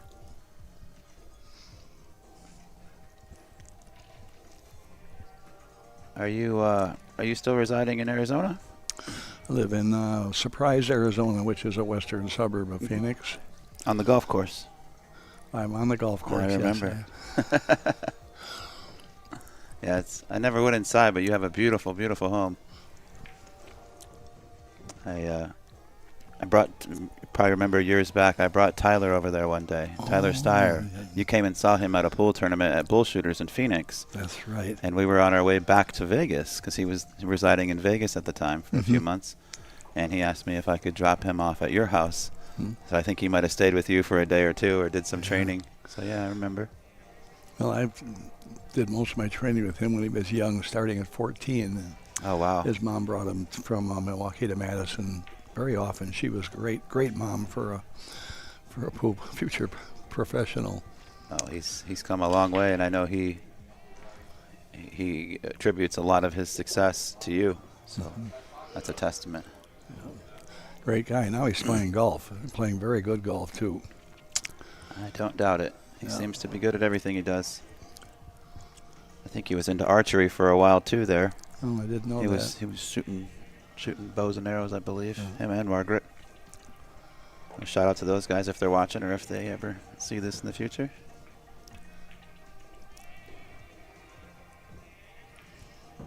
So Leigha comes up dry on the break, leaves an opening on the 1 for Savannah, and she's off and running. This table is wide open.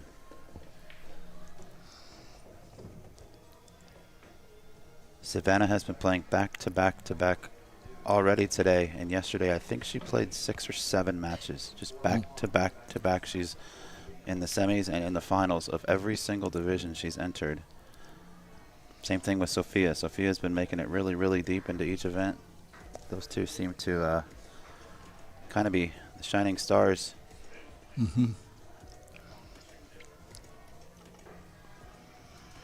At the junior nationals. I do know Sofia's 17, so she's got, I believe, 1 year left. So I think next year could be her last year. Savannah just turned 15, so she's got a couple years left to keep coming out here and defending and dominating. I understand that Savannah's father was her coach, and he did a super job, didn't he? Yep, his name is Larry Easton. I believe she's done a lot of coaching and a lot of work with her. I do know that she gives a lot of credit to Oscar as well. She's on the same Lucasi Brunswick team. So they spend a lot of time working together and training together, and it's really paying off. Having that support from both your parents and from knowledgeable professionals in the game that are willing to work with you is incredible. And her parents are so supportive. They travel with her. She's able to travel literally the world for all these different events, and she's made a big name for herself. And she's only 15 years old. She's on top of the world, it seems. Got very good mechanics, which is what I like to watch for.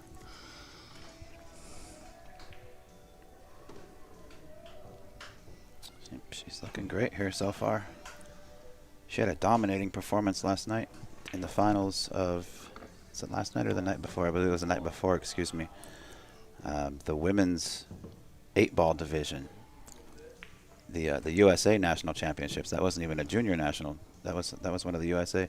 She beat Sofia Mast in the finals 9-2. Ooh. She won a cool $4,100, and she got an invitation and some paid expenses to the World Championships coming up. Where will that be? I do not recall. Perhaps Ed knows, but I don't know. Where are the World Championships for 9-ball? Is that Saudi Arabia? I think it's Saudi Arabia. Yeah.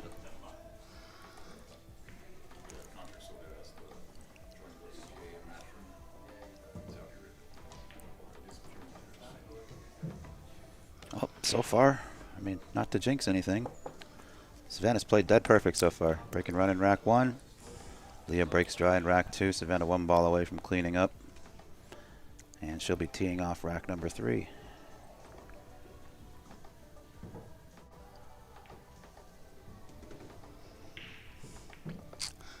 All right. Watching the mechanics of a pool player gives you a lot to learn, a lot to watch for. The backswing is so important in sports like golf and pool, and that lazy backswing is so important. Most amateurs go back way too fast, and it wrecks the flow of the swing. I never had thought of that, but it makes perfect sense. Folks at home, pay attention to every word this man says. He's a wealth of knowledge. All I know is Known worldwide as probably the best instructor. You're in the Hall of Fame too, right? Mm-hmm. I thought so, yeah. And deservedly so. Well, that was very unexpected, but wonderful. Wonderful experience. I bet. Okay, rack 3. Keep an eye on the 6 and the 9 ball. 6 ball deposits in that side pocket. 9 ball was a little bit low.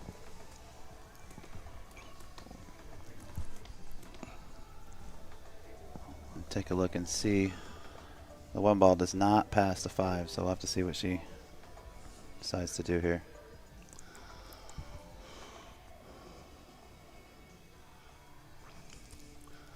Not easy here. She'll go for a safety.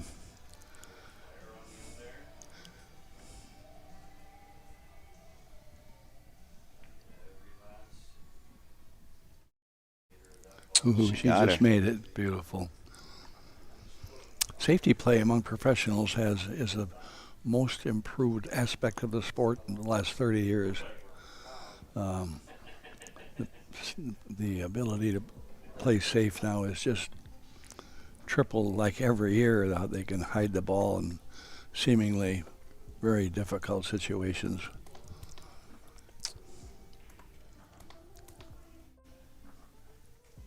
Yeah, it's pretty crazy how far along the game has come and how it continues to evolve. Yeah. And that's part of the reason why you were out here too for this summit. You guys were doing some updating or some rewording on some of the rules and making sure things are all in order. Am I correct in saying that? I don't think we covered too much of the rules. There are some new ones in the WPA, and they are changing some of the rules for sure. They get changed every 4 or 5 years, like golf or other sports. Is that summit still going on, or is that wrapped up now? Wrapped up now. Okay. Mm-hmm. Yeah, I spoke with, I can't remember the gentleman's name. I met him last night. He's an instructor as well, but it was the first time he had the opportunity to meet you, and he kept talking and talking and talking about it. He was so thrilled. And I was just happy for him that he got the opportunity to meet you. He was ecstatic. Where was he from? You know? I think he said Florida. Okay. Forgive me. I had a very long day yesterday. It was about 16 hours in this booth yesterday, so everything's kind of blurred together a little bit. Oh, that's just unfortunate. Yeah. It's tough conditions. It's very humid in here, folks. So the table's playing a little wet, if you will. I've noticed a lot of banks coming short.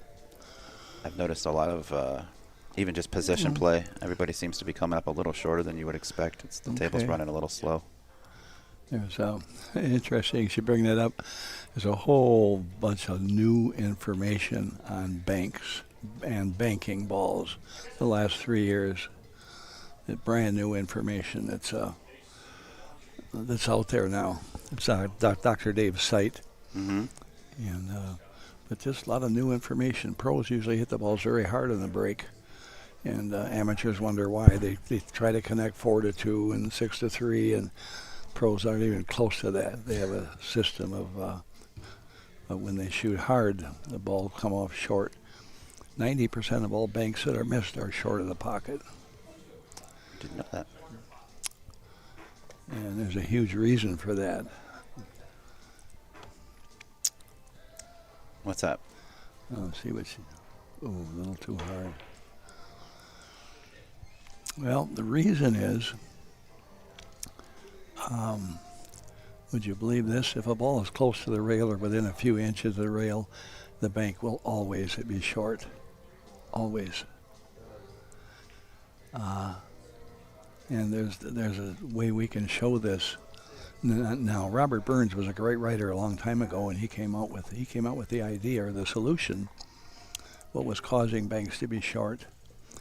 And would you believe it's if a ball is rolling, it goes accurate. If the ball is sliding, it's short.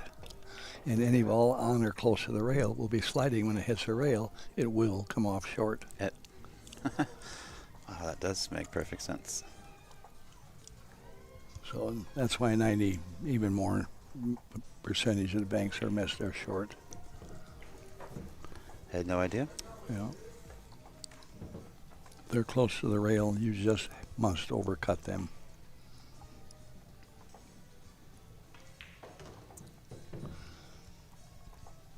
Nice angle she left there. That's so important to leave the proper angles. think she'll come straight down the table here. First, it comes off the rail. It looked like it was going a little too fast, but the beds of these tables have suffered a little bit with the humidity. Playing, like I said, just a little bit slower, a little grippier, if you will. Humidity does that. Humidity increases the friction between the ball and the cloth, but decreases the friction between the balls. Huh. Did not know that. We're going to learn a lot with you in the booth today for a little while, sir.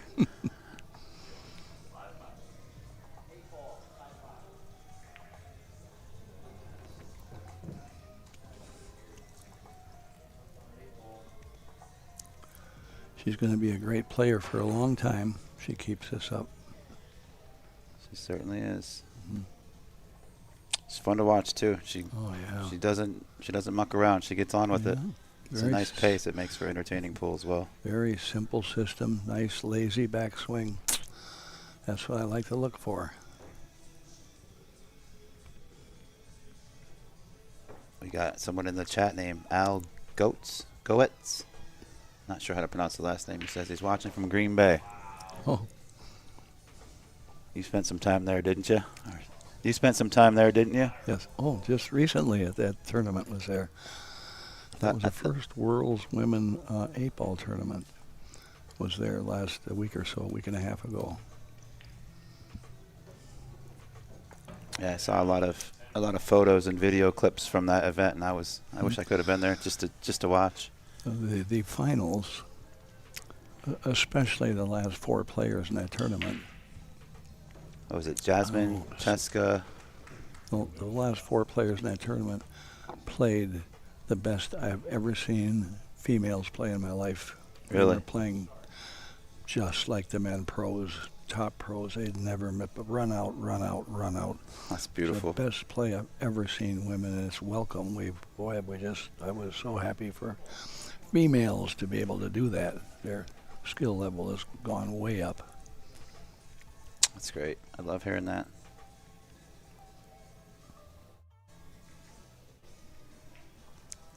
Oh, she goes for the back cut, nearly makes it. She's going to leave a hanger for Savannah. Yeah. 2-ball lays nicely in front of that side pocket. This is another opportunity for Savannah to run out and quickly get up to a 4-0 lead halfway through this match nearly. For her, anyhow.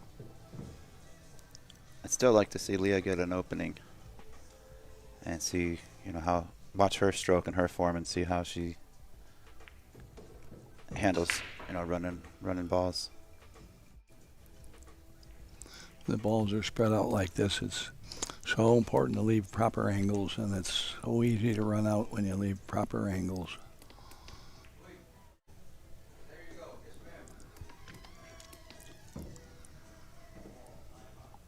What's next for you? Where are you going to be next? Where can people check you out? Going to Rochester next weekend for the National VNEA. Is that Rochester, New York? Tournament, Rochester, Minnesota. Minnesota. That's where I was born. Oh, okay. Yeah. Okay.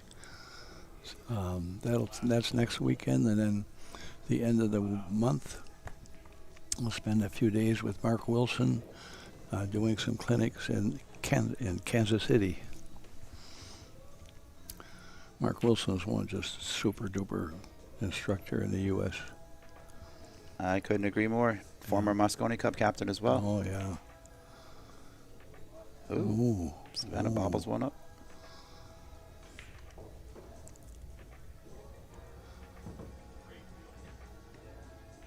Sometimes a shot like that can be missed by just getting up a little bit ahead of before the stroke is finished, starting to raise up.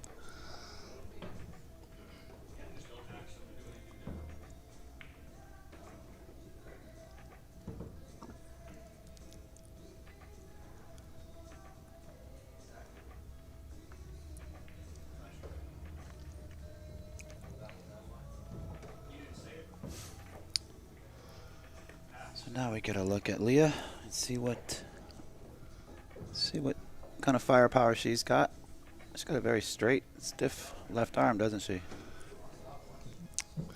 It could have been a little harder. Very nice backswing, very nice flow with the swing.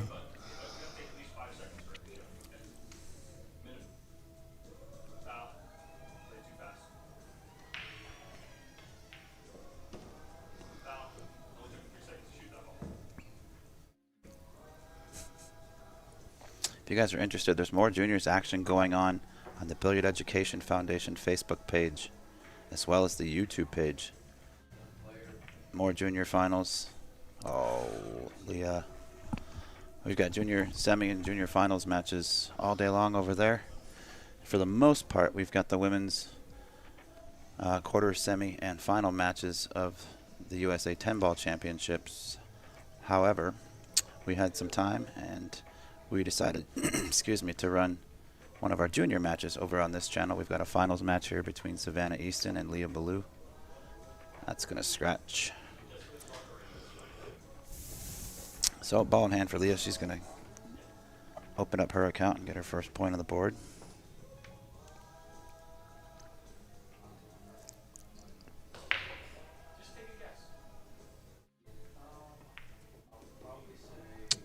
And there we go.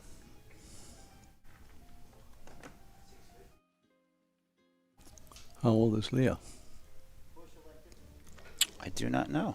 I can find out.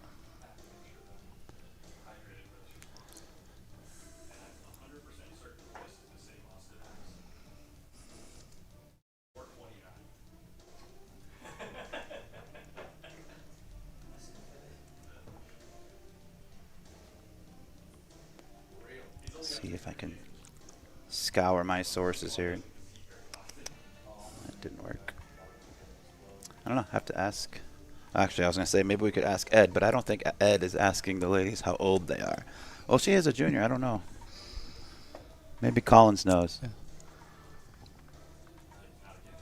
I'll have to find that out.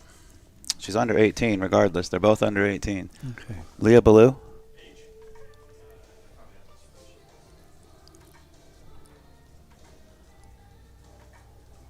We know Savannah's 15. 15. Yeah, she just turned 15, I don't know, about a month and a half, 2 months ago. Got some information from Leah's dad. She's 15 years of age and she's been playing for years. Okay, we just got some information from Leah's dad. She's actually 15 years of age, and she's only been playing for 3 years. She already finds herself in the finals of a national event. Good for her. Yeah. Somebody did a good job with her. Absolutely.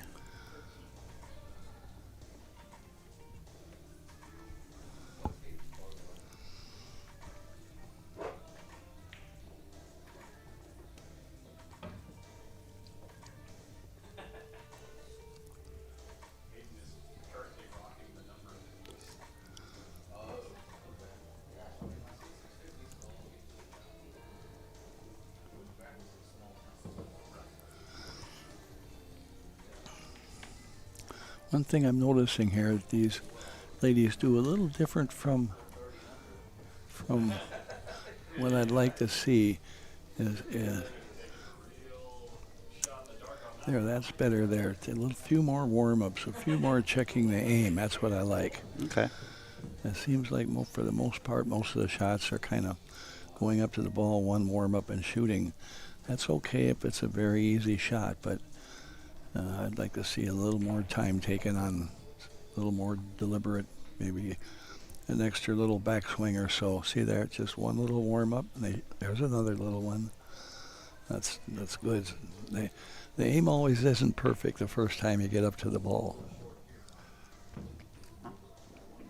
Yeah, we swapped headsets so he can hear better, because I know this one you can't hear as well. Yeah. That one hears everything. He can hear the music and the microphones out there. Yeah. No, we're good.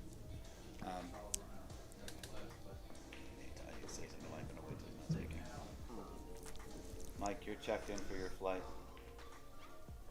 I can't check into yours until like another 2 hours, Collins.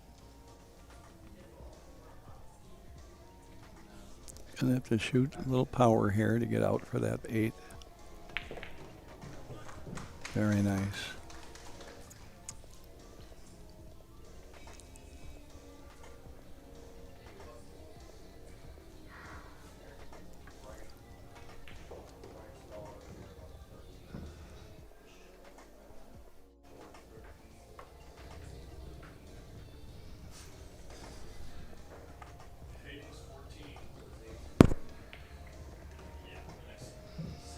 I met Savannah when she might have been 11 or 12.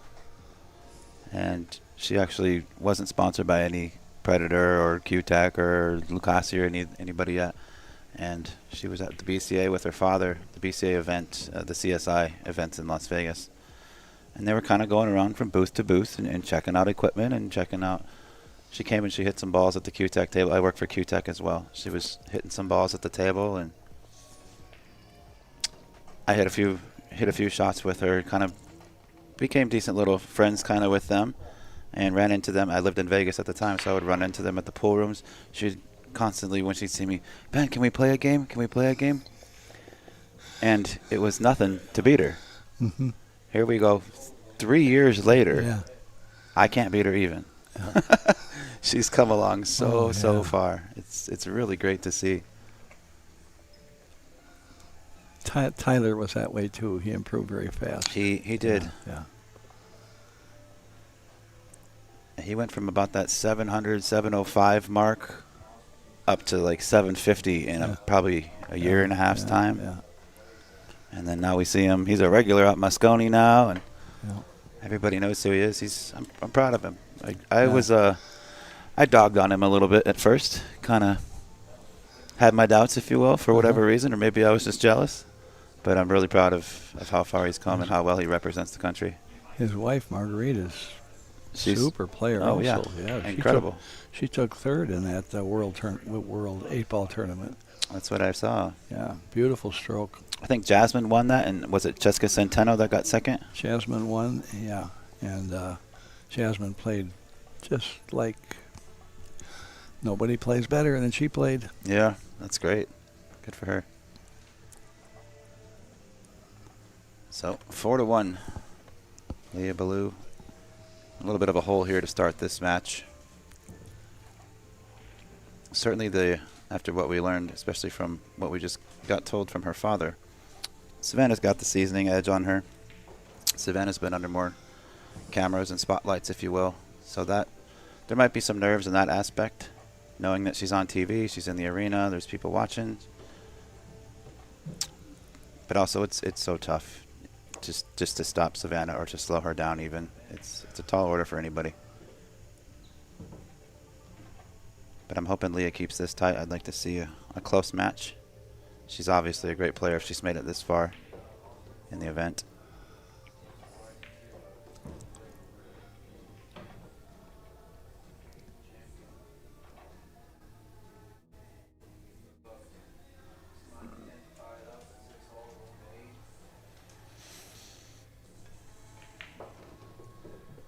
I want to take a look at that 5 and 8.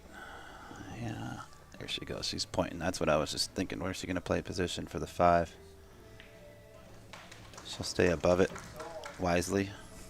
Yeah, she can. She'll just slide it over. Oh, Yeah. she used all the pocket on that one. Beautiful shot.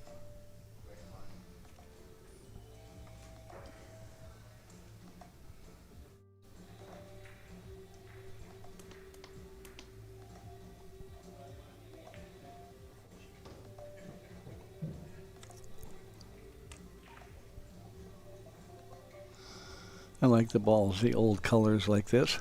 The traditional ones. Yeah. It's easy to decipher which one's which. Yeah. We've been kind of making jokes about, the different colored 4 balls and 5 balls, and sometimes Yeah. even the 7 balls a different color. Yeah. I just, I'm from the old school. I like the old colors better. What, I don't know how much you're playing these days, but what was your favorite game? I was brought up on straight pool and 9-ball. And the first straight pool I played was lineup straight pool. Lineup straight Yeah, pool? That's you don't even hear about that anymore. I've been around the game 24 years. I've never heard of it. Yeah. I feel foolish for not. When you got done shooting, missed, you lined all the balls up behind the spot that you made. Next guy's shot. What if balls are in the Or way? when you got them, when your rack is gone, you line them all up behind the spot. You didn't rack them on the rack, in the rack. And how many balls? You used the whole rack? Yeah, but the bottom ball, close to the bottom rail, it was always a rail first shot in the corner. Spin it? Yeah. Rail first, yeah. And then I got into 9-ball and straight pool. I like those about the same. Then after I quit playing competitively, I learned how to play one pocket. That's a great game. I don't like to see novice players playing one pocket because it's all safety, and I'd rather have people learn how to make balls. Don't ever watch me attempt one pocket. I'm terrible. You'd leave the room. There's no hope for this guy. Just certain things you have to learn to get decent at it. Yeah. The first thing that happens when you're learning one pocket is you leave your opponent across corner banks every rack that they make. And that's one of the biggest hurdles of a To not novice leave one cross pocket. corner banks? Yes. Yeah. I think you're playing safe, and they just bank those right in the hole. I'm going to remember that.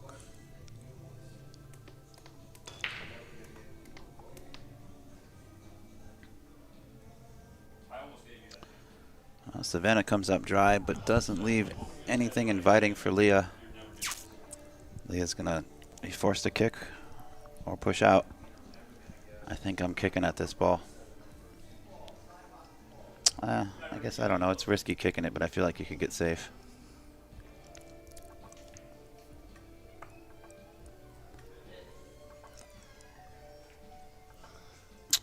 Yeah, I was going to mention that. She did it perfect. To come off the rail with a thin hit to get that one at the other end of the table. She did it perfect. She did leave. Yeah, leave there. She did leave a net. Oh, Savannah's going to probably go kick She this. might do the same thing, just go right down behind it and get it, leave the cue ball right there, and this one ball goes to the other end. Kick and stick. It's a possibility she might do. I think this one tracks Just more hard toward enough the to 8. get the cue ball the one to Look the at other this end. shot. Very nice. Side pocket just got in the way there, but she did what she was supposed to. I think she can see this ball into the side pocket.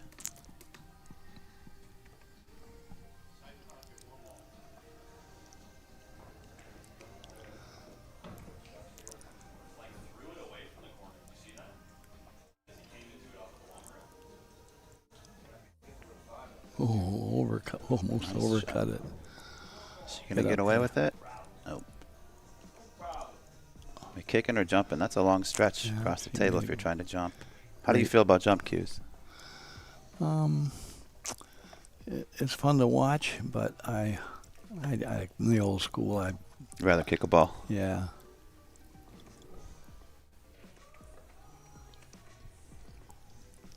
You have to use your regular cue for jumping. I remember those days. Was that Texas Express? Was that the Texas Express rules? Did you have to use your own cue? Even some of the tournaments are playing that way. Yeah. Mm-hmm.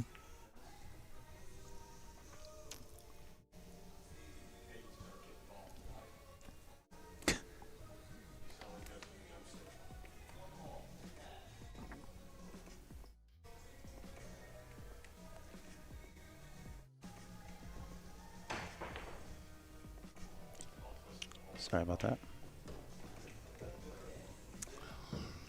The one thing you can watch on players is the elbow, the elbow of the hand that holds the cue. That the less that drops, the better.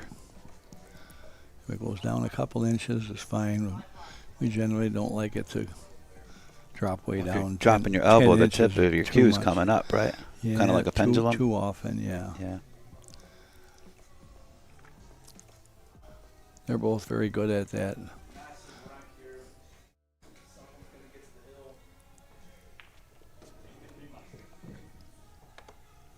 Leah's looking good here. She's looking like she's a little bit more comfortable now. Let's say that. Trailing 5-1 in a race to 8. Alternate break. It's a tough hill to climb. She's got to get something going here. It's a good opportunity for her. She's got to be careful with this cue ball. She's okay. Ouch. She's gonna have to hit it really good. There might not be enough angle there to and she's do clo- much. She got and she's very unlucky. close to the rail. Oh, she did have some room there. Okay, great shot. She's only been playing for 3 years. Yeah. That's what her father said. Yeah, that's. Who's ever showing her is doing a super job.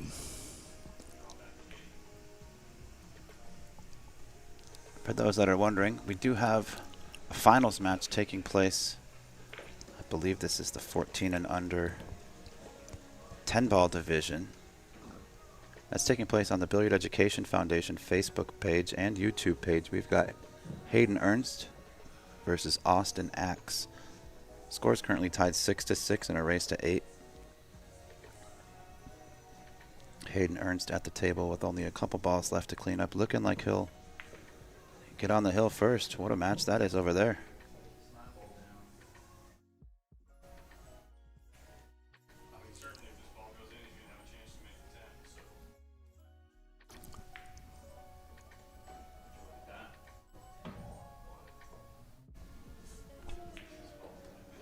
Oh, she hit that really nice. Yes, she did. She had to power that.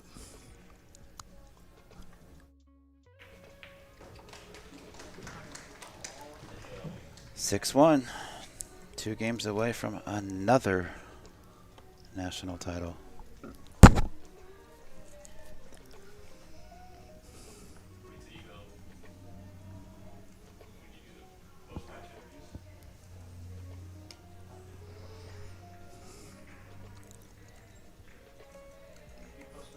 If anybody's watching at home, is a good test to see how good you're handling the cue is to put the cue ball on the spot and shoot at different shots from the side pocket or down at the other end of the table.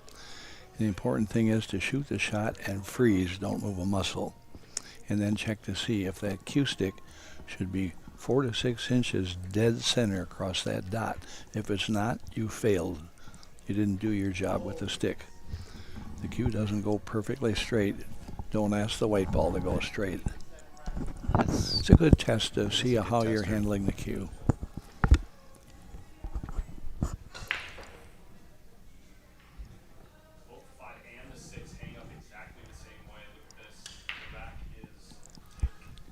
Good, powerful break. Oh no, she lost.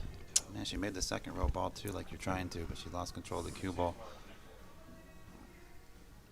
Savannah's going to have ball in hand yet again with a wide open table.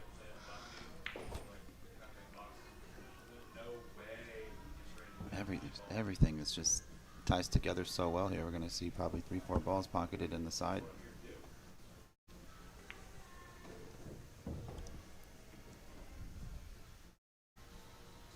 She can just come one rail out, right about where she is now. Maybe a little bit left of there. Just a tiny bit of angle on this 3. Savannah's looking real good to get on the hill here.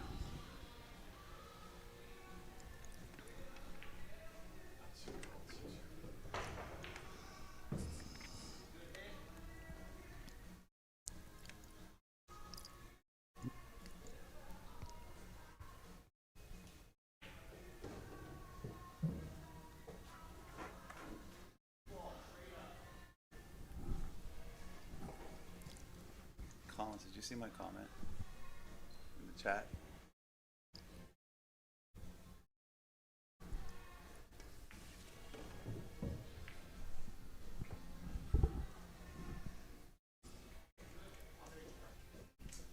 Alright, this 3 ball right here feels like it's the match winner here. He can put it down. I mean, if Hayden's game is going to be real tough for Austin to win the match. Just like the BCA. It's down. Very nice, very nice. 2 balls away from her place on the hill. Savannah playing just about as perfect as we've seen. Very nice. She's Fun to watch. kind of putting a beating on Miss Belieu here.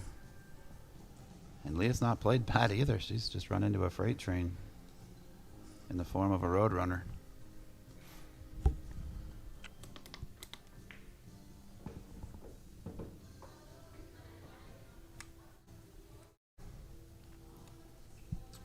Jerry, were you in Florida for the Hall of Fame this year in the Moscone Cup? Yes. You were? Last year, yeah. Yeah, Yeah. end of last year. Yeah, I'm sorry. I might have said this year. I couldn't remember. I thought I saw you there. But man, wasn't that a beautiful ceremony and a beautiful Yeah. Presentation. Oh my gosh. Mike Pinozzo went in the Hall of Fame last year. Yep, Mike Pinozzo, Mark Griffin, rest his soul, and some guy by the name of Shane Van Boning. I don't know. You might have heard of him. He gave a great speech. He did. And he went on for he 55 or 56 minutes. mellowed out and told about his. I've never He heard was him say good. more than 10 words in a row. Yeah, And he was. had a whole speech. He had us laughing. He had us crying. Yeah, he did a wonderful job. All right, Savannah on the hill with possibly her last break of the match. Should she close it out here? She really laid into that one. Second ball tracks in the side. Look at this break. Yeah, Look so at this layout. once somebody gets a shot, this should be over. Except for the 2 ball, might have the 8 sticking out there. Yeah. Oh, over a ball. That's uh-oh. She didn't want to do that. She probably overcut the ball. That's why it went that extra 3-4 inches. Hayden Ernst on the other Bank channel, it. folks. Defeats Austin Axe by a score of 8-6 and gets himself another BEF Junior National Championship title. Congratulations to both players. Back to the action here. We get to see Leigha again with a shot at the 2 ball. She's got to make something happen now.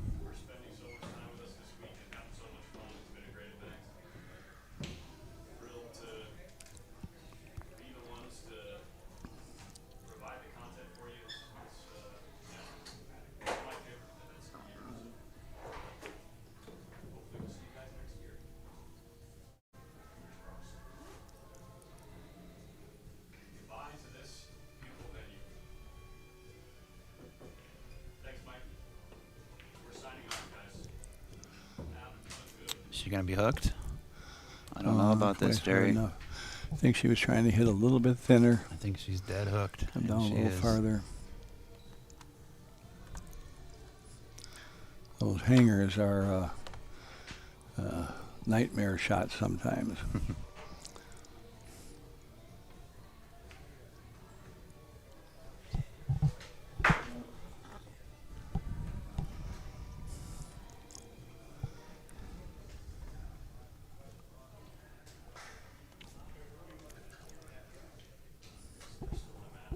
Are all the junior event? Is this the last junior event right here? Just in between matches over there, I'm going to pull some of the stuff out from in between those tables for the fighters. I don't want to distract the players. Oh, the cameras and tripods? Yep, the BEF stream is done. That is a wrap. This is the very last match of all the junior national events for 2025.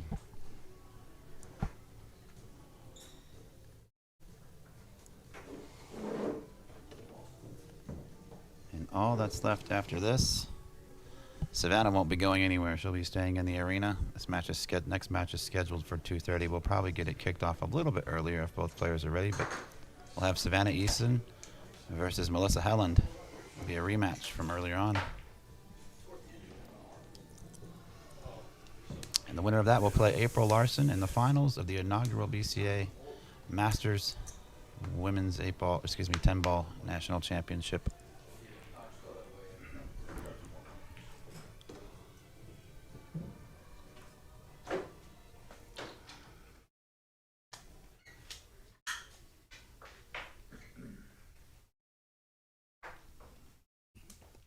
So 2 balls away from getting another point on the board.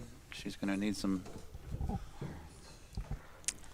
She's going to need a few mistakes from Savannah to have a chance from here.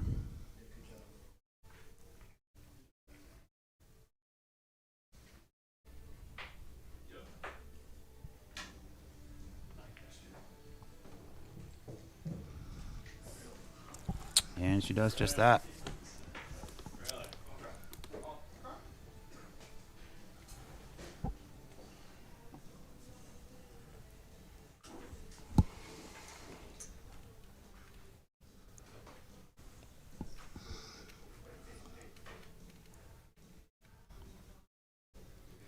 few onlookers.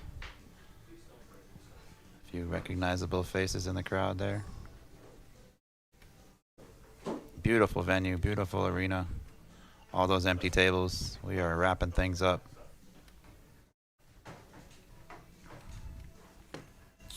There's Mariah with the Billiard Education Foundation. She's the one that helped coordinate and put together all of this. There's Hayden Ernst. Just won himself another national title. Congrats to the young man.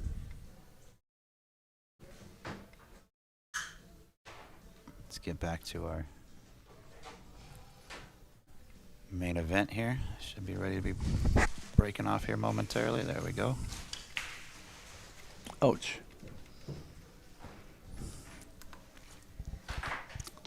Have to be accurate on the break, not scratching those side pockets. Yeah, she scraps on a couple of breaks now, I've noticed. And that's Getting kissed in is okay, it's bad luck, but you really got to watch your accuracy so it doesn't go in as a result of misaiming.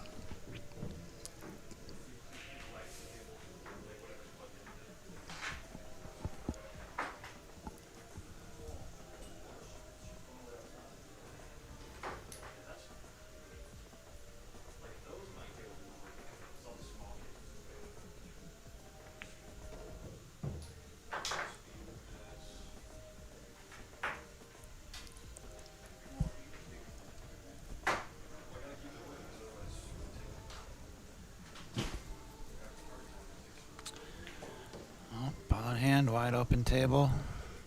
Just as I say that, an unfriendly nudge on the 8 ball comes to spoil the party.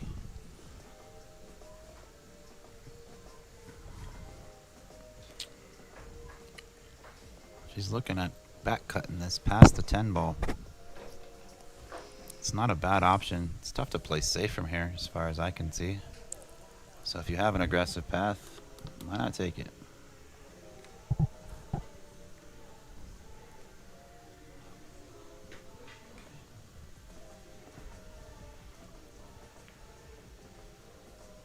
And she drilled it. Wow, what a great And she lost the cue ball.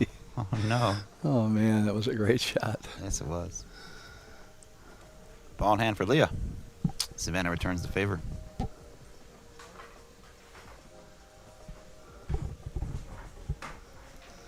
This should be a pretty easy out. Better said than done. Pardon me?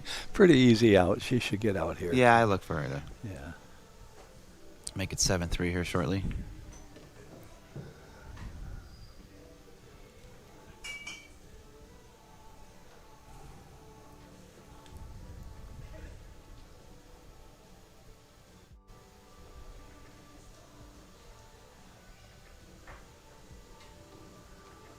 Nicely controlled. She's in great spot here to get back within 4. Tighten this match up just a little bit more.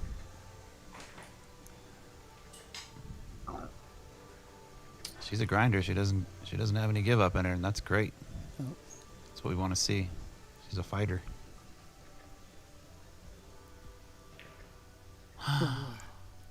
Oh no. So she missed with the bridge. I wonder if that's not something she's had a lot of practice. Well, she's only been playing 3 years. She hasn't had a whole lot of practice yet in anything. Looked like she handled the cue well. I should have watched closer. Maybe she was just a little off on her aim. I know I struggle with the bridge, or did when I was playing. I get made fun of for my technique quite often.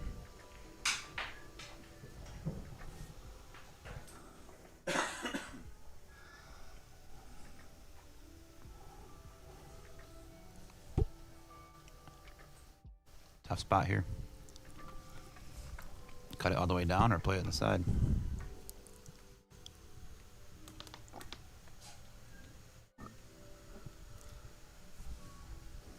I think we're slicing and dicing all the way down the rail here. She undercut it by quite a bit. Ooh, tough. Yeah, very tough if Leigha wants to try to back cut this ball. I don't know if the bank is there with the 10 ball in the way. Trying to cut this could be ball. could be a scratch. Could be. Yeah. Doesn't have to like it. Mm-mm. Oh, I don't envy this position. yeah.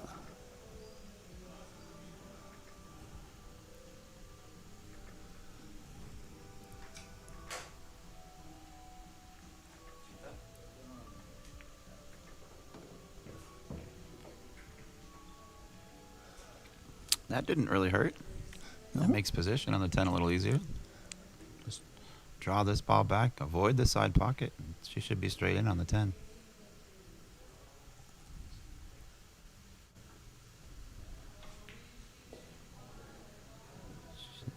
She did well.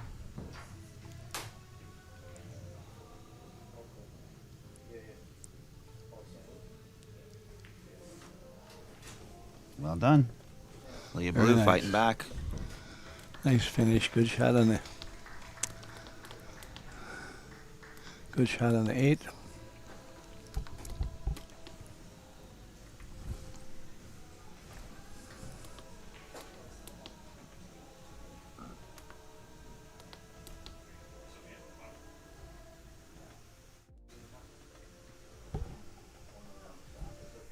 April plays the winner of Melissa and Sofia.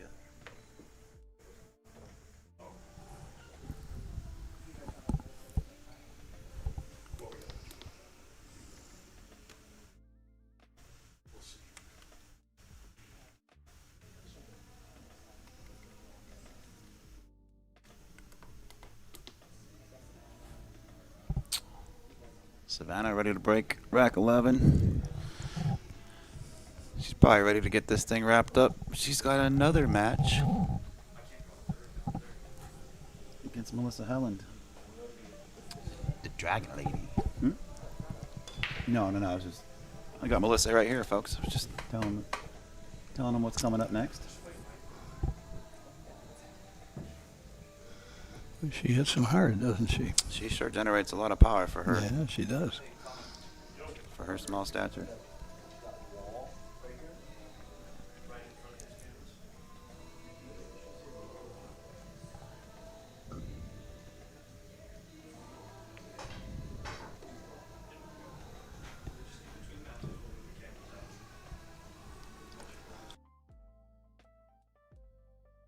This one, I think.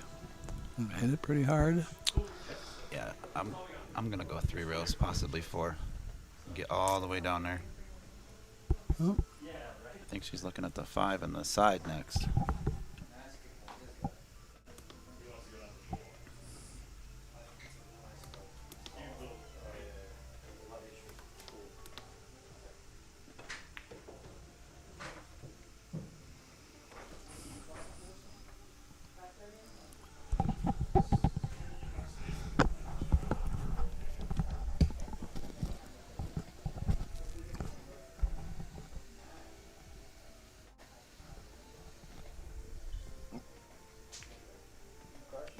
very nice shot. Now she's got to use a little power here.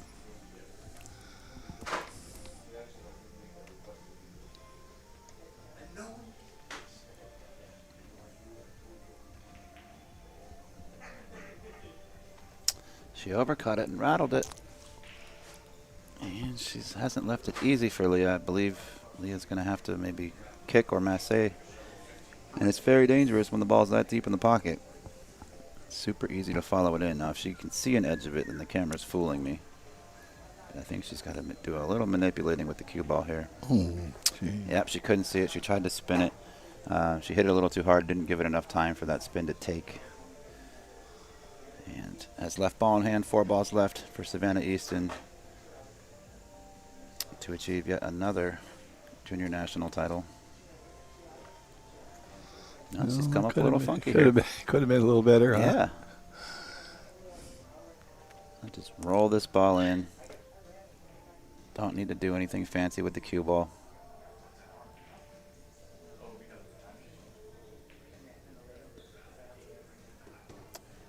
That should do just fine.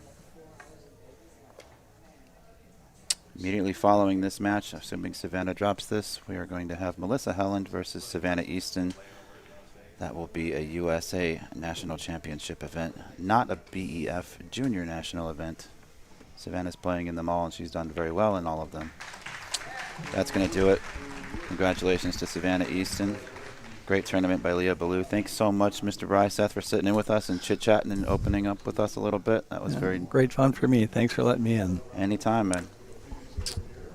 All right, folks, we're going to shut off the audio, and they're going to do some medals out there. I'm going to go ahead and get things updated on my end so we can get prepared for our next match. Hang tight. I would expect that to go off in about the next 15 to 20 minutes.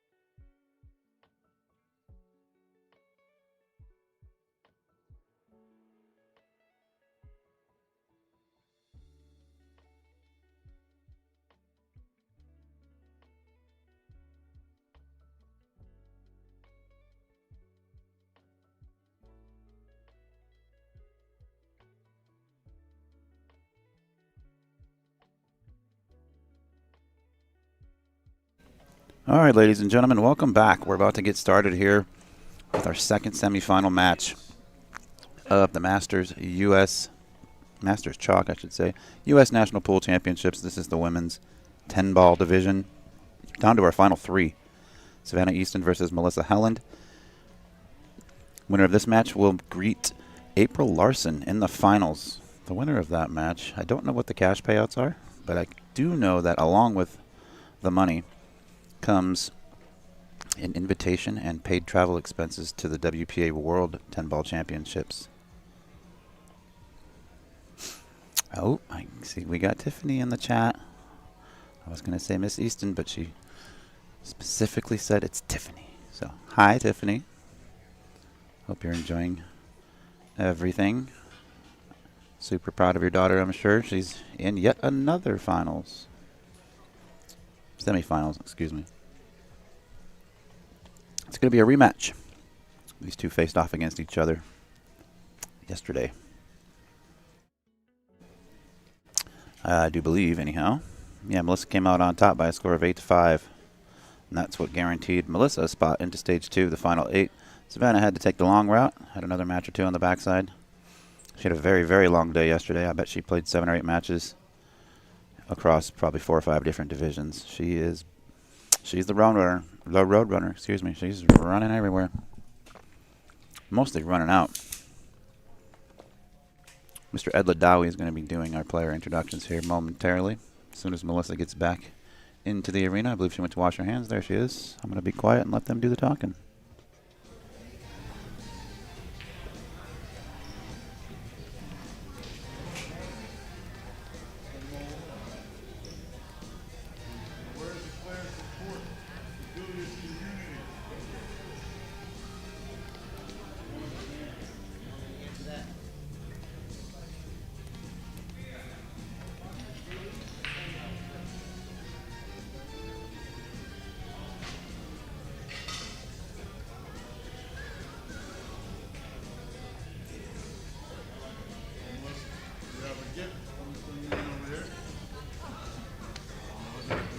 Thank God you brought him. Oh my God.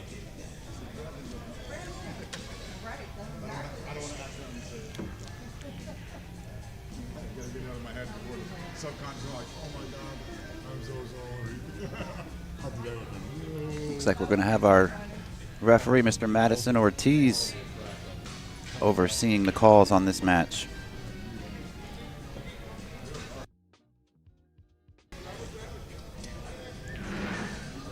Savannah on the left, Melissa on the right.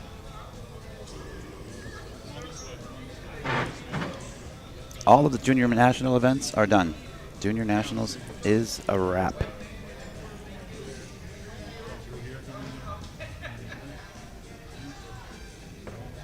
Oscar Dominguez won our men's division in the 8-ball. He'll be going to the World Championships. Lucas Fracasso-Werner won the men's 10-ball.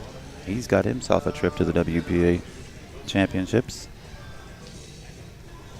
Looks like we're going to be joined special guest Judy Wilson. We'll get her on live here shortly after Mr. Ladawi gets his announcements made.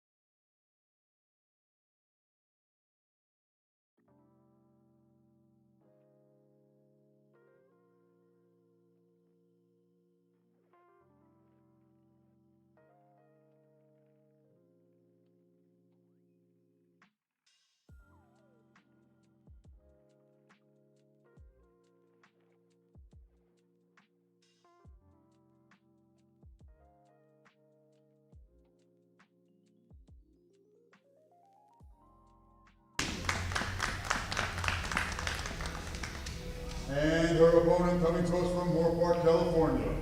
She is a two-time California state champion and has had 3 ESPN appearances, sponsored by Jam Up and Hard Time Sacramento. It's the Dragon Lady, Melissa Helland. Ladies, we approach the table right for the first break. Our official referee presiding over this match, Mr. Madison Ortiz, and in our commentary booth, the wonderful Ben Sutherland and special guest commentator, Mr. Judy Wilson. Take it away, guys. Well, thank you for those awesome introductions. As always, Mr. Adladawi, Judy Wilson, welcome to the booth. Thank you. Great to be I here. have not had the opportunity to meet you, so it's very nice to have you in here doing some commentary with us. Yeah, I'm excited. This should be a great match. It's a rematch between the two. Yes. They played in stage 1. Melissa won 8-5. Yes. So we'll see if Yeah, see this what should be a really good match. see what Savannah has to say about that this time around. Yeah, Savannah's been playing great all week. She has. Semifinal match. Winner of this will greet April Larson in the finals. Alternate break format. We're playing 10 ball. Thank you so much to Mez for donating these Turtle 2 racks. These template racks have been pretty darn handy throughout the duration of all the events this week. Yeah, they've worked excellent. I had no issues racking at all. Good, good. Very, very tight. Good to hear. Glad that they're consistent like they're supposed to be. Yes. Alternate break format, as far as rules on the break are concerned. 1 ball must be pocketed, or 4 balls must be driven to a rail. Players will be on a 40-second shot clock with 1 30-second extension per rack. Immediately following the break, the incoming player gets 1 minute to kind of study the layout of the table. 3 fall rules in effect. Jump cues are allowed. Race to 8. Savannah with a successful break. We're underway. Yeah, she looks like she pocketed the 5 ball up in the corner. But this 1 ball is an issue. I think she'll be playing safe.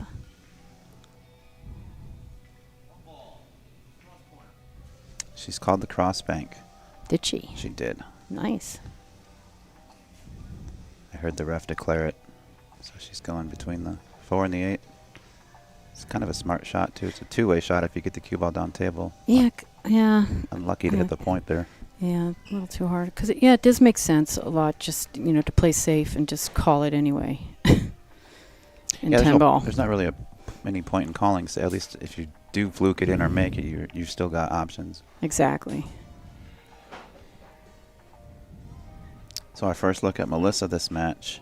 She was solid as can be in her first match against the Road Runner.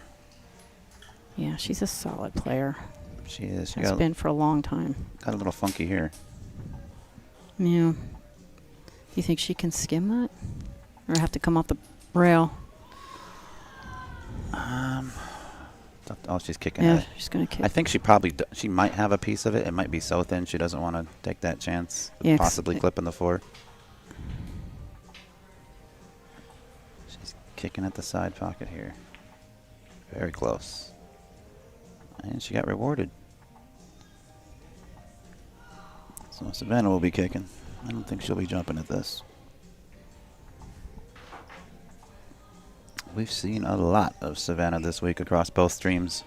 She actually won the 8-ball division of the women's Masters U.S. National Championships, and Yeah, do you know how many medals she got total this week? It's a lot. I can't count that high. I don't We know. almost count after a few.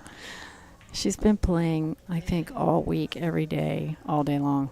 Yeah, yesterday she started at 9 a.m. and I believe it was about 11:30 p.m. by the time she got out of here last night. Just back-to-back matches. To be honest and to be fair, it was actually holding up some brackets here and there on occasion. Yeah. Shout out to the tournament directors and the digital pool staff for keeping things moving as efficiently as possible. So the first opening goes to Melissa. And she's kind of on the wrong side of this. Yeah. This should be interesting how she sets up for the 4-ball. Maybe just leave it against the cue against the rail over there.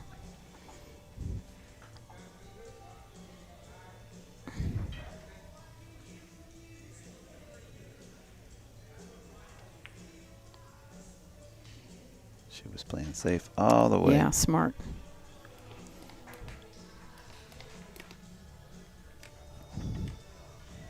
Let's see how much of this ball she can see. Oops.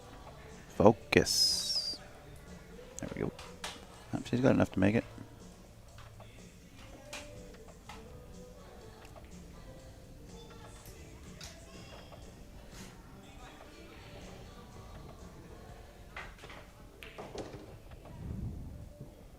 She get back up enough? She did. Doesn't look like the 4 passes the 8. Mm-mm. A lot of safeties. She's looking at safe right there. She's looking at banking the 4 behind the 8, taking the cue ball down table, probably using the 6 for a blocker. She'd be doing well if she gets the cue ball on this bottom rail. Oh, she went the opposite way. Okay. That's probably a little bit easier to control.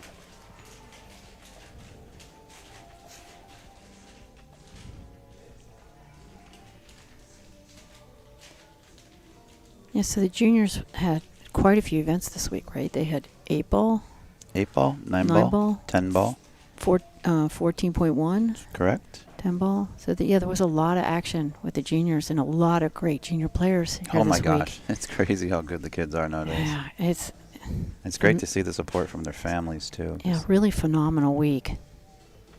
I know myself growing up, pool kind of had a bad stigma. You know, gambling, smoking, drinking, just it always had this kind of a Yeah, what was that musical? musical. There was a musical. There was a song. It's like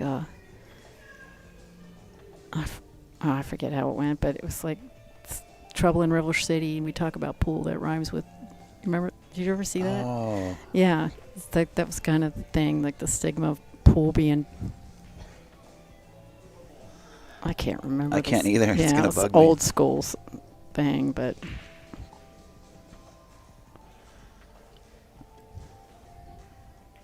what a shot there. sweet. What a kick shot there from Savannah. Well, if that's a sign of things to come.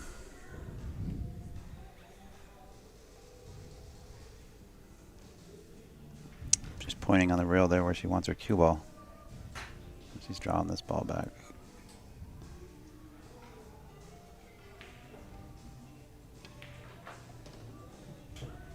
She's going to come up a little short. We've noticed that quite a bit this week. It's very humid in here. Tables are playing a little slow and a little sluggish.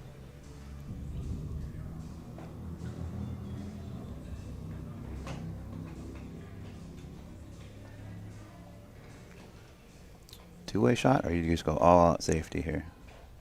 I think she's going to tuck the cue ball behind the 8.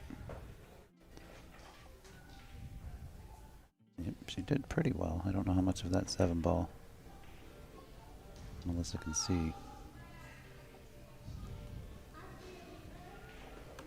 I think she can hit it at least, but it's been a challenging rack. Yeah, a little bit of a scrappy one to start. A lot of safeties, a lot of kicking. Nobody really wanting to take any risks or take a flyer.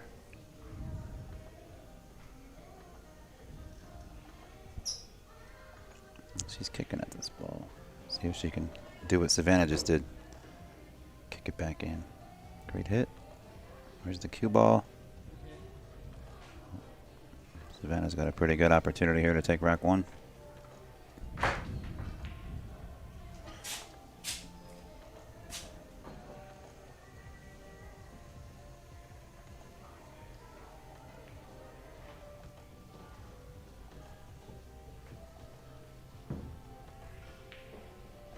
So where are you from, Judy? I'm originally from Cincinnati, Ohio. I live in Maryland now. Okay. And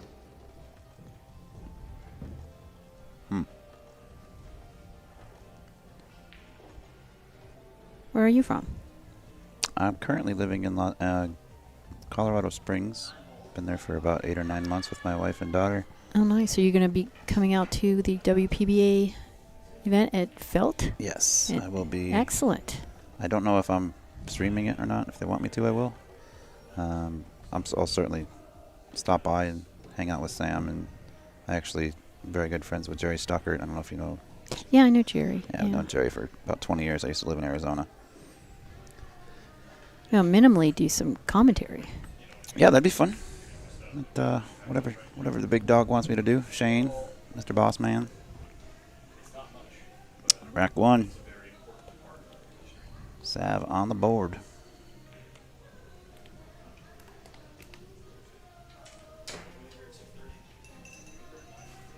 And if you're not familiar with 10 ball, all balls must be called. And if you call a ball and pocket it in a wrong pocket, or call a safe and pocket a ball, your opponent has the option whether to shoot or not. Also, the 10 ball must be the last ball pocketed. No combos. If you do combo it in, that's fine. There's no penalty. It just gets spotted up. Continue your run.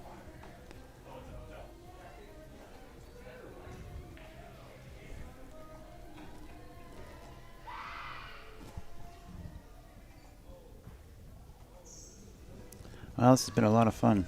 I haven't had the opportunity to work with the junior national program since I think 2019 or so. I streamed it over at South Point, and then I got married and had a kid, so I stopped traveling, stopped streaming things, started focusing on my other job. Yeah, priorities get in the way sometimes, Yep. don't they? They certainly of do. fun. Now I'm able to kind of juggle things with my schedule, my wife's schedule, so I'm able to come out here and do these types of things a few times a year now. So That's great. looking forward to doing more.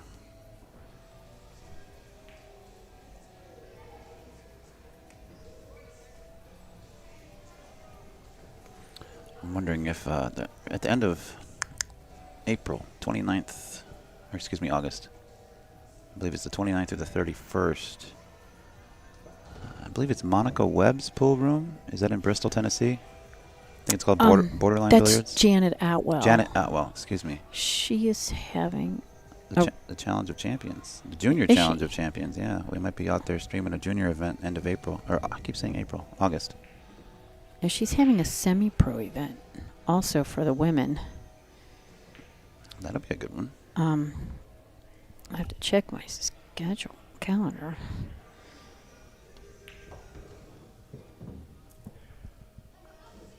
You try to travel to as many events as you can. I do. That's good. That is in September. She's hit... no. October. October. She's having a Bristol Classic. It's going to be a semi-pro women's event. That'll be It's the 8th or 9th through the 12th. Well, that should be a good time. Yeah, give Hopefully they have some somewhere to watch. Is that a W? Or no, it's not a WPBA event technically. It's a semi-pro. I see. But it is, I mean, it's WPBA, but it's not the regular tour. Have to stay tuned for that. Yeah. And I think it is a qualifier for a scheduled WPBA event. So the winner will Oh, that's good. get a qualifier Yeah. spot Somebody in the for, chat. for another event. Maybe I'm not sure if it's this year or next year that the qualifier will be for. Somebody in the chat is asking where they can see the brackets. I went ahead and commented them, and I went ahead and pinned it to the top of the chat too, so it should stay there for you guys. Appreciate the comment. Michael L in the chat says hats off to the referees. In all of the matches, their demeanor and professionalism is exactly the same, whether or not it's a pro match or a junior match. Great job. I will relay that. I certainly will. And we're very happy to hear that, and we're very proud of our ref staff. Yeah, they really did a great job this week. Yeah, Jose Burgos was the ref in charge, I suppose you could say. He did a great job bringing his crew in and handling all the matches, and like he said, with complete professionalism. So we're happy to hear that.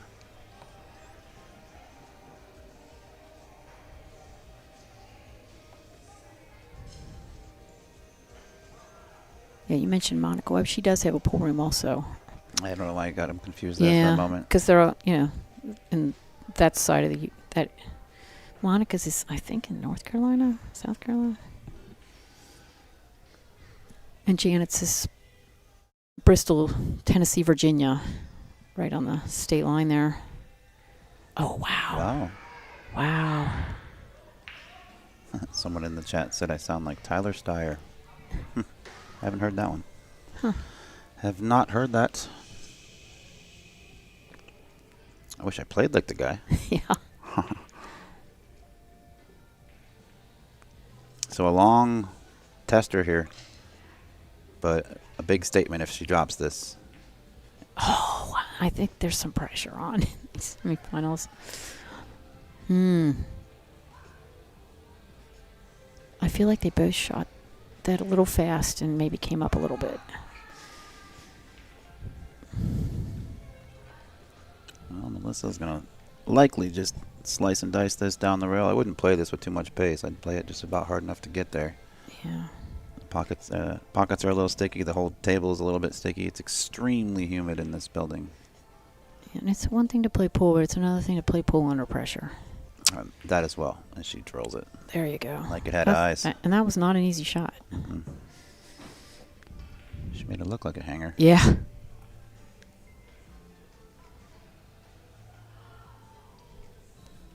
Let's pan around a little bit. All right, 1-1. We're off to the races. Race to 8. In the semifinals, the winner will play April Larson, right? You said That's that earlier. correct. Yep. Yeah, there's Dad and Grandma and Grandpa. Savannah's. I haven't met Grandma and Grandpa, but Yeah. I've known Larry for a couple years now, a few years.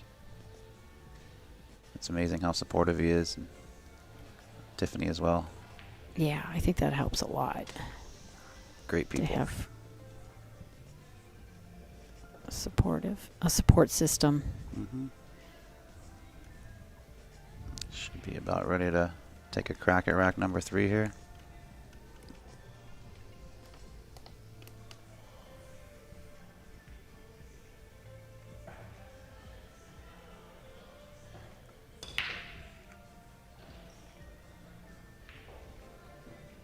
Nice break.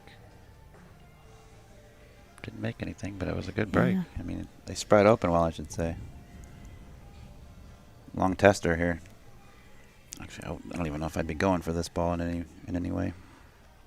I suppose if you want to be ultra aggressive, you could cut this to the lower right and check it with a lot of left-hand spin, hopefully avoiding traffic and spinning 3-4 rails back up toward the 2. But that's I would expect her to play safe. yeah, I would say that's super risky. That's and a really tough shot, but man, she could do them.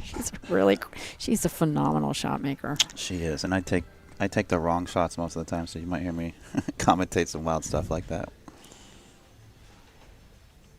Well, she's left a look. Yeah, she'll have to open. I think Savannah can stiff the bank on the side. Just hold the cue ball there or drift up kind of towards the 7, I think. She may opt to play safe and just duck back down table. Bank it down to the corner, too. Yeah, the corner bank isn't really going to provide position for the deuce, I don't think. She's trying to play safe. Oh, wow. Leaked out. Dragon Lady. I don't know how she got that nickname, but it's kind of cool. Yeah.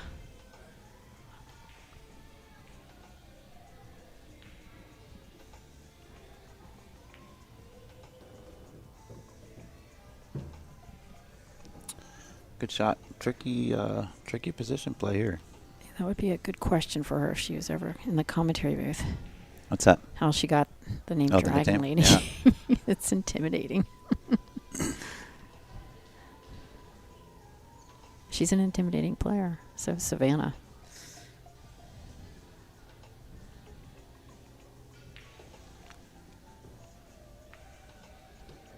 Yeah, both players with plenty of accolades and plenty of titles out there. It's nice to see a young generation, though, coming up strong. The game's just getting better and better all around. Yeah. Tougher. It's so phenomenal to see how well pool is doing right now. The amount of tournaments and leagues and just people playing pool everywhere.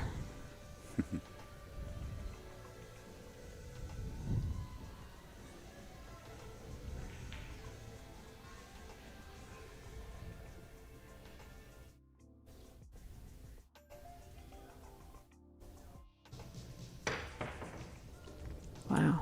What? She got the air. But wrong ball. She jumped over this the 3 as well. Yeah. Foul stroke. My apologies. Foul stroke. Correction. Can you catch what he's saying? He said foul stroke. I didn't hear what he said or didn't say at first. He apologized and then he corrected himself by saying foul strokes. I didn't hear what he said Yeah, maybe he didn't. originally. Maybe he didn't realize that she knocked the wrong ball in at first. I don't know.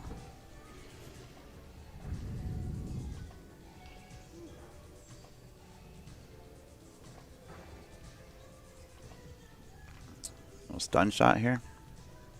Drift over to the right side. There we go.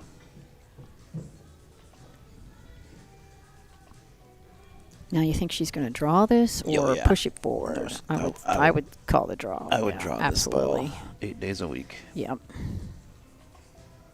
Too much risk going forward and Yeah. It too would be much too much of an angle. Too much of a huge window. If you draw the ball, you got plenty of room. Yeah.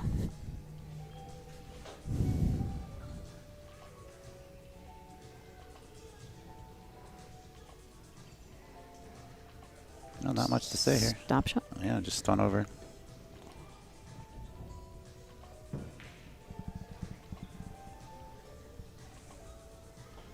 And a smidgen of a draw.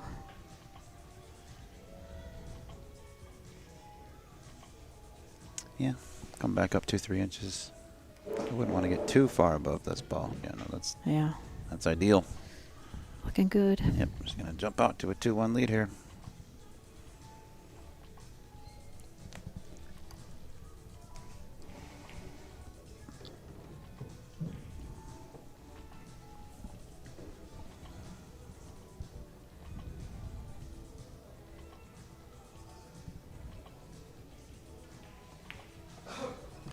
So has the junior championships been at this venue for several years now? This is the third year. third year. Mhm. Okay. Where were they before that? This. South Point in Las Vegas. Okay. That's the last place I heard. It was there at South Point for a number of years. There might have been 1 year, like we've been here for 3 years. So the year prior to that, there might have been 1 year where it was somewhere else.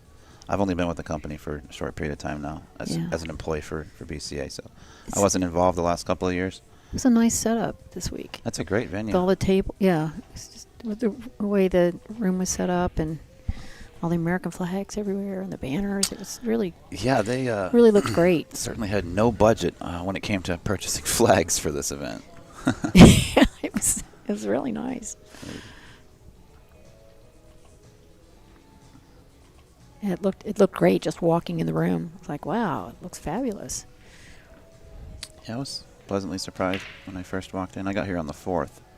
I came in a few days early because we had to get set up and do some planning, but I poked my head in here and I kind of taken by surprise. Looked better than what I was expecting. I don't know what I was expecting, but Yeah, they did a really good job. the last junior nationals that I was at, like I said, about 5-6 years ago, it's nothing like this. They didn't even have table lights. It was just one auditorium room with like 16 or 20 tables in it. There was no pro events alongside it. There was no hay ball. It was just the juniors. So it's nice to see the progression, Yeah. kind of the evolution of all of this. That's an unfortunate Yeah, but she, bump on the point.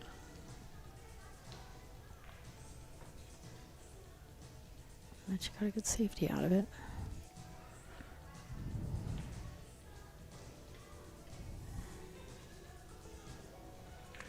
I'm curious. Let's ask the chat. I just want to know where everybody's watching from. Don't need your address, but city, state, country, We're Mother's- gonna hunt you down. mother's maiden name, throw in a social security number. Firstborn child. Yeah, we've had people from Norway. We've had people from Indonesia watching. We've had a Oh, lot that's phenomenal. That's really great. Yeah, it's great to see that support worldwide.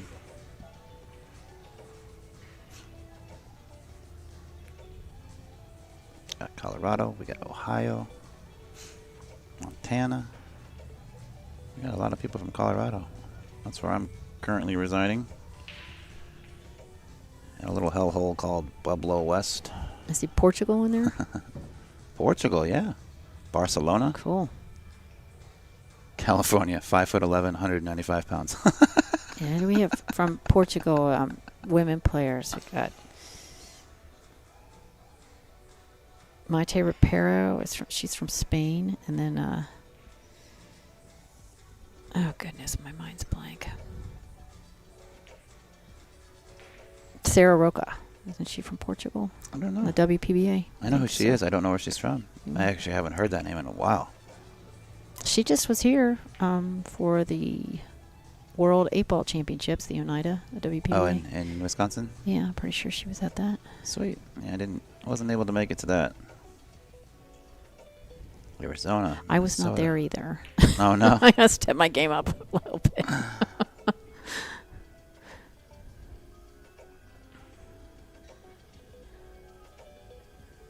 Somebody says, what's the temperature? It's 84 degrees here with about 84% humidity. Yeah, I was gonna say it feels hotter than 84. That's what my computer is telling me. Who knows how Yeah, how because we're accurate right that on the is. Mississippi River, so there's some humidity. Useful flick on the 7-ball there. Saved Savannah from kicking or jumping at this ball.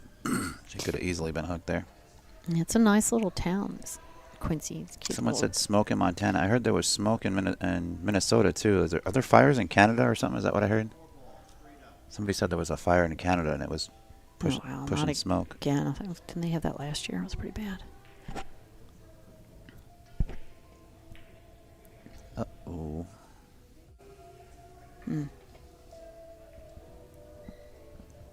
Again, rather quick with a jump up. Stay down. Yep. It's our 10-ball division. Savannah did win our 8-ball division. So she'll be going to the World Championships. She defeated Sofia Mast by a score of 9-2 in the finals of that. She'd like to get a clean sweep and win them both. Melissa Helland's got other plans. Congrats to Oscar Dominguez for taking down the men's 8-ball. He's such a Excuse phenomenal me. player. Excuse me, with men's 9-ball. I apologize. I think I misspoke earlier on when I announced that as well. And then Lucas Verkasselwerner took down the 10-ball division. So both of those gentlemen off to the World Championships. Also worth mentioning, Mr. Sam Henderson, youngster, finished second place in both events. So an extremely strong performance from Sam, super consistent, and he just announced publicly today, so we can talk about it. He's got his invitation. He's going to the World Pool Championships or World Pool Masters. Can't remember what it was, but good luck to him. This is Sam. How old is Sam? Sam Henderson, he told me to. I think he's 19. Wow. I really can't remember. It's been a long week. Forgive me.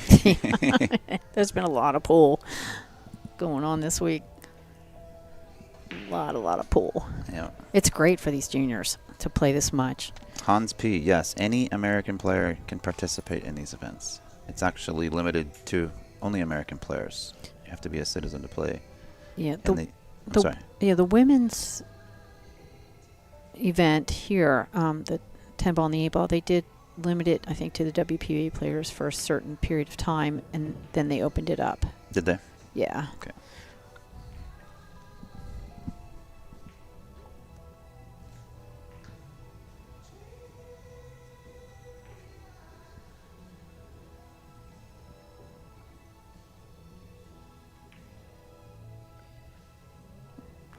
All right. Savannah going to tie things right back up again.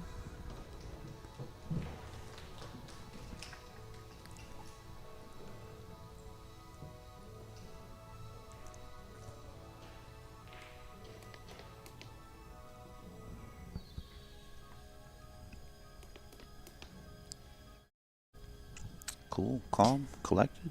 Good match Focused. we've got going on. Oh, yeah.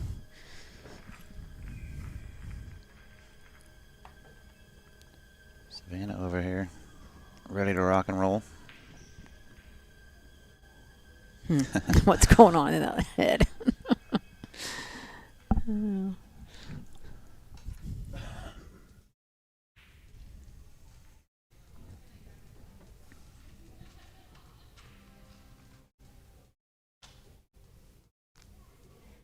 Hans. Those are some good questions. He's wondering, Hans P. in the chat says, if it's open to all Americans, why is SVB, Woodward, Gorst, etc. not here?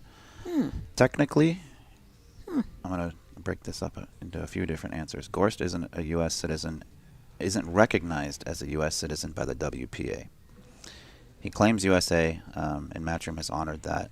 However, I believe there's some sort of citizenship thing that needs to happen for the WPA to consider him an American. So that would explain why, could explain why he wasn't here. Also, to be fair, there was $20,000 added, but it was spread across 4 events. So you're looking at $5,000 added to each event. That may or may not have felt like it would be worth it to some of those pros. It's not a hell of a lot of added money for for 4 events. For 1 event, that's great. But when it's being spread across 4, I actually personally talked to SVB, trying to get him to come out here, and honestly offered to pay his entries out of my own pocket, put him up in a room. Like, I wanted to see him here. I know it would have been great for the event. And, you know, let's call a spade a spade. He likely would have won the 10 ball, and he would have had a free ride to the WPA World 10 ball. His response was, Ben, I'm going fishing. Yeah, that's what I was thinking. So, literally, I've He'd got... rather, it's summer, it's fishing season. Yep, he had just finished that big match with Fedor Gorst.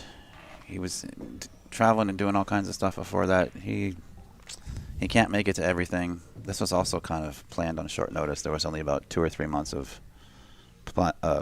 advertising and marketing for this, so there wasn't. Some people didn't even know about it. Yeah, but it was a decent turnout considering.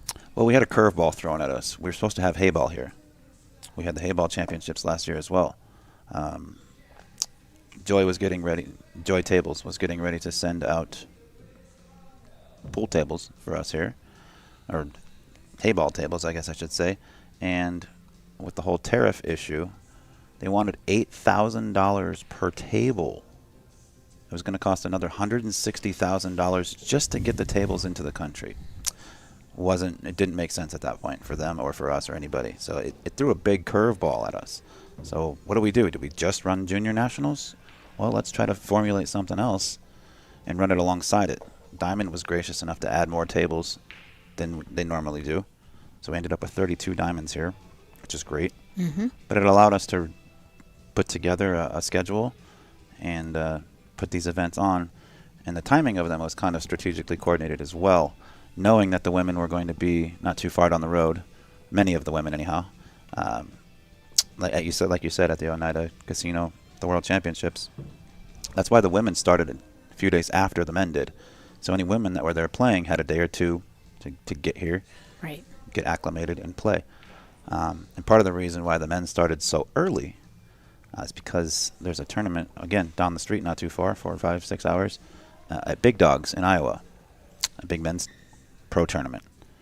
So we were hoping, and it worked out for a few people, but if you're going to go down there, come here first. You know, if you can work it into your schedule, leave a couple days early, come play in this event, try to win yourself a spot in the World Championships. So it worked out pretty well. I mean, given that this is the first time we've done this and we only had about 2 or 3 months of planning and throwing it together, I'd say it was a pretty good success. It's just gonna get bigger and better going forward. Now we have a whole year of planning. Now we know what to do, little things we can improve on, better ways to market this, and just make sure the word is out there so everybody has an opportunity to come play. Yeah, it's been a great event.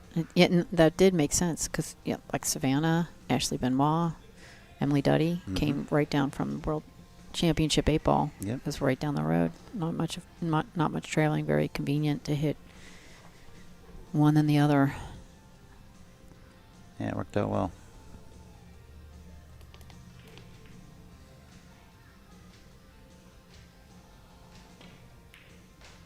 Ooh. Cross bank.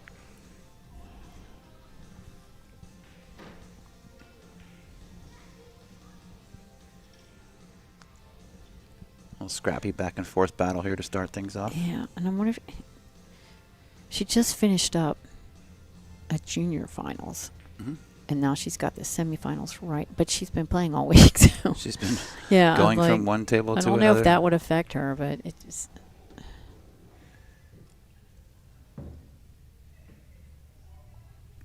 Well, she's got to be used to the 2 stream tables by now. This one and Oh yeah, the she's arena been behind living us. on these stream tables Yeah. this week. We've been trying to play Semifinals and finals. that, and exactly matches. We've been trying to focus the semifinals and finals of all the divisions on the stream tables. And fortunately for her, she's made the semifinals or the finals, I think, in every single event she played. Mm-hmm. Sophia was another one. Yeah, and they were playing each other a lot. A lot, yes. Every Sophia- time I walked by Last 2 the days, stream table, it was Sofia and Savannah. last 2 days, Sophia didn't look comfortable. Somebody in the chat said that she had a tummy ache. We actually spoke to her after the 9-2 match in the finals a couple nights ago against Savannah, the 8-ball division of this event here. Ed Ladawi went over there and kind of asked her, how you feeling? Is everything okay? You looked a little bit off. I guess she's having back problems, or she's having spasms in her back. And walking around all day on concrete floors isn't going to help that. Oh, wow. I've got magnesium oil in my purse. I would have taken her to the bathroom and sprayed some on. That stuff's really good for muscle spasms. Is it? Yeah. I highly recommend it. Not familiar with the treatment, but that's... Oh, it's just, you buy it in a spray bottle. It's magnesium oil. Listen, it's great stuff. You can get it on, I'm not going to advertise to anybody, but you can get it online. Shout out Amazon. Yeah. Exactly. Oh, shit. That was really loud. Sorry. Oh, you're fine. You're fine. Oh, they're not shooting right now. Yeah, we used Amazon this past couple of weeks. Everything you see in front of you, the monitors, every cable, every single piece of equipment with the exception of this laptop is Really? brand new. Wow. And all the cameras and impressive. tripods out there, yeah, well, again, when the Joy situation happened and we weren't going to have that second broadcast provided by them or by Kazoom, we still wanted to make sure we had a second broadcast. So Regroup. we checked the budget, found a few bucks, and we actually did our best to duplicate what Collins Nui has in terms of equipment. Mm-hmm. The other streamers that we've had all week, duplicating the same cameras, the same switchers, the same, you name it. So we're trying to make a synchronized look across all the streams, and it will get better going forward, but just a matter of fine-tuning a few things, getting all the settings dialed in, getting used to these new toys. I'm having a blast with it, but Yeah. some of it's a little tricky.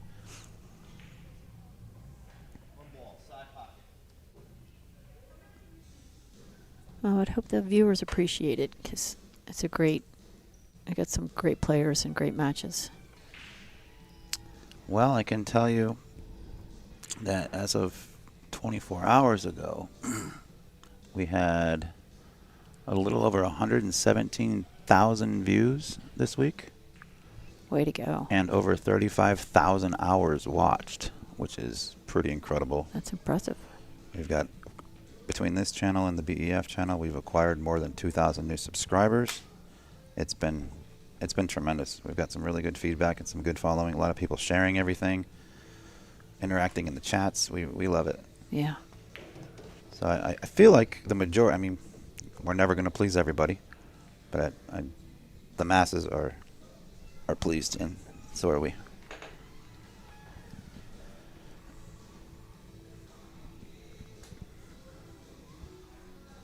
Okay, 2 ball on the side. That 3 ball is going to be a little tricky, though, unless she can get all the way around think she can to the swing. other side of it. Swing this ball. There we go. Bang, bang, bang, bang. There she just gotta is. make sure she Oh, avoids watch the it, 5 5. ball. She got there. She certainly did.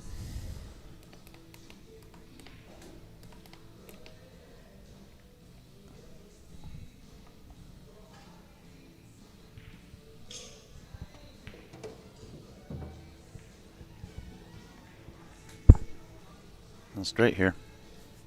A little bit straight.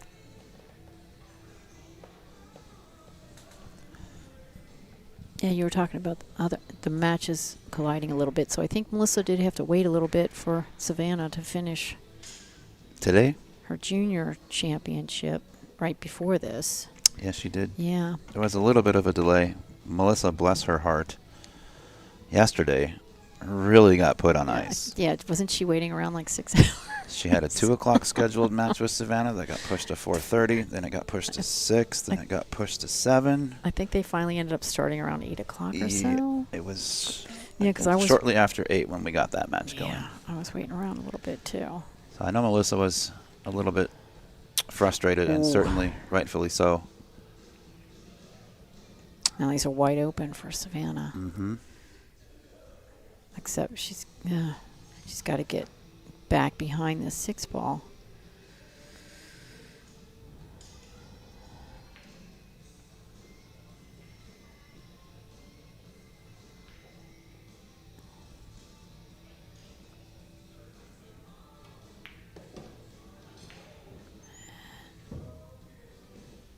No problem. A little past it, but a little long, but she's okay. Can everybody in the chat please get along? Let's be respectful to each other in the chat and the players. There's no need for negativity. And we don't need to talk politics either. We can keep that out of the chat. Yeah. I will assign a mod, or I will just do it myself and just start. Just no warnings. This is it. I'm just going to start deleting comments and booting people out if they're not going to be positive. Yeah. Absolutely. Let's focus on the match. Let's talk about how well these young ladies are playing. 2 balls away from tying it up.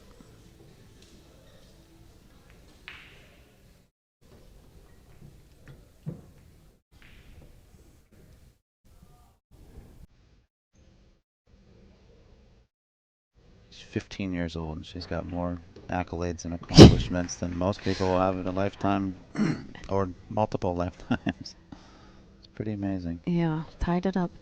This is quite a match. And you look at the difference in their ages, and they both are phenomenal players with a lot of experience at their different ages. You know, pool is a very interesting game that way. I like that this young lady right here has been on ESPN before. That's pretty cool. A couple appearances.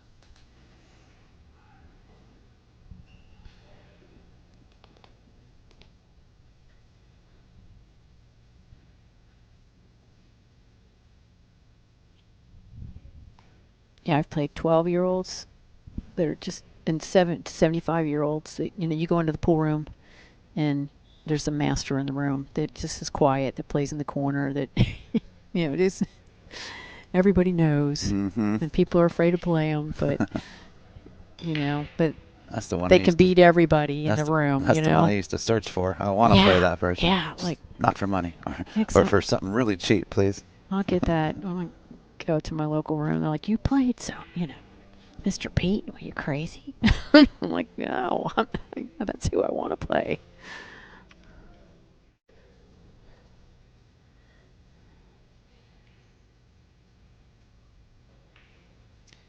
Dry break from Roadrunner brings Melissa back to the table with no look at the 1. What do you do here? Where do you push? Do you tie something up? I don't mind pushing the 6 onto the 2. I would push to the back of the table. Yeah, back corner. I like pushing the 6 to the 2, and then, like I said, I'm kind of crazy. I'm going to likely get it back from there, and then I'm okay with jumping the 3 at that point. Jumping over the 3 to shoot the 1. It is interesting to see different people's strategies on a push shot.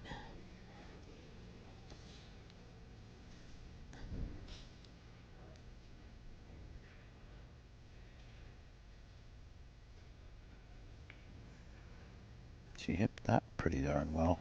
Yeah. Great Excellent control. save.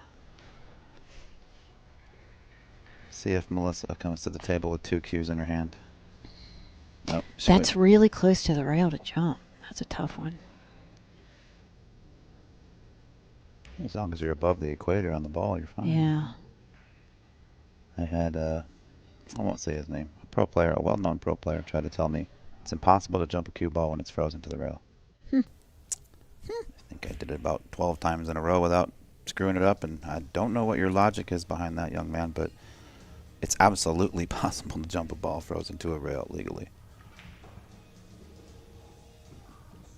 Thought it was a weird prop bet type something or another. Maybe thought I was maybe Yeah. walking into a trap. No, it's just literally. You wanna put some money down on that? Oh, what a hit! Good hit. She's not gonna like to leave. Savannah is. Savannah doesn't mind this. Apologies, folks. If you've been watching it all week, you know we had an overhead cam as well, or a very high camera. Wasn't directly overhead, but it's been taken down. We had to move that and move some other things for the junior awards. And Collins Newey and Melina Mike have already packed up their equipment from the Billiard Education Foundation broadcast. They're done for the event, so they went ahead and packed up. And to be fair, that camera was borrowed from them. So we won't have the overhead for this match or the next match, but that's okay. We just don't have a whole lot of angles to play with yet. We'll be getting some new gear when we get back home to Colorado. Good combo. Mm-hmm.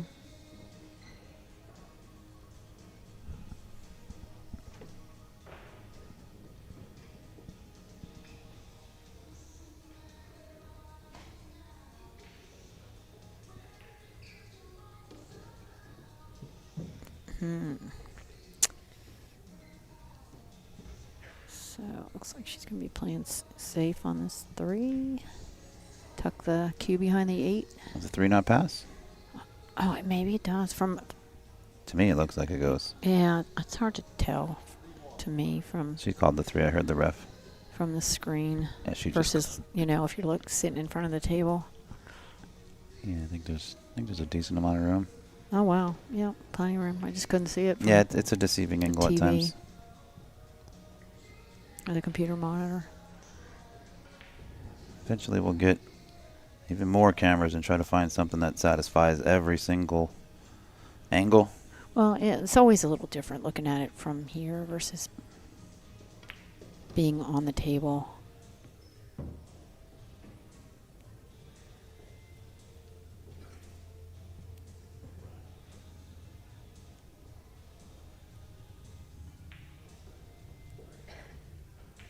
Do you have any sponsors or family members or anybody you wanted to shout out or say hi to? Or no? I'm open for sponsors. There we go. There you go. There we go. My Judy husband Wilson. is homesick, and we're supposed to leave on vacation Oh. Monday. I'm like, yeah, I'm doing a quick turnaround. I'm flying home tomorrow, and then we're driving out Monday to my hometown of Cincinnati from Maryland. So if we can get him off the couch, hopefully he's better by then. I hope so. Yeah, we're not going to really be able to visit anybody if he's contagious. I talked to him today. He said he's feeling better. So Not COVID, is it? Or is it? Or he who knows? tested, but it's like a 2-year-old expired test. I'm like, John, I don't think that's working. He says it's negative. I'm like, well, might be a false negative because the 10th iteration of COVID, God knows if that would even show up on that 2-year-old test. Who knows? And the test is expired. He's like, oh, it still works. Good. I'm like, but yeah, it could be a false negative. I'm like, and it doesn't matter what virus you have at this point. You're just, really ill. You shouldn't be exposing yourself to anybody. Stay home and hydrate. So. All right, beep, beep. Snagging the 4-3, lead. Savannah, yay. First one to the halfway point. Yeah, a shout out to everybody in Maryland, my Kia Burwell, Here's some my fans Richard, my friends out there. Here's some My fans travel, out there. Sorry. travel buddies, my road dogs that did not come with me this trip. It was kind of lonely. Oh, there's April warming up. April Larson, keeping warm, keeping in stroke, getting ready for the finals. Yep. Yeah, you can see the setup there that we were talking about earlier with the flags and the Oh, yeah. digital pool displays, and they were filming every table. If you have a digital pool account, you could watch any match, is my understanding. And there's Ashley Benoit, always on the table. She is real. It's Ashley Benoit right there. Come on, Yeah, focus. is that Mike? That's Melina Melina Mike. next to her. There's Collins. There's Larry Easton, Savannah's dad. Yeah.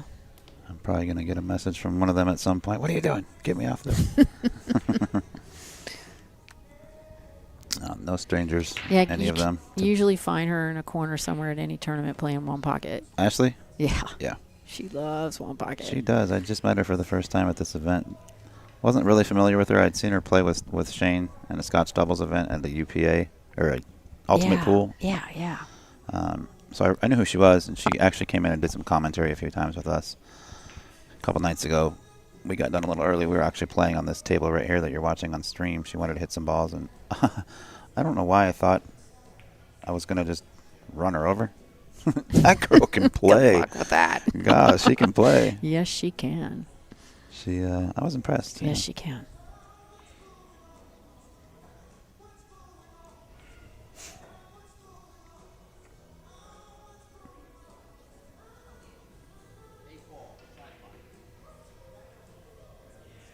Sorry if I'm being a little quiet here. I was put in charge of the flights for all of our streamers and coworkers and stuff, and I'm getting I've got random alarms set throughout the day so I can check them into their flights and then send them their boarding passes. Oh, jeez. So I'm sorry. I'm actually taking care of Collins and Mike's flights right now, so we're good. So you got a side gig as a travel agent now, too. Kinda, I guess. It was Ben, coordinate this so you guys arrive at the same time and you leave at the same time, because we're all riding together up to Quincy. Or excuse me, up to St. Louis. It's about a 2-hour drive to the airport. So it made sense to have everybody arrive at once and just ride together. All right, so appears Savannah has ball in hand on one. Couple of clumpy balls, so it's going to be interesting navigating through some of this. But they're open. Just kind of some tight spaces. Looks like she's going to play safe. Interesting. Yeah, I don't think she likes the clumps. Yeah, she doesn't like the 4. She's left a fairly routine Too many escape, though. clumps. Yeah, maybe she's hoping that Melissa takes a Opens up some stuff. Yeah, takes a swing at that. Yeah, as much as Ashley loves one pocket, I have a love-hate relationship with one pocket. Oh, yeah? I don't. I have a just hate relationship with one Yeah. pocket. When you're used to playing rotation and then you have to, like, be patient. Ticky-tacky, ticky-tacky. It's a whole nother world.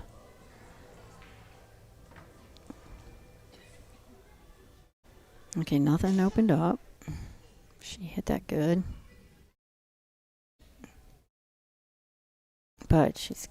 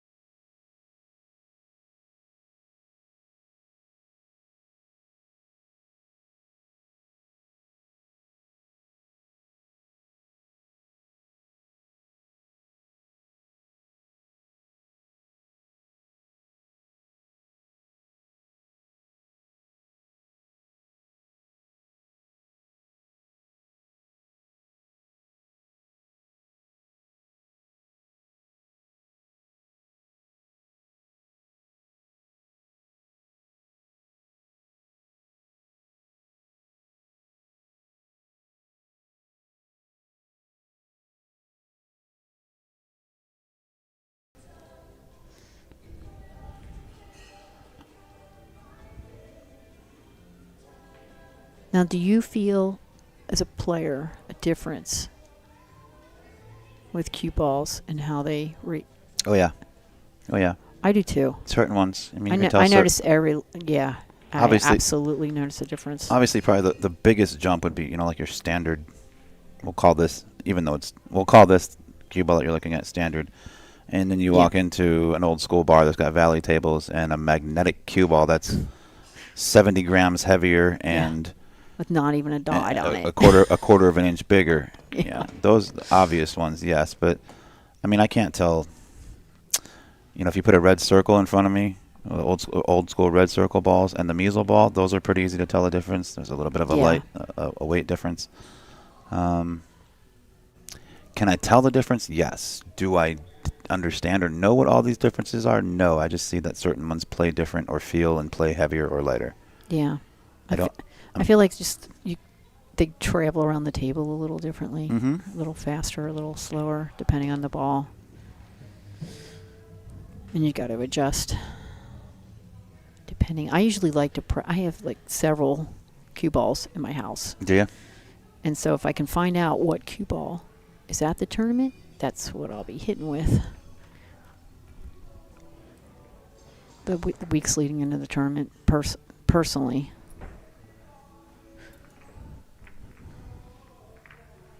I find it helpful for me, just even mentally, Yeah. just to be comfortable. I don't really get to play that much anymore. I've been married for a few years now, and I got a 3-year-old daughter. I feel like when I felt like I was over-prepared, was when I really didn't do my best. Yeah. I took too much time thinking about it, and there's been times where, there'll be a $100, $500 entry tournament in town. I didn't know about it, or I had no intentions of playing it, and then all of a sudden I find out I got Saturday off. I don't know the rules. I don't know what set of balls they're using. I don't care. I just show up, pay my entry fee, and I tend to do better when it's just kind of just throw it to the wind rather than. I think that's a thing. I really do. Yeah, because I was talking to Kelly Wyatt, and she's one of my old nemesis. When Nemesi? Yeah, Is that a word? she moved here she moved to Kentucky from Virginia just recently. But it seemed like we always would draw each other in a local tournament or whatever tournament was going on in JP Newt or whatever in the Mid-Atlantic region. And she, like, her daughter was playing this tournament, and then she found out there was the women's event. She signed up, sounds like kind of last minute. She shot really well. But with, I think, not really a long-term intention of playing it. Oh, wow. Just bobbled that. I looked away for just a second. I was checking the brackets here. Yeah, she just bobbled the two Bracket. ball on the side. It just shimmied. Hate when that happens. Oops, I forgot to mark this up. I'm so sorry. Yeah. We just Forgive me, give slow Melissa. motion replay. We can see, like, what. Oh, no, yeah, not it was that. like, was it just aim off a little bit, or did she come up too soon, or just the slightest movement? And these are tight pockets, because I hope people in the stream realize a lot of times when you're watching a tournament, especially a pro event, that the pockets are tighter, and it's more difficult.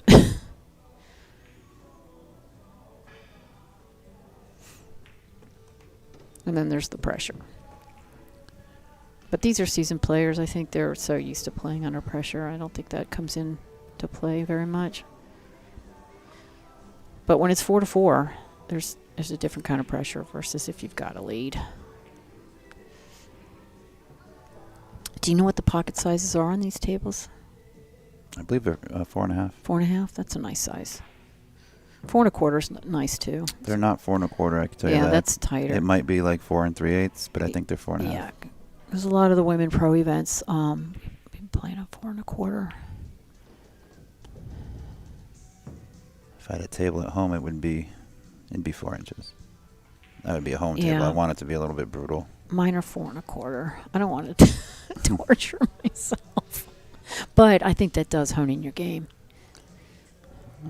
I find that it makes me focus just a hair more on Yeah. when I'm pocketing a ball. Yeah. Instead of just trying to make it and get position, I'm trying to split the middle of the pocket. Usually I don't care where it goes in, just go in. Yeah, I do like to go into a pool room, and if there's a tournament, warm up on the one pocket table sometimes, Mm-hmm. just to really.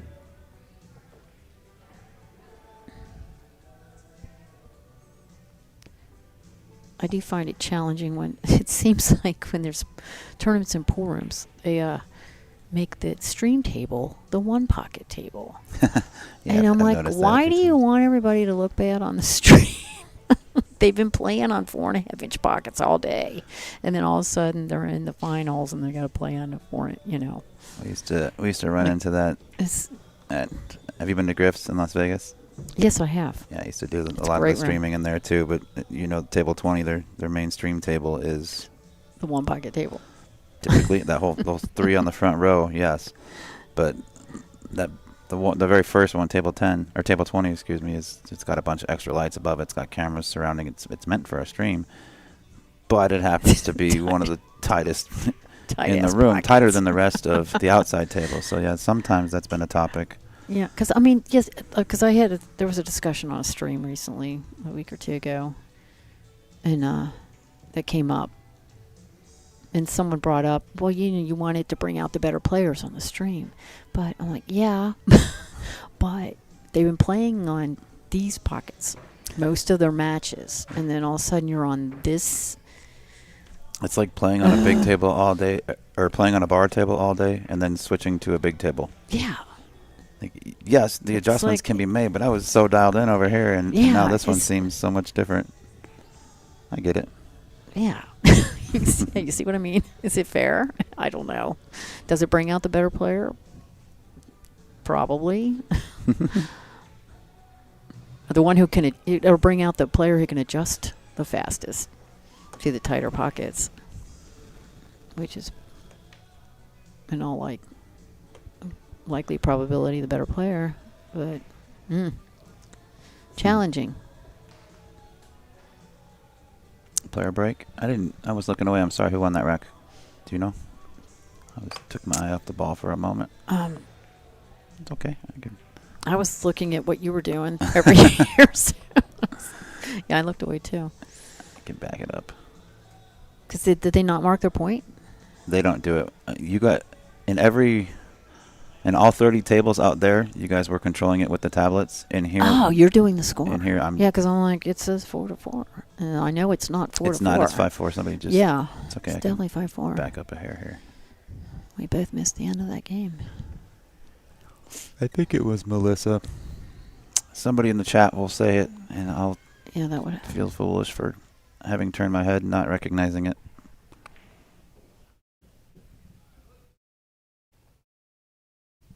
Yeah, she's got a wide open out. Yeah, it's Melissa. Almost a 5. And the players Yeah, this are has been a great match so far. They're really just back and forth. battling it out. Player break right now. Good semifinal with some really great players. Love that big eagle. Yeah, this like I said, the signs and the just the whole presentation of the tournament room here it's really great to walk into. Gave you a good feeling walking in as a player. I love the America theme too. Yeah, but it's some national championships. It should be that way. It's really awesome.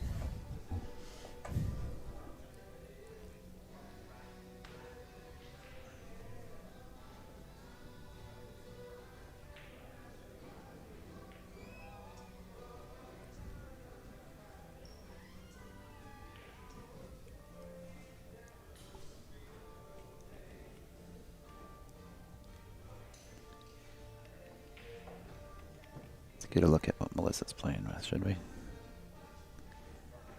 Her equipment, can you see it this far away? Oh yeah.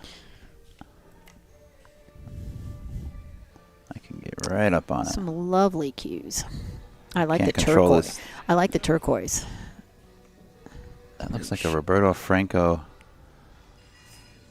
jump. It is. You can see the RF right there. Yeah. Roberto Franco jump cue. I don't The believe other that's one not looks like a turquoise, that's- limited edition, a 19 out of 100 I'll go back to cue, the black and white one. With the Savannah's back and ready to rock.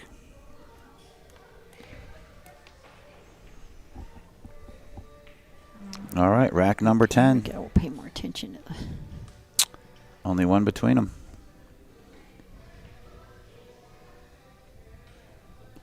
One rack separating.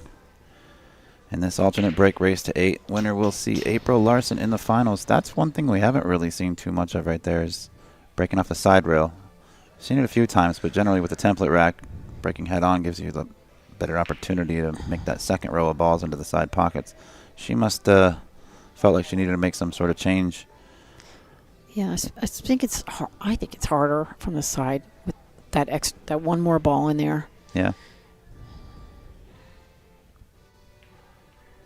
Yeah, they had some instructors here because there was an instructor conference going on, and I was working with one of the master instructors on my 10-ball break, and I really got some great tips. Good. Trying to get you to pop the ball? And just smoother stroke and actually holding the cue down flatter. And were you elevated or something? yeah, I was a little elevated, aiming a little lower on the cue. So yeah, I'm anxious to get back and work on the suggestions. Good. Yeah, it's always nice to pick up a little knowledge. I know they had that PBIA summit right next door. Yeah. Is that where you were over at the atrium? No, they came over here one night. Okay. Yeah. No, I knew they did. I just wondered if you went just over to there as help well. people out. Mhm. Yeah, and I was like, hey, I could use some help with my 10-ball break. And yeah, they were a great group of people, really knowledgeable instructors, some master instructors in the room. Did you get to meet Jerry Bryseth? He was helping me with my stroke a little bit. Yeah. That man is something else, isn't he? He's amazing. He's amazing. Like, I spent 5 minutes with him, and I felt like I had a year's worth of knowledge. He is incredible. He really is. You believe he's 89? Is he really? He's 89 years old. Wow. Yep. Yeah, he's a wealth of pool knowledge. He is. He's in the BCA Hall of Fame as well. Yeah, he's like the grandmaster of pool instruction. Well, it's Right. important. It's important for him. It's important to him, but it's also important for him to pass down what he knows Yeah. and make sure that the next, generations to come have any type of knowledge that he can share and help improve, with the instructors and with the future of pool. Somebody like him, it's very important for him to share his little secrets and get it all out there and make sure that it gets passed down for others to take advantage of. Yeah, I felt very blessed just to have him give me a tip. It's like, thank you. So yeah, she had a wide open end of the rack here. Nice. Wow. Nice stroke. That's because that was That was just a tough little cut down the Seriously, it rail, and was. she executed that perfectly to get to that 10 It ball. was a great decision to play to that side of the 10. Yeah. Most people would probably try to stay above it and play it toward one of the corners. Yeah, I liked that. I think that was the right decision, definitely. All right, 6-4. Melissa's got a 2-point lead. And that's huge in a race to 8. I mean, Especially so this- alternate break. Yeah, this next game is crucial in the mind of the players. Because, Melissa. Both of them. Yes, exactly. Because, Melissa gets the next game. She's on the hill. And Savannah has to win 4-1 from here. Gets the next game. It's 6-5. So this is a critical game here. But there can always be a momentum change. It's amazing how that can happen. Where Melissa's got a little momentum. She's got 2 games, but Savannah could turn that around. She's got the capability.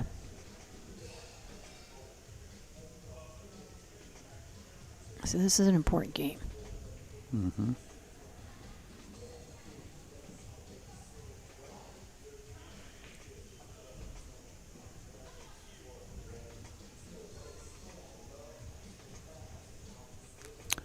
Rack 11. Yeah, Savannah, she Take a look at the 6 and the breaks 7. right She from the middle. lost control of the cue ball, which kind of Mm. set everything off the course you would expect it to take. Yeah, she didn't want a dry break on this game.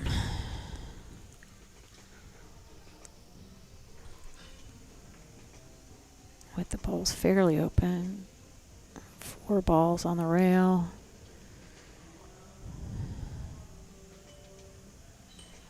And she's got to journey around to this 2 ball. Down behind the 10. Look at that stroke. Go, In go, normal go, conditions, go. that ball would have probably been in a much better Yeah. position. And like we were talking about cue balls earlier, I feel like a measle ball would have moved a little farther also. Or get one of those old red circle cue balls that, or even the old red triangles. I don't know if Yeah. you remember those. There's- Those weigh even less. You can really get those balls dancing around the table. Yeah. Much lighter weight. I feel like the measle's a little heavier and it moves more because Yeah. it's heavier. Oh, well, I mean, if you've got the power to get that stroke going, you can Yeah. use the Yeah. mass of the ball with The some lighter momentum. ball. Yeah. So she trapped the 2 ball up behind the 9 with a miss.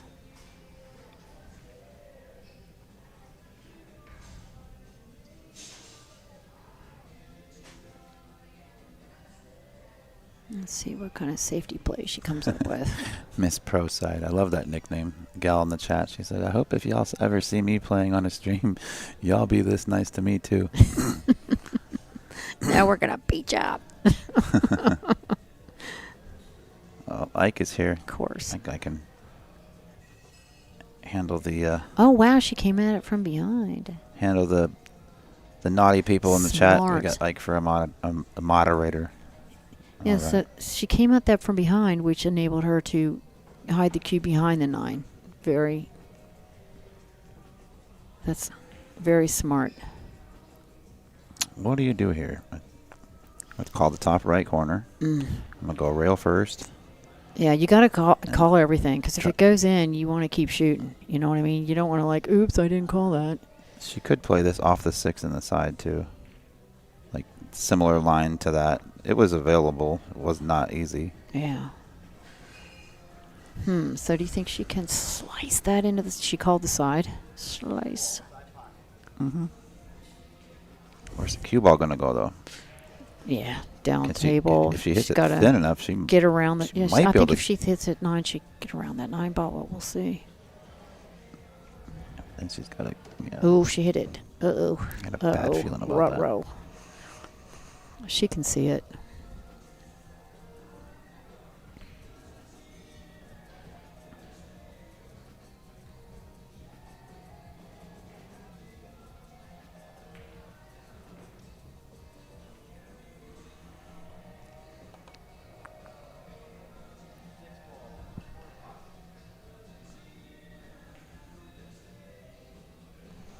Currently, it is 3:54 p.m. here in Quincy, Illinois, on July 12th, 2025. For those watching in the future Yeah. on YouTube, next match is scheduled for 35 minutes from now. So we're looking at a 4:30 match. Winner of this match versus April Larson. It will be the final match. Yeah, Central Daylight Savings Time. That's right. It will be the final match of all events here in Quincy. Junior Nationals wrapped up about an hour or two ago. They finished their very last event. Savannah took the very last title up for grabs on the day. It would be ironic if she was to take the very last title in this event too. Melissa Helland has other plans. Save the best for last, the pro women. Well, I mean, yes and no. I'm teasing. No, it's They're all the juniors were all phenomenal. Every we division we was couldn't phenomenal. really call this a pro event because it was Yeah. open. An You didn't open have to women's be. event. You didn't have to be a professional player to be in it. Correct. However, the 3 remaining players, I believe, are all considered professional players. Correct. You're absolutely right. So it ended up working out that way. Yeah, it's an open women's event. I was told to be careful about certain things that I say. Yeah, yeah. I think we did all right, though. We got through the week. Oh, Oh, goodness. that's unfortunate. Yeah, and she opened up any problems. Look at this. Up, down, up. Or I should say down, up, down, up. Shooting down table for the 3. Up table for the 4. Down table for the 5. Up table for the 6. This cue ball's going to do a little bit of traveling here. Yeah. Well, I mean, 7 ball's got It's- infinite options. yeah, she just kind of needs to bring that back a little bit, take the 4 straight down, and then you get good position for the 5. I tried to get about as straight as I could on this 4 ball just so I naturally have angle for the 5. Yeah, you need a little angle for the 5 to get around for the 6, and Shoot. hopefully you don't hit anything on the way around. If she really wants to, well, no, that would be stupid. Never mind.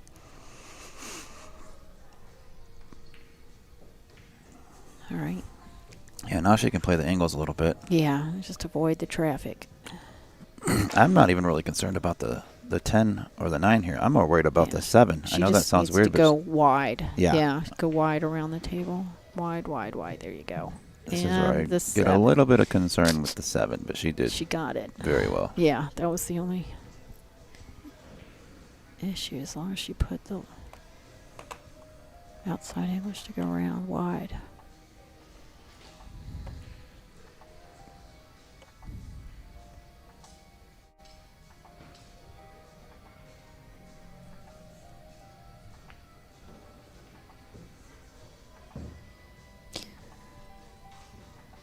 So it was quite a storm last night. Did you get Yep. blown I, away in the wind? I noticed there was a couple small trees down right outside the venue. I didn't notice the trees that were down. I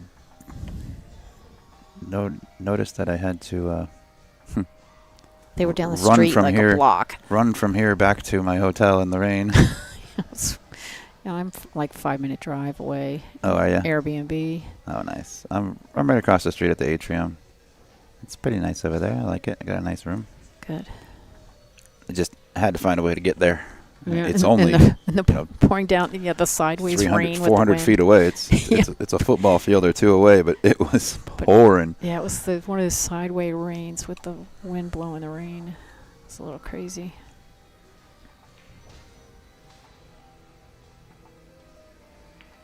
All right, so Savannah's back at the table in this important rack. Crucial rack. Yeah. Great opportunity for her to Yeah. get back within 1. She needs it. Yep. It's huge. I think she'll be breaking next too. Stay down. Yep, take your time.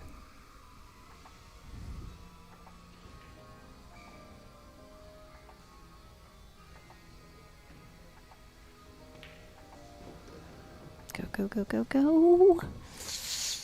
Wow.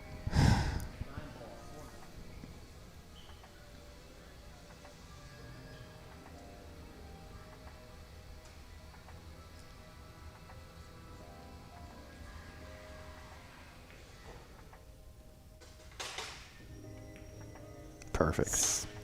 Very smooth. All right.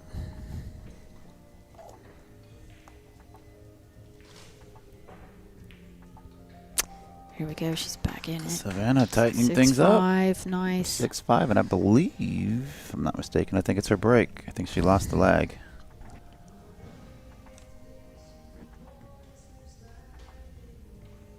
I think that's what I recall, anyhow.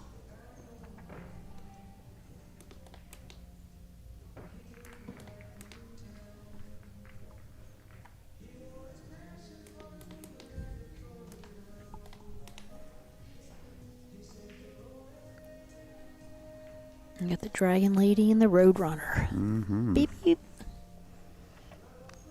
Beep, beep. Looks like she's already rocking a Gucci belt. Yeah. Good for her. She earned it.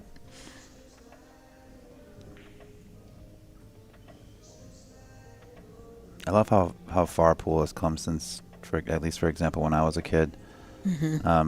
I wasn't allowed to go. I wasn't even allowed to be in a pool room, even if you're with your parents. It was that type of situation. Or my dad didn't play pool. My dad, would go to the bar on Sundays once in a while and just watch football after church. And pool had at least in my house, had like a negative stigma to it. The gambling, the hustling, the shadiness, instability, the fights, the problems that can come along with it if it's not treated properly. And I just love to see how far it's come. Now you got parents supporting their kids, traveling all over the world. You got these incredible sponsors that are putting their faith and their products into these kids' hands.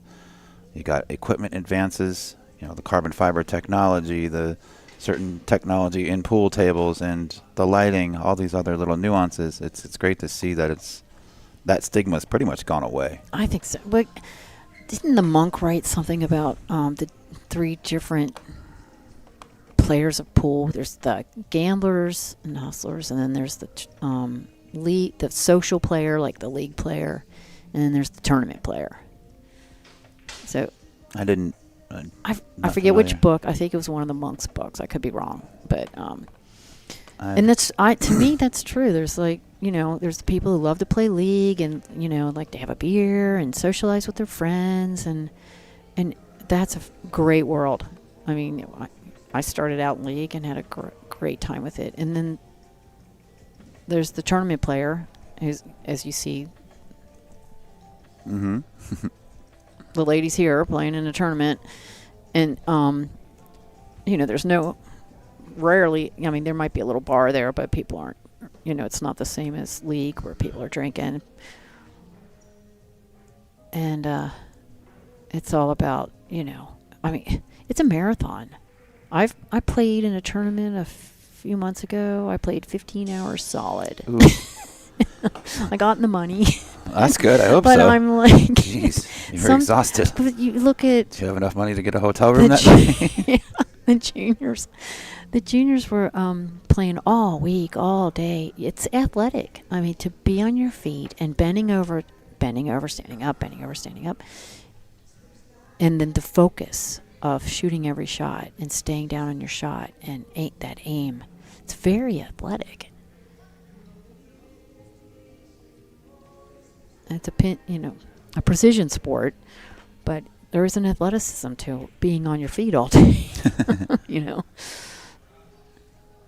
And then, then there's still gamblers out there in the world. But I think, to me, it's 3 different worlds of pool, 3 different facets of pool, and they all have their benefits and fun. But, yeah, you can't just look at the old Trying to play a 3-year-old mentality safe. of pool where it was looked down upon, or people would get their hands broken in a bad gambling match. Yeah, I think that's kind of gone away. Yeah, it's not quite Thank like God. that anymore. Yeah. I think the internet has a lot to do with that too, because Everybody knows everybody. Yeah, Everybody's got a exactly. Fargo rate. well, even if you don't, it's not hard to find something about somebody somewhere using your phone, whether it's internet or calling or texting or Fargo, whatever it may be. This technology is so far along now, it's hard. I'm sure It's there's hard to hide. hustlers out there that are still keeping on the down low. Yeah. One pocket players. Good old one pocket.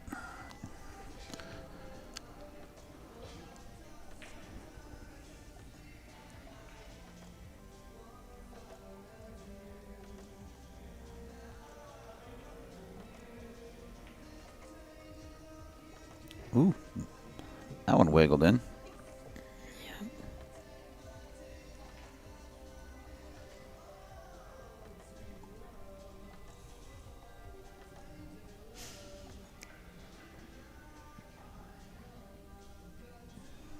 So that was another dry break. Mm-hmm. Yeah, that's really been hurting her this match, I think. She loves this cut down the rail. She is very good at it. She's only missed it once that I've seen. Yeah. Yeah, And it was the very first attempt that's a in really this set. good tool in her toolbox of Mhm. shots, because she really, yeah. She missed the first attempt at that at rack 1 or rack 2, and it's come up 3 or 4 times since in both directions, whether it's using right or using left. Both directions up and down the table, and she hasn't missed it yet. Don't jinx her. Yeah, she's It's a little true. short on the 4-ball. my buddy JT just texted me. He must be listening or watching. He says, "Did someone say one pocket?" You know darn well it wasn't me. Ashley's in the room. Come on over. Yeah, I got a play. girl up here that'll play you some to try you Yeah. a little even. Yeah. Be on the lookout for Ashley Benoit, Benoit. She's 29 years old. She looks like she's about 14, and she's my speed, JT. If I'm being honest. In rotation, one pocket, she'd hand me my backside. Yeah, she said she'd play me. It's like, I'm afraid to play you in one pocket, Ashley. Are you nuts? I'm like, for $5 maybe. Yeah, right. Yeah, we played 3 racks a couple of nights ago, just with one pocket. She won the first 2. I got the last one. I felt like I should have won all 3 because I had wide open tables. Running 8 balls isn't that hard, but I'm just missing stupid shots. You gotta make She your plays shots great. when it opens up. Yeah. Yeah, and that was just it. I don't play one pocket very well, but I got that shot to open things up, and then I think aside from having a beverage or 2 in my system, I got a little cocky blame the about it, beer. kind of trying to show off a little bit, and quickly humbled by this tough table. Blame it on the alcohol. Well, it can't possibly kidding. be me. It's got to be something else. It's not me. Well, it's hard too. The ticky tacky, and then all of a sudden come through with the shots after you've been tippy tapping the balls for an hour, half an hour. Yeah. All right, Melissa right. chalking up here. So- 2 rails. And the balls were open again. I think 2 rails. I'm going to wrap around the 6 a little bit, or the 7. Excuse me. Wrap around the 5, but watch out for the 6. Oh, she just went straight into it. Ooh. Okay.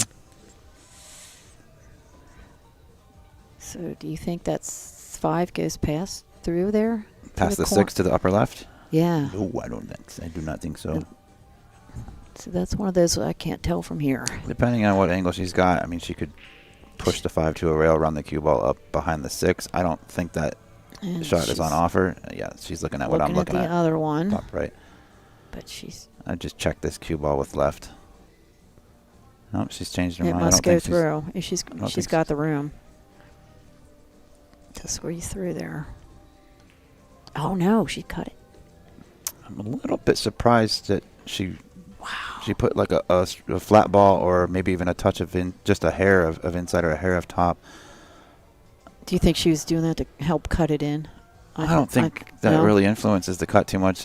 I think the left hand spin actually makes the cut a little easier, and it keeps the cue ball, right around second diamond back and forth, rather than up on the head rail. And there's a reason I'm here, and there's a reason she's out there. Right. So I'm just obviously speculating.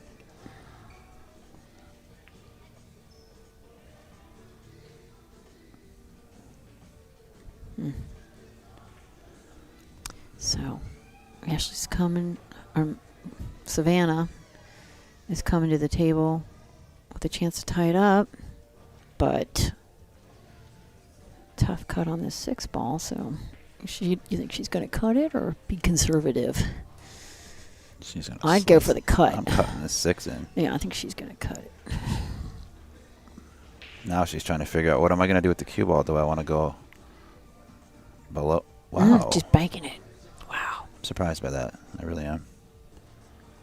I'd be cutting this, and I'd go back and forth and keep my cue ball above the side pockets. See, I almost think on the, being down 1 in the semifinals, I would I wouldn't be surprised if she I changes would- her mind and cuts this ball. play safe down to the rail. Play a little conservative.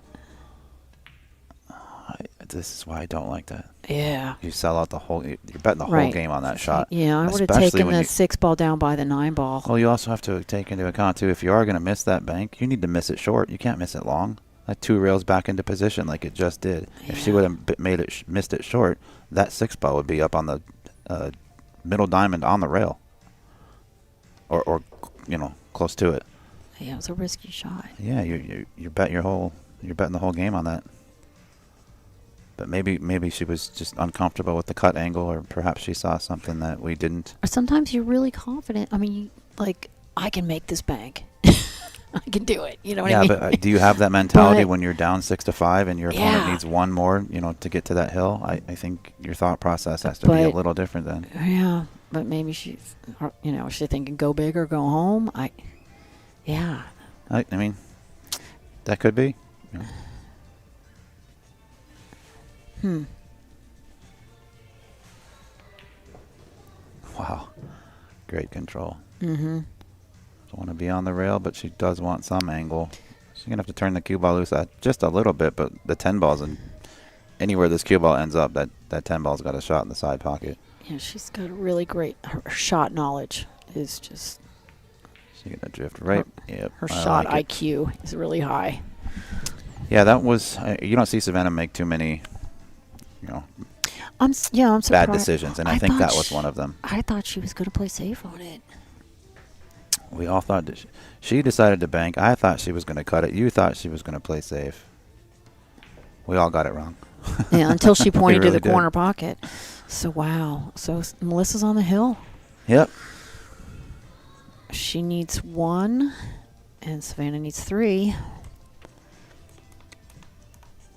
But I would not count her out. Never. She's a strong player. So what is she thinking right now? She's thinking, what do I have to do to overcome this one?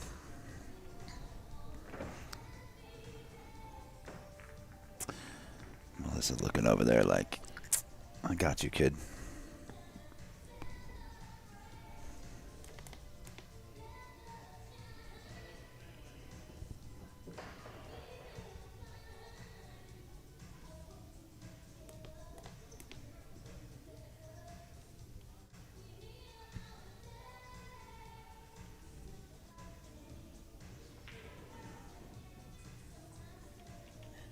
All right, this is the semifinals, and if you're new to the chat, the winner will play April Larson in the finals shortly. Yep, we are about 20 minutes away from the scheduled start time there. So it looks like we're going to be right on track. Even if Savannah comes back and wins, I still don't think it takes 20 minutes to play 2 racks. And these ladies shoot pretty fast. I mean, Yeah. a safety battle can slow it down a little bit, but they're pretty steady players as far as tempo.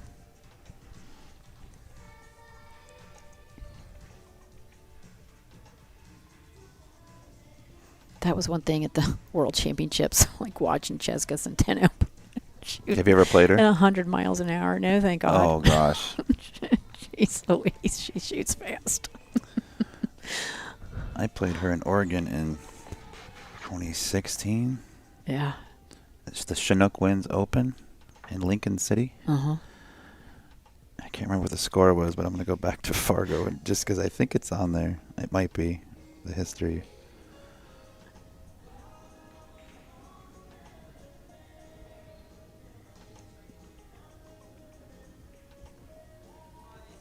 So she's a 780 Fargo. Yeah, Wow. she shoots 100 miles an hour. Yeah, she smoked me 4-1 in a warm-up event. Okay, so she cross-banked it for a safety and scratched. I'm sorry, what was? Oh, she smoked me 4-1 in a warm-up event. That match did not take 10 Wow. minutes, and my friends. Well, you got were, one on her. My friends were laughing. Yeah, I broke around the first rack and didn't get another shot. I don't think. Was it winter break? Yes, it was a warm-up event. Now, do you prefer winter break Yes. or alternating break? I prefer winter break, even if I'm the underdog in the match. I don't mind winter break in a long race, but a short race, winter break is. Well, like a race to 3, race to 4. No, I guess I No. wouldn't prefer it. If we're talking Absolutely like not. 7 or longer, 9 or longer, maybe, Yeah. then I would prefer it. So you guys were playing a race to 5, and it was winter breaks. To me, that's too short for a winter break. You So know what, that, maybe with it that wasn't. level, It may not have been Yeah. a winter break. I don't know. It was a very long time ago, but I do remember not shooting and remember thinking, who the heck is this girl? I've never seen her before, never heard of her. yeah. I believe she got 3rd in the pro event. Allison Fisher won it, and Rebecca Wagner from Las Vegas got 2nd.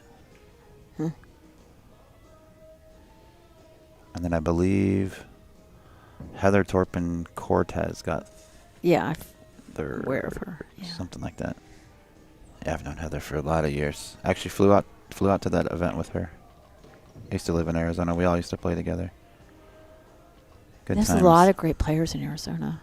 Arizona's got a very, very strong Yeah, pool they used to scene. have the regional tour championships at Bull shooters? bull shooters. Yeah. I recall. That was my homeroom for the last few years I lived there. I'd walk there. My that's a condo was great right next round. door. That was a great tournament. That was a lot of fun. I was there a couple times, I think, at least.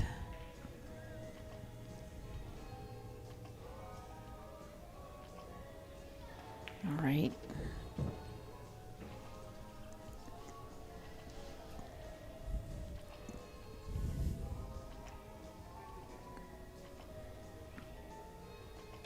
A little bit of an angle is all she needs. I wish my Fargo was equal to my credit score. I'd be a pro. Yeah, I'd have a shot at Moscone Cup if I was able to use my credit score as my Fargo rate. Wow, your credit score's that high? Good for you. Yeah, it's Okay, like Savannah. 790, I think I just broke finally. 7-6. Good for you. 7-6. Savannah's back in it again. You do not count her out. She can bring it. What did I just do? I just turned her name off. All right. So a 2-1 race Mm-hmm. to 8.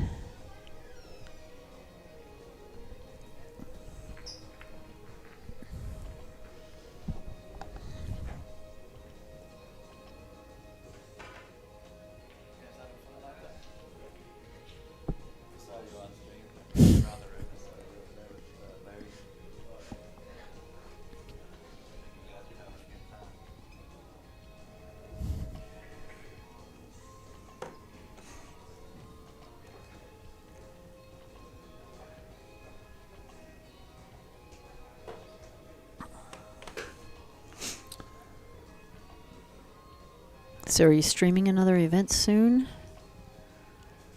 Or I don't know what is the this next. it for a while? This is probably going to be it for a little while. We may end up at, like I said, in Bristol, Tennessee at the end of August. I'll go back home from this,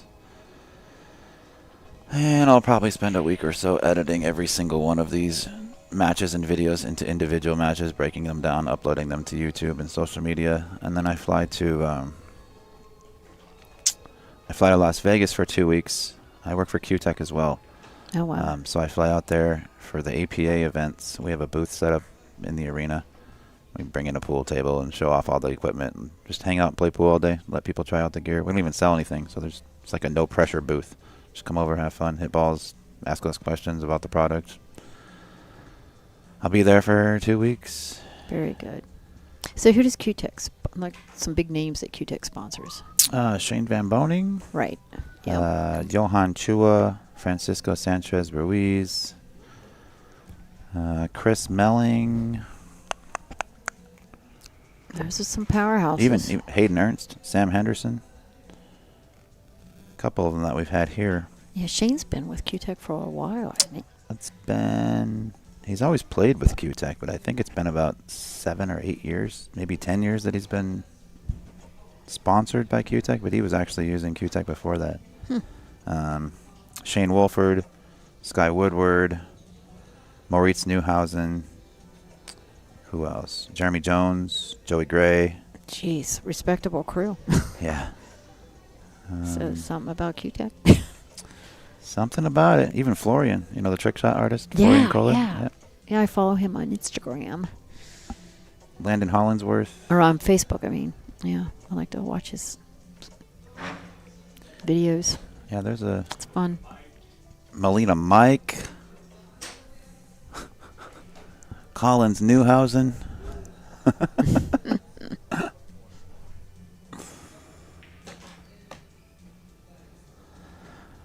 All right. Savannah kicking at the one. Could be kicking for her tournament life. Let's see. Yeah, this could put her on the hill. Wow. Which would, Where's this going to end up? She's not going to. Oh, after she is being gonna leave a down, to shot. be on the hill with Melissa. Let me see if I have a better As, angle here. I want to see this. Lonnie Fox Raymond calls it a hill thriller. This is tough to tell. Is she going to draw the cue ball into the 10 and just kill it there for a shot on the 2? Or does she want to try and roll forward? 'cause on It's the a 10 bad ball. angle. She can actually go forward and check it with inside and come back. Yeah, I knew she Ooh, was going to bump into the that's 10, not but I what didn't she know wanted. how. Yeah, it's like, how's that going to affect it? Well, if you're going to bump the 10, I think bump it with draw, so you're bumping it on the left side rather than the right side. Yeah. Or if you're going to play it, if you want to play it forward, hit it hard with some top spin. Catch Right. the same Yeah, side I she would- just caught, but let the top grab. I would have thought a little top. But oh, nice safety. Beautiful. Not taking any chances. Yeah, that was a good save. Safeties win games. That's right.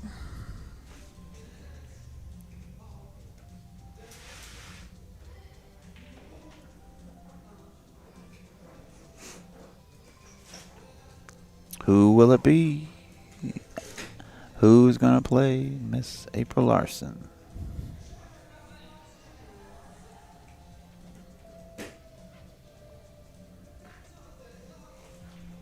She's so cute. April had a video on YouTube this week of her. She's like, "Here's how I get ready for my matches," and she's got a country song playing on the radio, and she's singing along. It's just, if you follow her on Facebook, check it out. It's really great.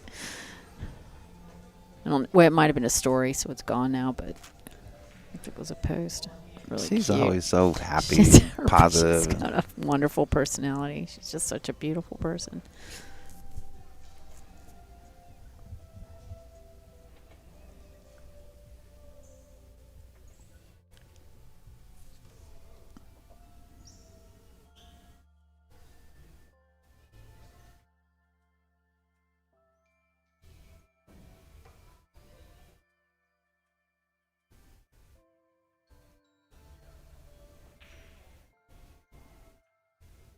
She drawing over. Yep. Yeah.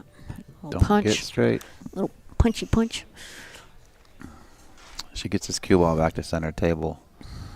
I don't like Savannah's chances from there. Yeah. She makes this 4 and punches it back Four. to center table. Everything just connects What do together you very think? well. Yeah, she's gonna drop.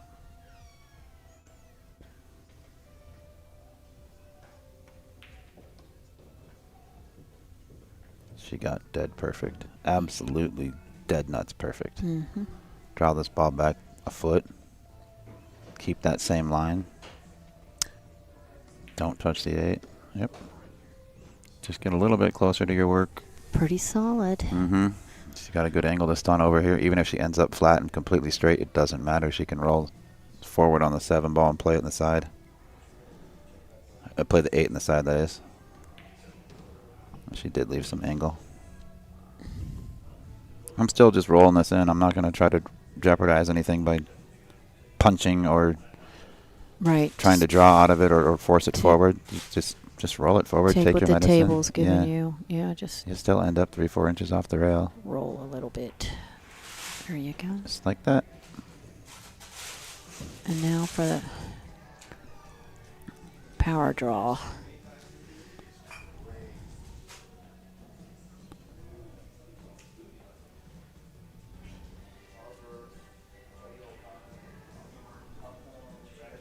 And push through. She's looking good. I'm playing this either way, but it's going to be in the side pocket. Yeah, the 10's right there in the middle of the table, which makes it easier Yeah, I just... for options.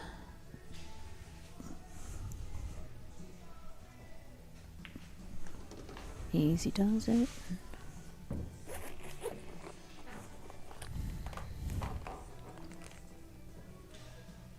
Sure, she would have liked a cue to come a little bit farther, Mm-hmm. but it's makeable. Certainly makeable. I wouldn't call it the 50-yard line, but this isn't where she wanted to be. Yeah. I wonder if she'll just 100% focus on the 10, or does she keep a little bit of caution with the cue ball and leave it on the foot rail just in case? I think I'm putting all my energy into just making this. Yeah, with a little top to make sure you don't scratch in the corner.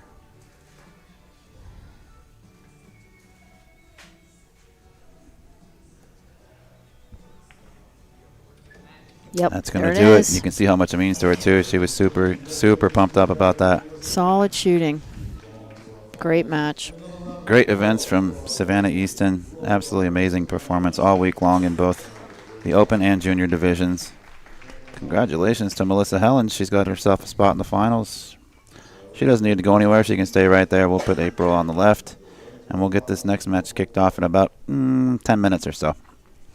Judy, thank you so much for sitting in. It's been great chatting with you. Thanks. Very nice to meet you. I look forward to seeing you play more in the future. Thank you very much. It's been a pleasure. I've really enjoyed it. Thank you so much. Guys, hang tight. We'll be back with the finals shortly.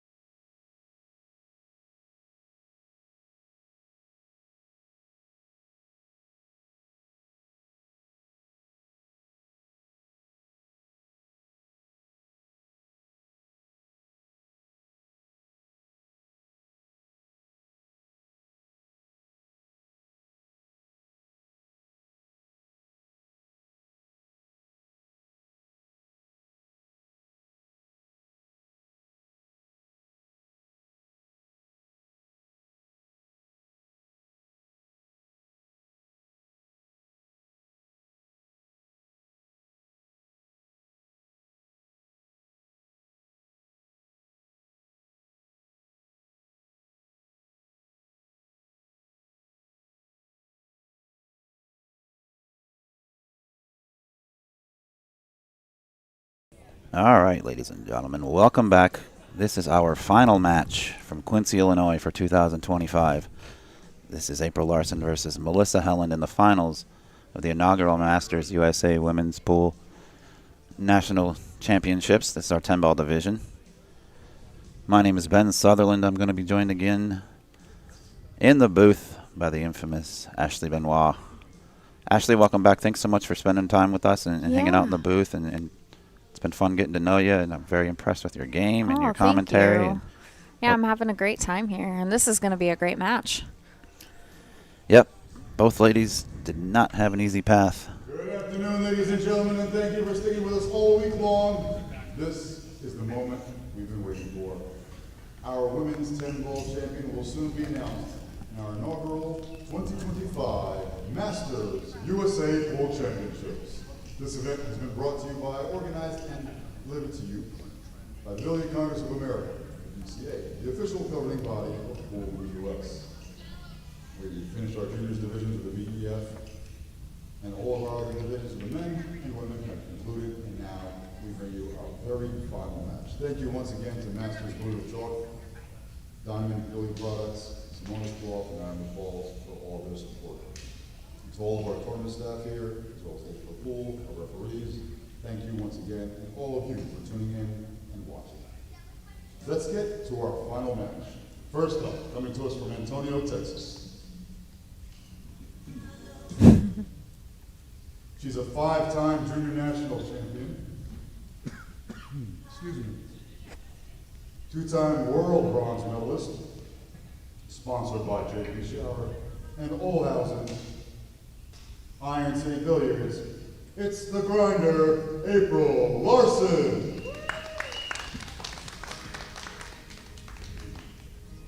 And her opponent, you just watched make it here in the semifinals. Coming to us from Moore Park, California, a 2-time California state champion, having 3 appearances on ESPN. She's no stranger to the arena or tough competition, sponsored by Jam Up and Hard Time Sacramento. It's the Dragon Lady, Melissa Helland. Our official for our finals, referee extraordinaire, Mr. Dave Pearson. You can take it from here. Ladies, you may lag for first break. And I will send everything to the booth with Mr. Ben Sutherland of the BCA and our very special guest commentator, Ms. Ashley Benoit. Take it away, guys. Thank you so much for that, Ed. He's been amazing all week long, calling the introductions for all the players, juniors included. It's been a beautiful, beautiful presentation. We're very grateful to have him, and very grateful to have you yet again, Ashley. This is going to be a hell of a match. Yes, it is. Yeah, these girls have been playing great all week. I had to play Melissa in the 8-ball, and she took me out in the final bracket. She had some nice things to say, though. That was really appreciated. She commended my safety game. You know, said that you could definitely tell that I play one pocket because she did not know how to get out of some of my safes that I put her in. Yeah. So Yeah, great player, great lady. And April, of course, if you've never met April, you're missing out because that girl is just all heart. All heart and all smiles. All heart and all smiles. Always just a bundle of joy. The grinder. There she is, getting those spectacles ready.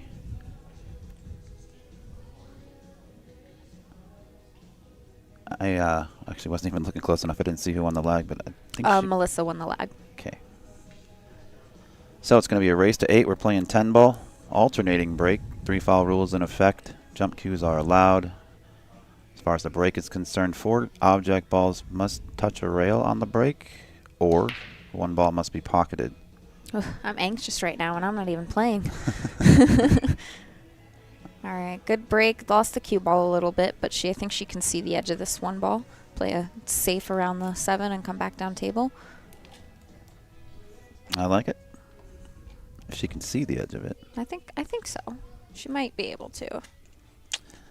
Can't tell from this I'm angle. I'm that foolish person that's going to push the cue ball 2 inches down toward the foot rail because I want it back so I can jump it in. That's how bad I push out. Wait, I'm sorry. Where did you say you were going to I push would take to? the cue ball and push it straight down toward, right behind the 10. Oh, okay. Down toward the rail. So it's completely hooked. Okay, so she's jumping it.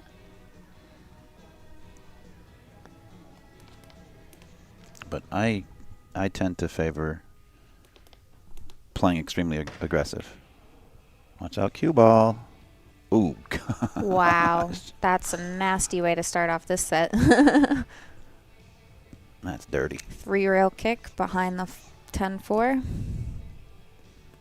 So April Larson, a.k.a. the Grinder, versus Melissa Helland, a.k.a.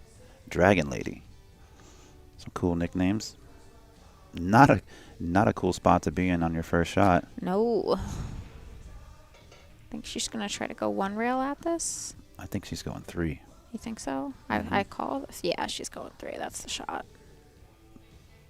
Imagine she called it in that side I bracket. know. I think she pointed to the bottom corner, but she might have just been chalking or something.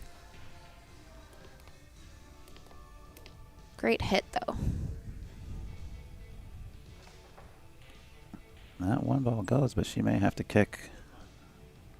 I believe she's going to Yeah. end up going. It's it's fairly simple kick, and as long as you hit right speed, the 2 is right there. I'm trying to catch that second rail. Yep, just like that. Oh my gosh. You couldn't get any closer without touching it. And look how wide open the table is. So April's got a great opportunity to strike first blood here, and that'll be pretty strong, especially considering it was Melissa's break. Yes, and where she was left after that first shot. Yeah, it's going to be really important to try and hold serve.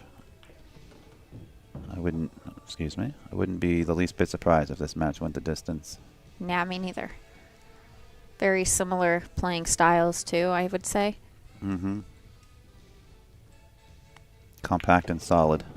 Usually not turning the cue ball loose or taking any type of flyers. They're very disciplined players.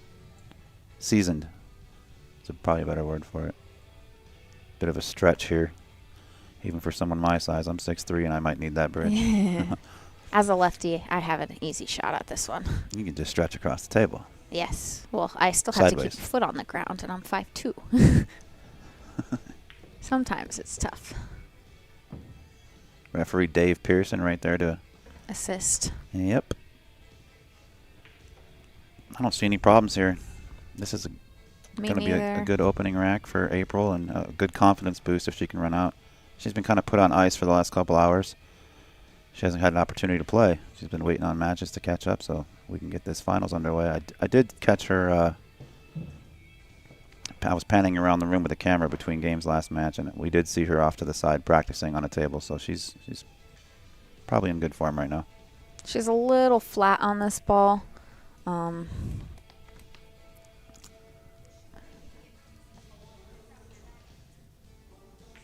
She can spin this with inside and take like a thinner cut on the 6. Oh, I think she played that with just straight top. She forced it forward. It's makeable. It is, and in normal conditions, she probably would be perfect right here. It's extremely humid here in Quincy, Illinois. Very, very humid. It's been raining a lot lately. So a lot of that humidity is kind of trapped in the building. We're also playing on this particular table has a carpeted floor in the arena, so it's absorbed a little bit of that moisture, that humidity, every little small factor. So I think that table might be playing a little bit stickier, if you will, than some of the outside tables that aren't as close to a door or a window. That's a good shot. Slow down, cue ball. Well, she's out of line, but she can bank this. She could play safe if she wants to. Yeah, with that 10 ball down there, the safe is actually, I feel like, the better call here. You don't want to give up your... She's calling the corner. Ooh, okay, so I think she's going to try to Z-shot it, and... If she misses this, she needs to make sure she banks short. Yes. If she catches that foot rail, she might have made it. So she did all right. She did bank it short. She missed it on the, I suppose you could call it the pro side. However, we got to... I just think it caught the point there a little bit and slowed it down. Yeah. So now Melissa, 3 balls left. Strike first blood.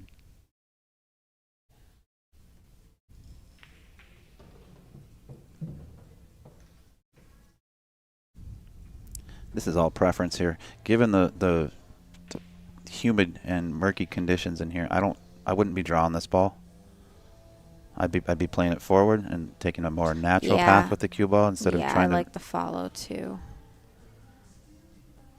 to draw this ball. It's you're trying to create too much resistance in a humid climate, and those balls just aren't going to grab like they're supposed to. And she was wise enough to recognize that, I think.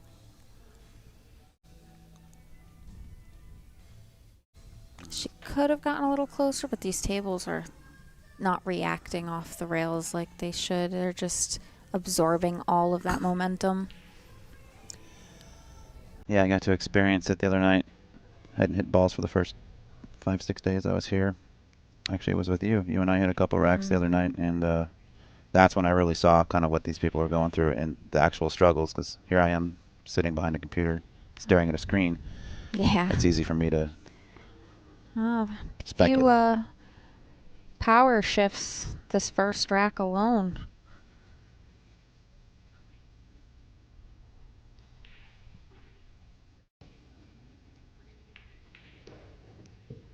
All right, rack 1 in favor of the grinder on Melissa's break. I haven't seen a whole heck of a lot of break and runs. Again, attributing most of that to the sticky conditions.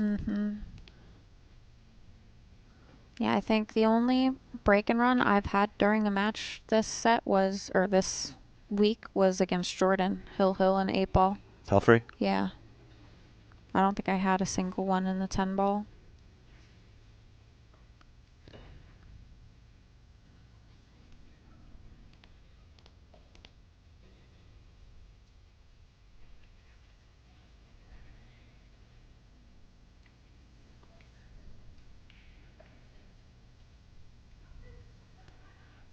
April's eager to break.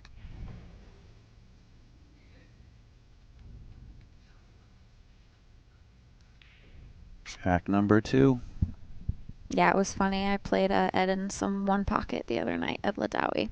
And the moment he, grabbed the balls to go to racket, he, made this shocked face. He was like, oh my God, I didn't think it was this bad. I was like, yeah.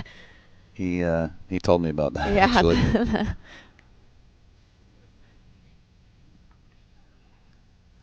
All right, 2 ball dropped. She's got a shot at this one. I think she can just stun it back a little bit for that 3 in the corner. I don't know why I thought that was the 2. I struggle with colors. That's the 4 ball, obviously, if that's the 3 next to it. So, yeah. Good call. I just have a hard time with colors occasionally, especially on a monitor. I didn't know it passed to the lower left. I thought she would have played it to the right. Yeah, it goes in both.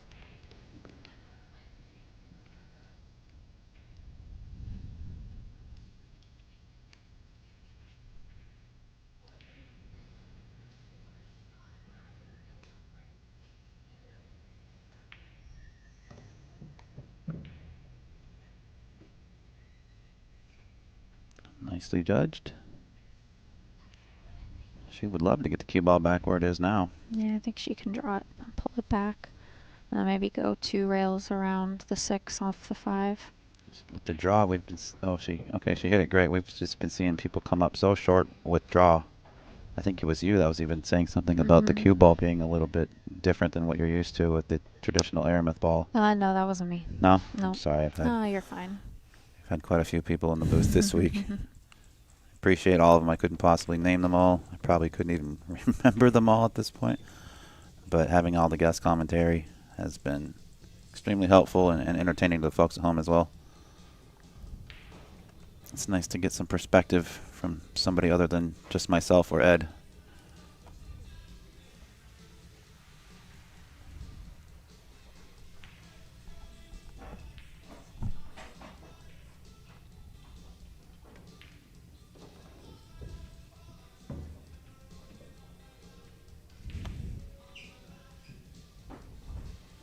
All right, she can make the 8 in the same pocket. She's got the angle to come below it.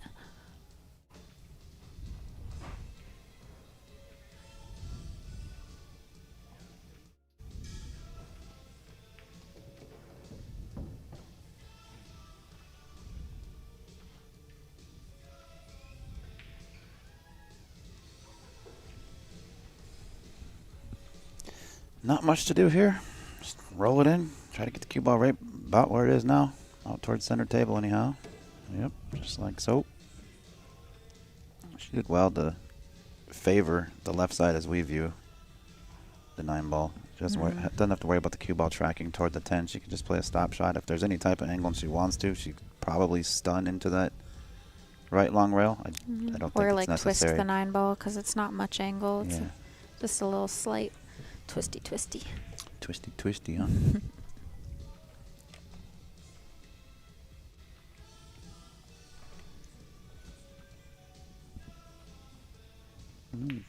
Camera's getting drunk. Nice and blurry. We got a bunch of new gear this week. So we're trying to get it all dialed in. So we got some moments of blurry camera on occasion. I just like to call it a drunk camera. So very quickly, 2-0.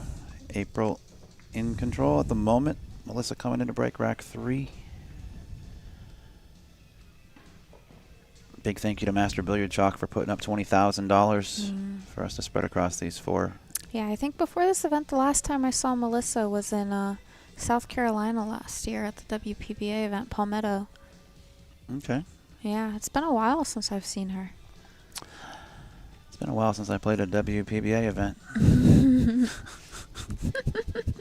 Lame joke. Very lame. That's the Women's Professional Billiard Association, I believe. Yeah. I can put a dress on and... Okay, anyhow. I'm not going to get weird about this. Oh, that was What a great break. break right there. 1 ball off the rail. No. Parked the cue ball. The 4-railers kind of did their thing. It's the 4. Is that the 4 top left? That's the 4 and the 9 ball that did it for me. And I can Yeah. tell you by the way that they were moving up table, I could tell you where they were racked. It was the 2 balls in the middle on the bottom row. When it's hit that square and it's racked that perfectly, those two balls go straight down and come up. The corner balls. The corner balls. 3 rails around each. 4. You're close though. 4. Yeah. 1, 2, 3. 3. 1, 2,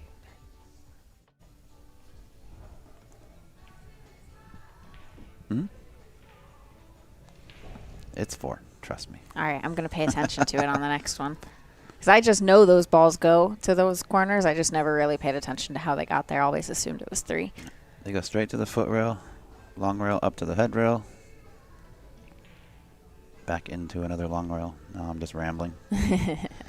So a tough. Yeah, go ahead. Oh, no, sorry. Yeah, so this is tricky. She can make it. She can't really even cross-safe it because of where the 9 is. Yeah, she just wants to make sure she sees the edge of that, too. I might have tried to go rail first with that and come to the other side of the 9. It's a tall order. Very It's tall. risky.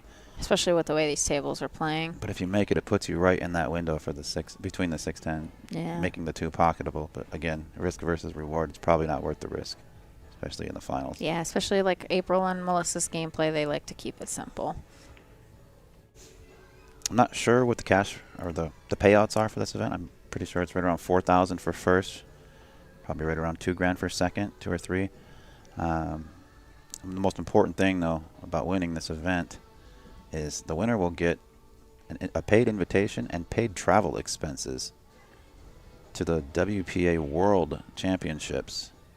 I do not know where the World 10-Ball Championships are being held. It doesn't matter where it is on the planet. We will take care of the entry fee and your travel expenses, hotel, flights. So there's much, much more to it than just a national title and a little paycheck. There's an opportunity to become a world champion and represent your country on the world stage. Good speed there. It's a great shot. She has left it for Melissa. Melissa can. Yeah, that was just unfortunate with where the 9 was. She hit that really nicely.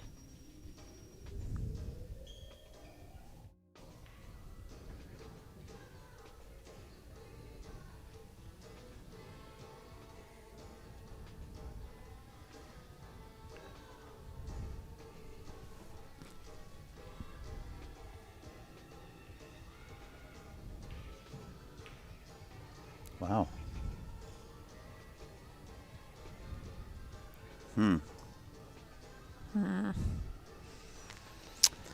expect her to miss that one. That's, I mean, a It had- long shot when you haven't really gotten time to warm up to the table. She just played a full match against. Oh, well, I mean, but in the last few racks, though, you Okay. know, she Oh, yeah, hasn't. yeah. April's been running out. Fair enough. I was like, she just finished playing a whole match against Savannah.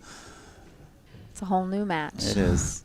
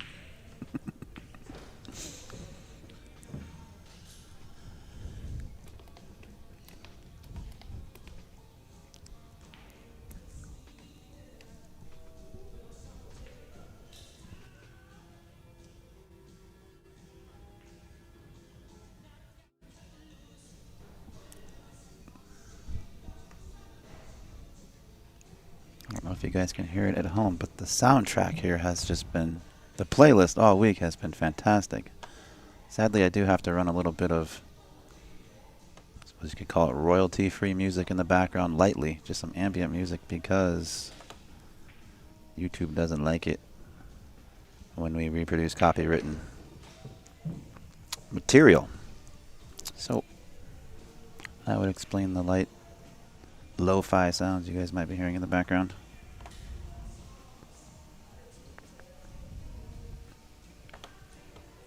Well, 2 balls away from a 3-0 lead and breaking rack 4. If I can get the words out.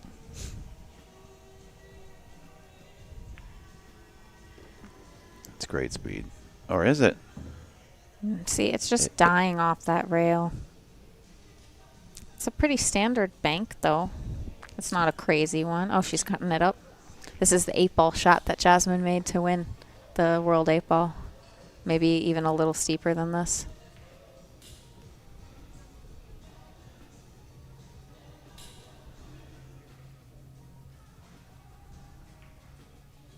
Made it.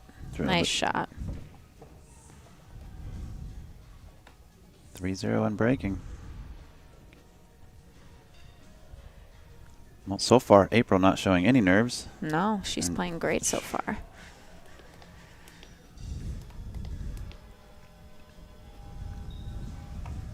See how Melissa's feeling. She don't care. She cares, I shouldn't say that. She's not phased.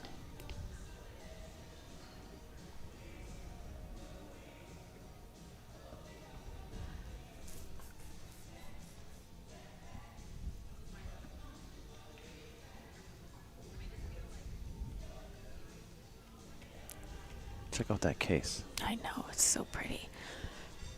Don't look too closely, you might go blind.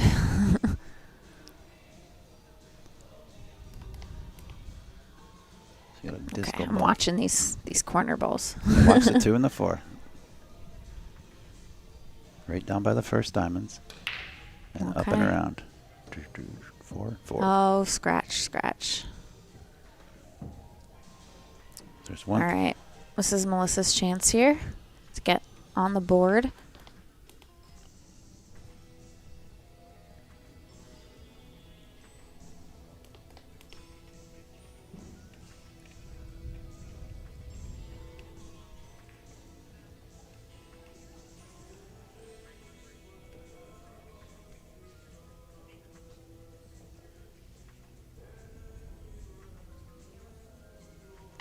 Surveying the lay of the land.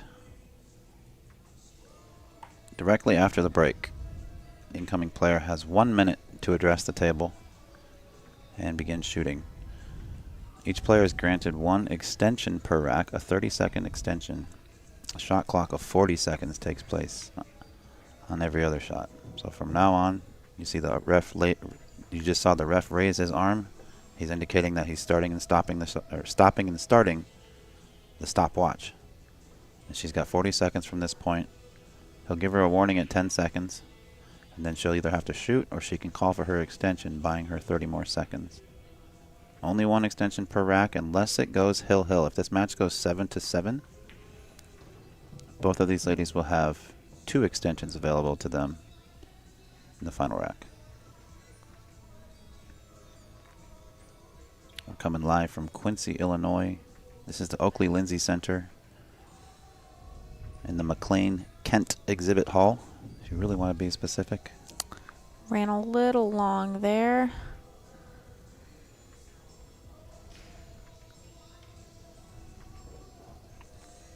Yeah, she's got to be careful here. Mm-hmm. Making the ball isn't too tough. Yeah, I see what she's looking. That's a stun. You can't just play this with top and get there. You're going to hit the 10. She's got to punch this to a slight extent. If she plays this with dead top, I think she clips the 10. Oh, I'm wrong. It's a pretty good shot right there. Mm-hmm.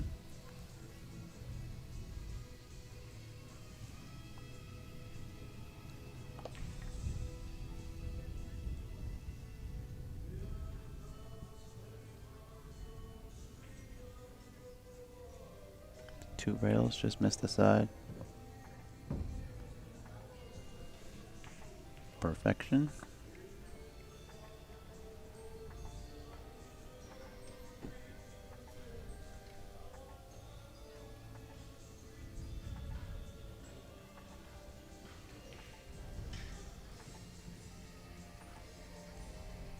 Look at that focus. Jeez.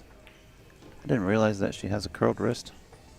She's got a little bit of a curled wrist when she shoots, similar to SVB. A little bit of a, I don't want to call it a hitch, it's just angled in a little.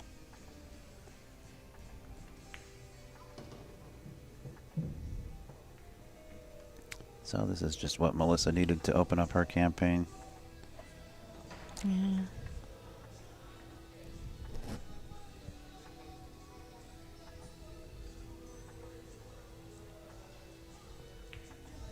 Oh no. My goodness. Something's Very off. unexpected miss there. Something's off. She has been extremely steady and consistent every time we've seen her. Yeah. And so far, in less than 4 racks, she's already made a couple mistakes that she hasn't made in years, I'm certain.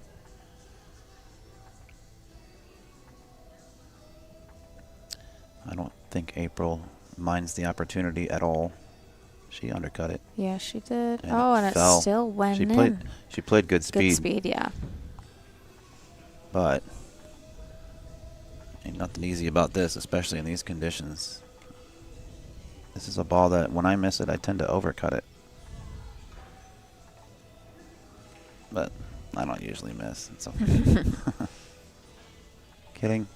Can never miss from the chair. Bingo. She split it. She split it. Beautiful. Yep.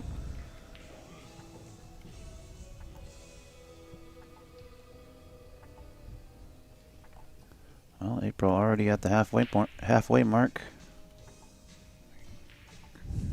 Cruise around a little bit. Look at all the spectators, man! It's packed in here. I'm not honest, even though it's the finals. It's been a I'm very not, long week. Everybody's already left. Yep. Not honestly surprised. There's not a lot of people. Look at her. Are you kidding me? Are you kidding me? What? Does she ever stop? She's having fun right now, I think. That girl plays more pool than anyone I know. She doesn't know the camera was just on her. That's hilarious. That's awesome. Tried to shark him. All right, rack number 5. Trust me, if I wasn't commentating right now, I'd be at the pool table too. If I was Melissa, I'd have probably taken my break right now. Stop this before it gets any more out of hand. She needs to hit a reset button or do something. She's not herself at the moment. And I don't know for sure if you have to wait until it's your inning at the table to take a break or to call for a break. Maybe she doesn't think she needs one. Well, that's perfectly fine, too. I'm just saying what I'd do. Yeah, yeah.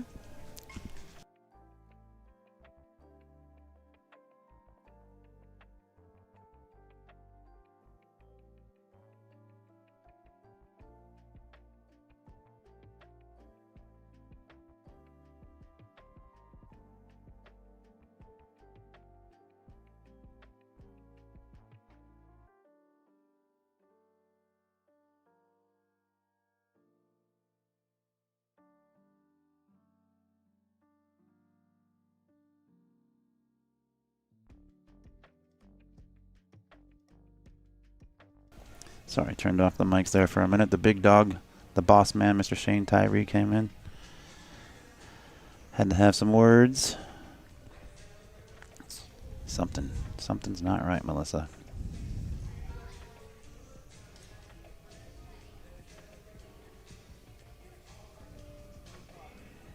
I'm going all the way down with this ball. I don't like rolling this ball with inside. It's the right shot. I don't like it. She hit it great. I like warping that ball around with draw, wrapping around. Oh, she didn't get the love tap she needed.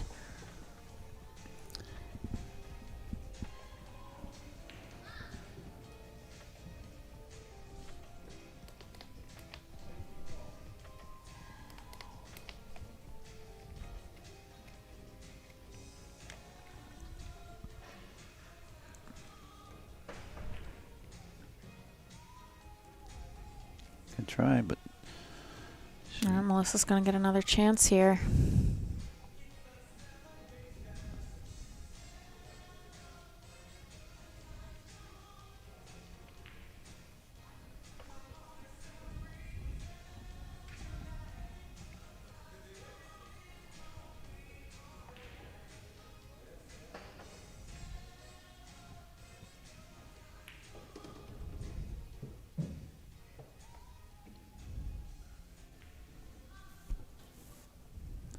a little short on position here. Gotta watch out for that 6. No, I think she should have come 2 rails and avoid it. She come above it. Yeah. The angle tricked me.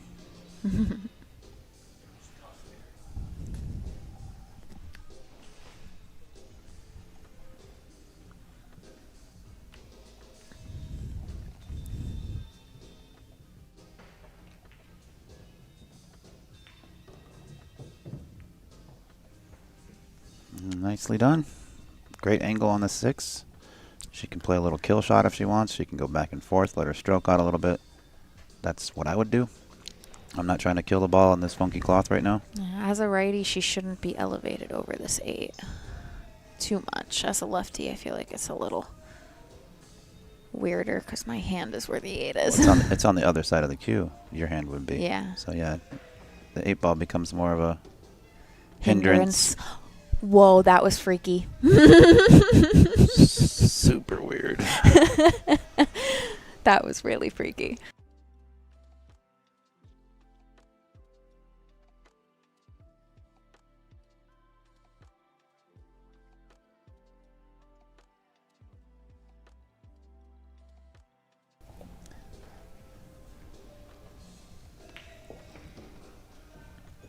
Perfect.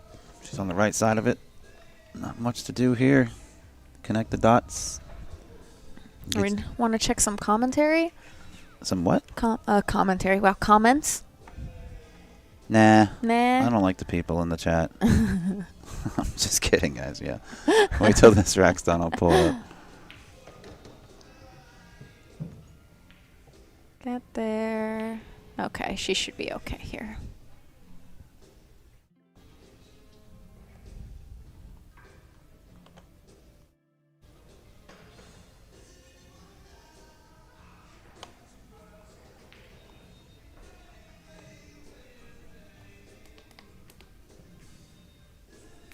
She's on the board. Nicely done, Melissa. Let's see what some people have to say.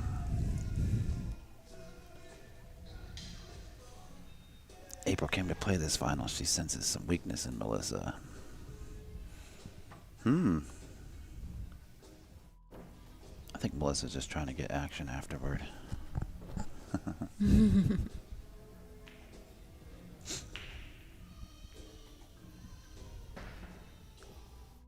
April is mid-20s, if I remember right. Yeah, she's 24, I believe. 24 or 25.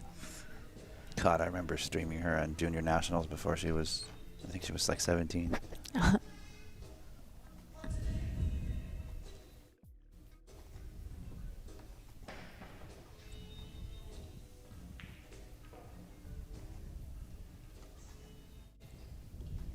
Oh. All right, both of the second roll balls came low. Nothing's going to drop on this break. Melissa's got to look at the 1.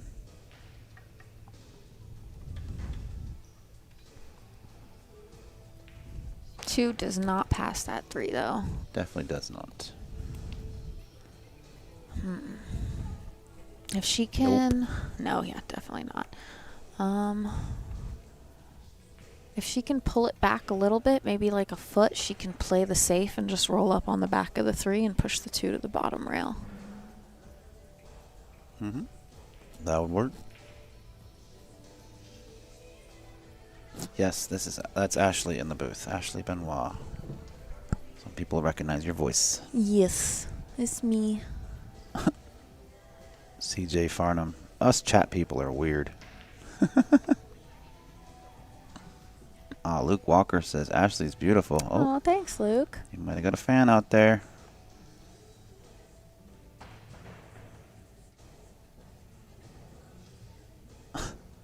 Patricia. I'm going to say it even though I shouldn't. If Georgia farted, Florida would be an island. Wow.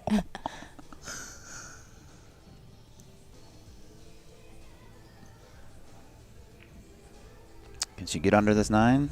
She spun over. Spun it. I Can't tell if she got there or not. What are the odds that April just plays this all the way up table?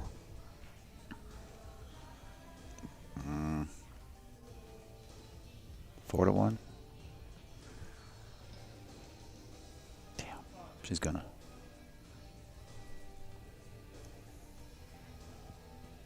TP thinks I'm 16, or are they talking about Savannah? Mid-20s. I'll be 30 in October, guys. What did you name your pickle? So somebody knows you have an emotional support Yes, pickle. they do. I posted it on my page. That's funny.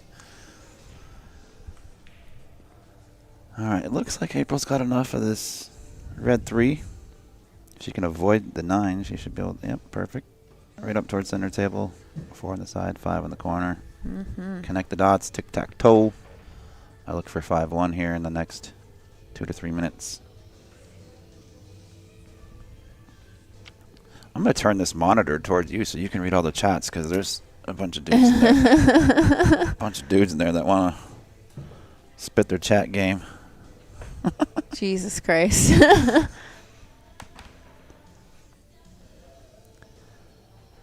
Guys are crazy. She can go 1 rail straight back down if she wants. If she wants to turn the cue ball loose a little, she can go 2 rails around the right side of the 7 ball. She's lining up with the right hand spin, which tells me that's what she's doing. It's just a more natural. You don't overhit it. But we get fooled by the speed because it's so damp in here. But Yeah, she can pull this to the side rail and back out.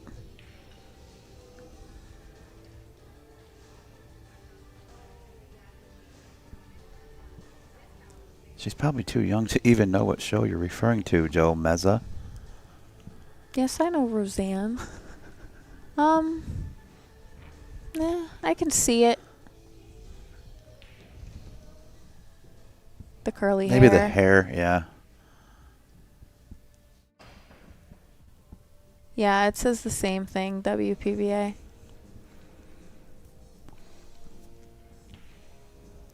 Oh, she's got a bridge on this one. That could change how she chooses to hit it, but I don't think it will.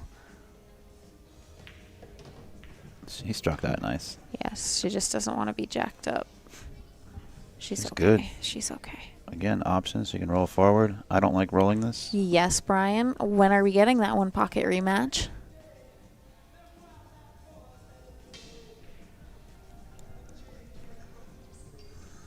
I might have to turn off the chat. This isn't Tinder, guys. I'm about to swipe all of you left. Or right, or whatever the direction is to go away. I don't know what that is. But all right, I'm forcing this ball. Well, I don't know. I'd like to force this ball 2 rails forward. Possibly I think 3. she's just going to kind of go see. She did my shot. Yeah. 2, possibly 3. Good shot. Now I'm just rolling this. Yes, I was just about to say Just that. roll it. You're going to end up above the 10, but Not much. Not an uncomfortable amount.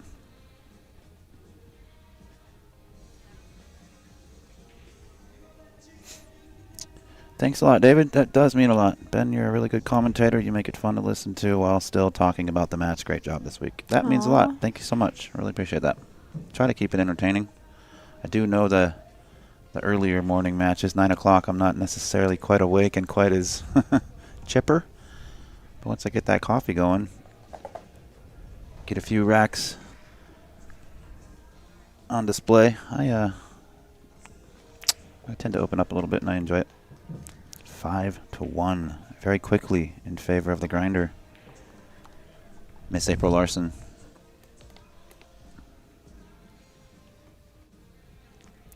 Still no player break taken by either one of them.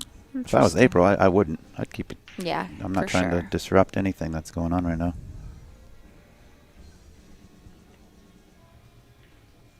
Man, that means a lot. Thanks so much, guys. I really do appreciate that. That's cool. It's been a while since I've been in the booth, so I knocked the dust off a little bit, but I'm enjoying it. Referee Dave Pearson making the calls. His wife, Mariah Pearson, has been absolutely paramount. She works for the Belieu Education Foundation. She basically runs the whole thing as far as I know. And she's done a very good job working with all of us, putting this together, recruiting some of the junior players. Q time. I got the nickname Slash from one of the guys that works at Amazing Billiards in Malden, Massachusetts. It's where they have the McDermott Classic. Louis? Yes, Louis. Screwy Louis. But yeah, he was like, I got the perfect nickname for you. And I was like, what is it? And he was like, Slash. It stands for Sneaky Little Ash and because of your hair. And I was like, oh my God, that's perfect. I love it. And yeah, I just started rolling with it. That's pretty clever. Yeah. Yeah, I know Louis. I miss going out there. I miss my buddy Mason Shooney. Such an amazing guy. He's done so much for me. We've done a lot for each other, but he's done a lot for me, and as far as opportunities are concerned. Well, she got the breakout, but definitely not where she wanted that cue ball. I think you gotta forced kind of to go one rail between this 4 and 6, or 2 rails around the back of the 6.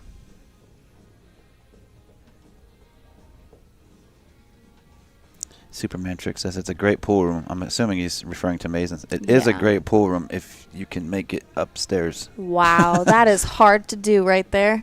Did you just see that? I did, yeah, but between the 6 and the 2 and somehow made it in the side. Yes. Yeah, that was...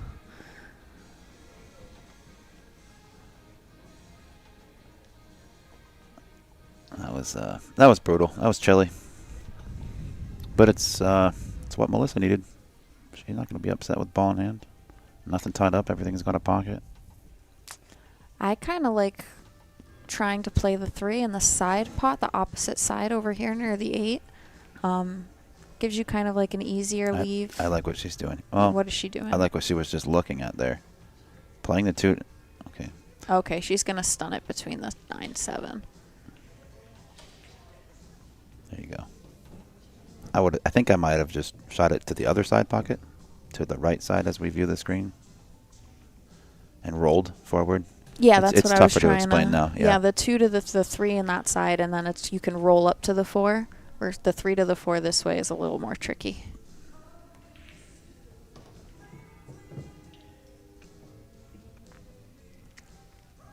Options again. I don't know what the right shot is here. I'd like to think just play it forward with some top right and check it down towards center table, but it also looks really cool if you spin this ball 2 rails and come in between the 7-9 with the cue Yeah. ball. Looks like she's going top right. Oh, Nope. she's doing the second. Oh, she's going to hit the 9. No, she's coming behind it. The camera angle is tricky. It looked like she was aiming top right on that, and then she hit it with the bottom.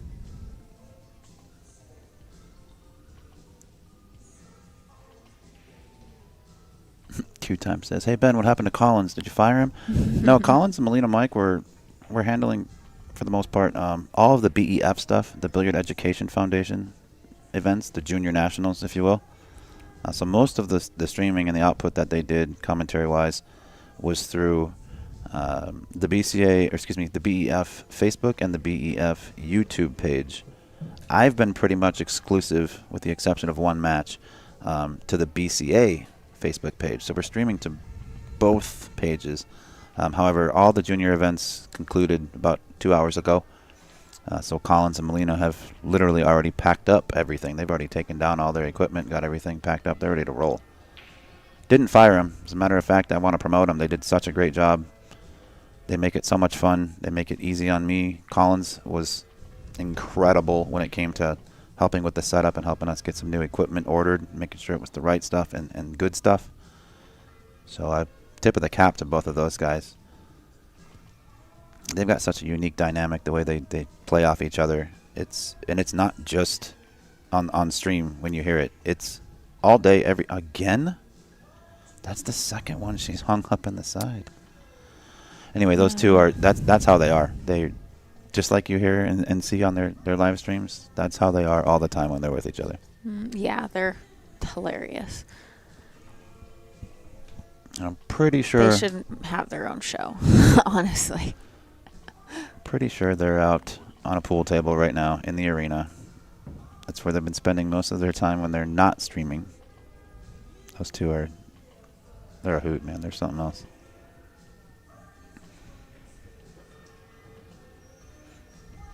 Yeah, they did a great job, and I'm looking forward to. Do you try to check this with inside? Nope. I draw this to the left long rail. It's not the right shot, but I don't play the right shot, so.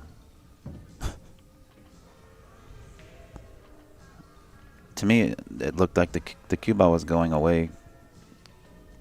I would have tried to take more of a natural path rather than check it up. She did fine. I just, the angle told me otherwise at first.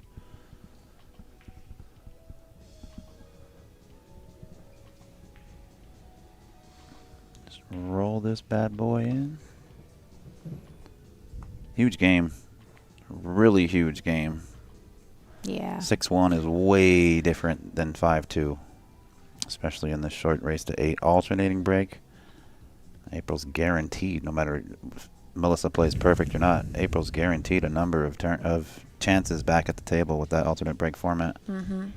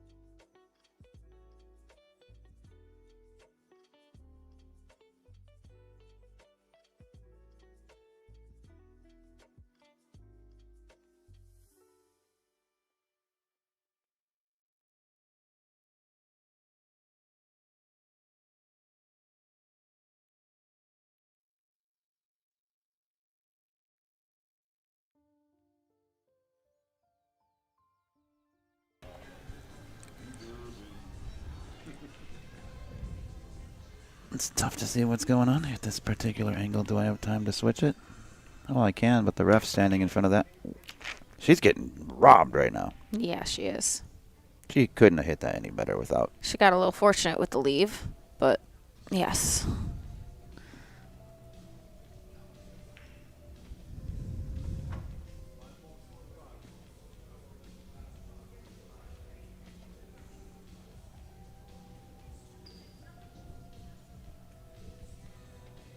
Playing the combo? Darn right. Wow. Yeah, but now what? Now we're two real kicking. Yep, looks like that's what she just decided. I kind of like the jump bank here. She's called the side pocket nearest the 9 ball. So she's trying to two rail. As you can see her paralleling it right now.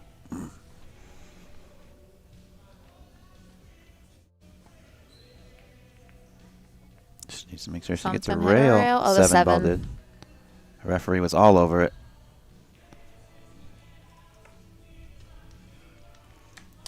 On top of being a phenomenal referee, Dave Pearson was actually, he put a lot of his own time into planning the scheduling for this, when the matches are going to start for each division, when the semis are.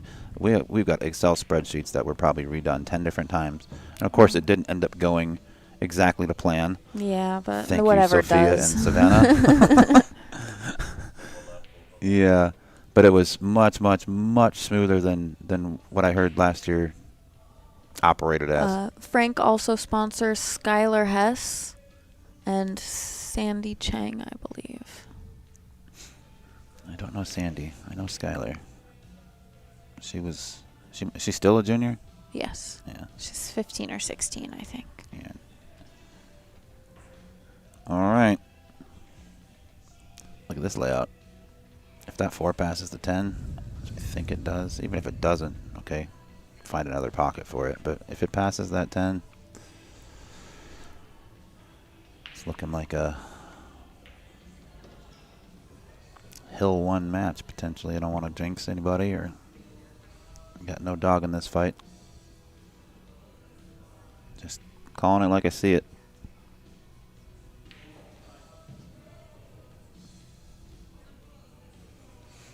Yeah, you're right, Greg. She can't even get lucky. You're absolutely right. She's had no fortune. She hasn't been able to get anything going this entire match.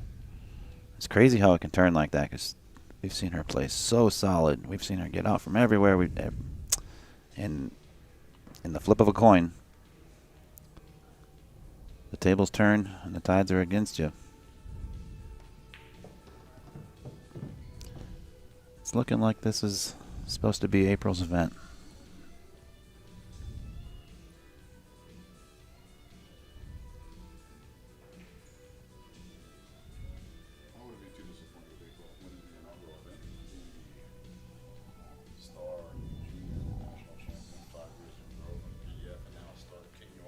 Yep.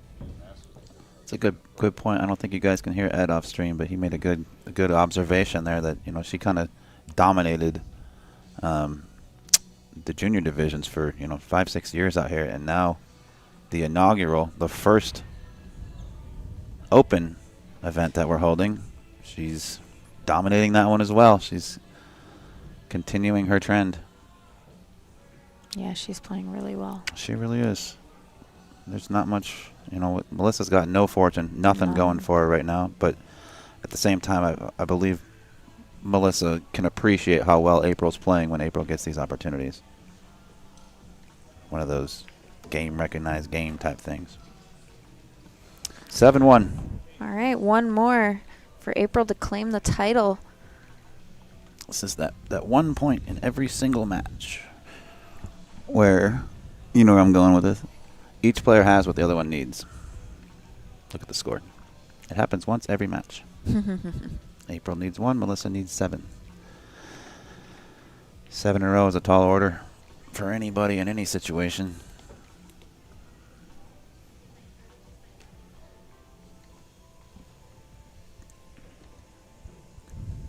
Don't know if this will be the last rack or not, but I'd like to just say thank you to everybody that came into the booth and did some commentary with us. Thank you to the Oakley Lindsay Center for their accommodations. It's been absolutely incredible. the tournament staff, the referees, Ed, even the goofy Collins and Molina Mike, and many more that are slipping my mind. Diamond Tables for coming in and setting all this up. Master Billiard Chalk for the added money. Digital Pool for all their hard work night and day. All right, that's a really good break right there. Yeah, where's that been for the last half an hour? Didn't come out until she needed it. Okay, well, she's going to need some help from April, too. She's going to need a lot of help from April. She breaks and runs here, though. It's She's going to need April to make some mistakes. I hope she does break and run this. Tighten it up a little bit. Let April know I'm here. Yes, that's exactly what I was trying to, like, iterate that into words, but you put it perfectly. I suck with my words sometimes. I get lucky once in a while. Well, she would have liked to be a little bit higher. Yeah, a few more inches, maybe another 5 or 6. She's going to be likely playing forward. This cue ball is going to be tracking slightly away from position on the 4. It's one of those situations where the writing's on the wall. It is what it is. What can you do? We all have bad sets, guys. I had one earlier today against Savannah. I am not immune to it. Neither is April. Neither is Shane Van Boning. I tried to get that match on stream. Thank God you didn't. What is going on? Yeah, I'd like to see you and Savannah battle it out.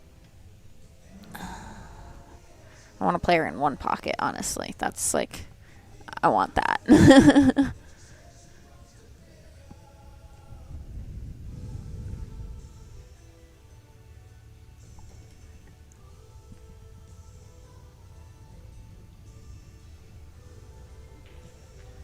I like to put on one pocket when I'm having a hard time falling asleep. Oh, yeah?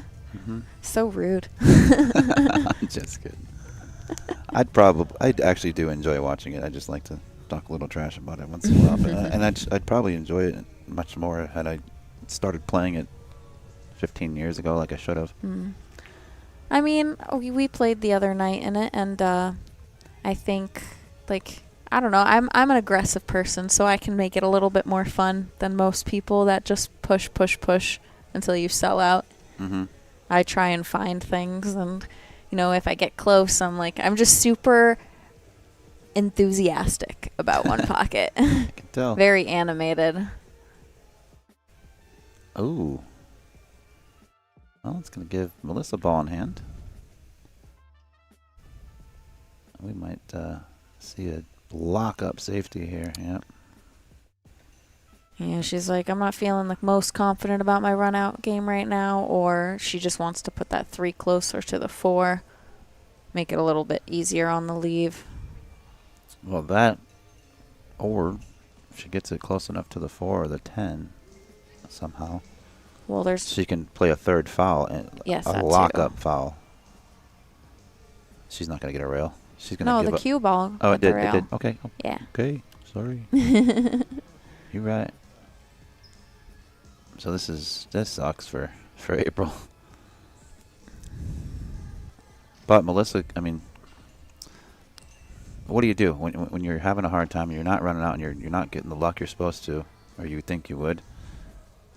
Do you still try to go for that run out, or do you tighten up a little bit and think let's go for the safety? What I'm doing so far hasn't been working. Yeah. Oh, that was really close. I'm curious to see what she does here. Yeah, she goes for the run out or the lock-up safe. I mean, the run out is simple enough at this point. It's like the 3 leads to the 4. The 4 to the 6 isn't the toughest in the world, and then the 6, 7, 8, 9 are right there to the 10. Yeah, she's going. Yeah, I would go for this. Even if I wasn't feeling my best, I need like a simple run out like this to get back into the right mindset. Run out game. Makes sense.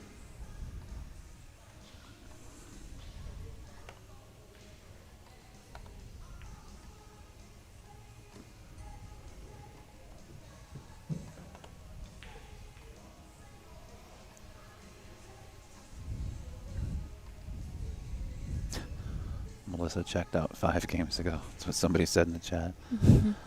I don't necessarily know about. Don't think that's the case, but I get it. I know what you're saying. I'm surprised you went follow with that.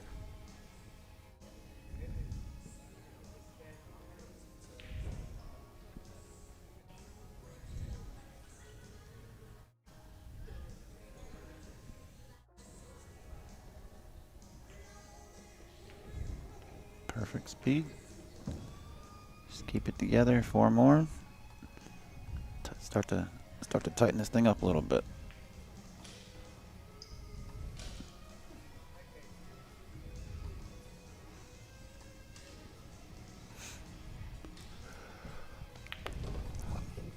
You want to answer that last one? What one? That last one? Yes, that's me. Here we go again.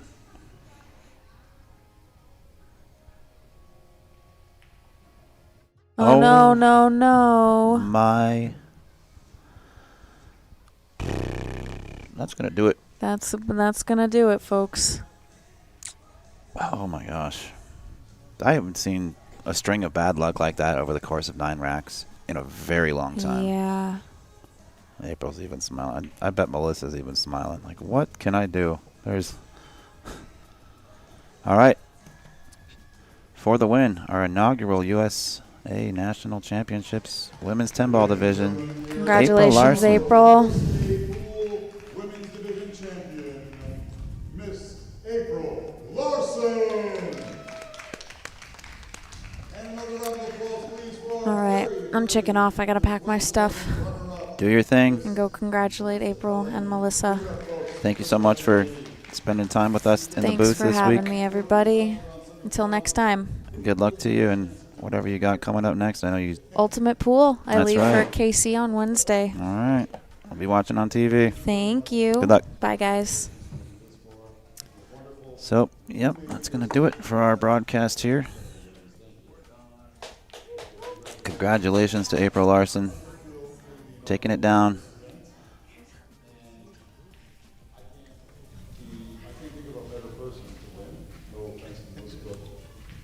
Going through the BDF and being the dominating force in the BDF for so many years, and now we create the inaugural women's division here, an extension to the BDF event, and now you are the very first female champion. How does it feel?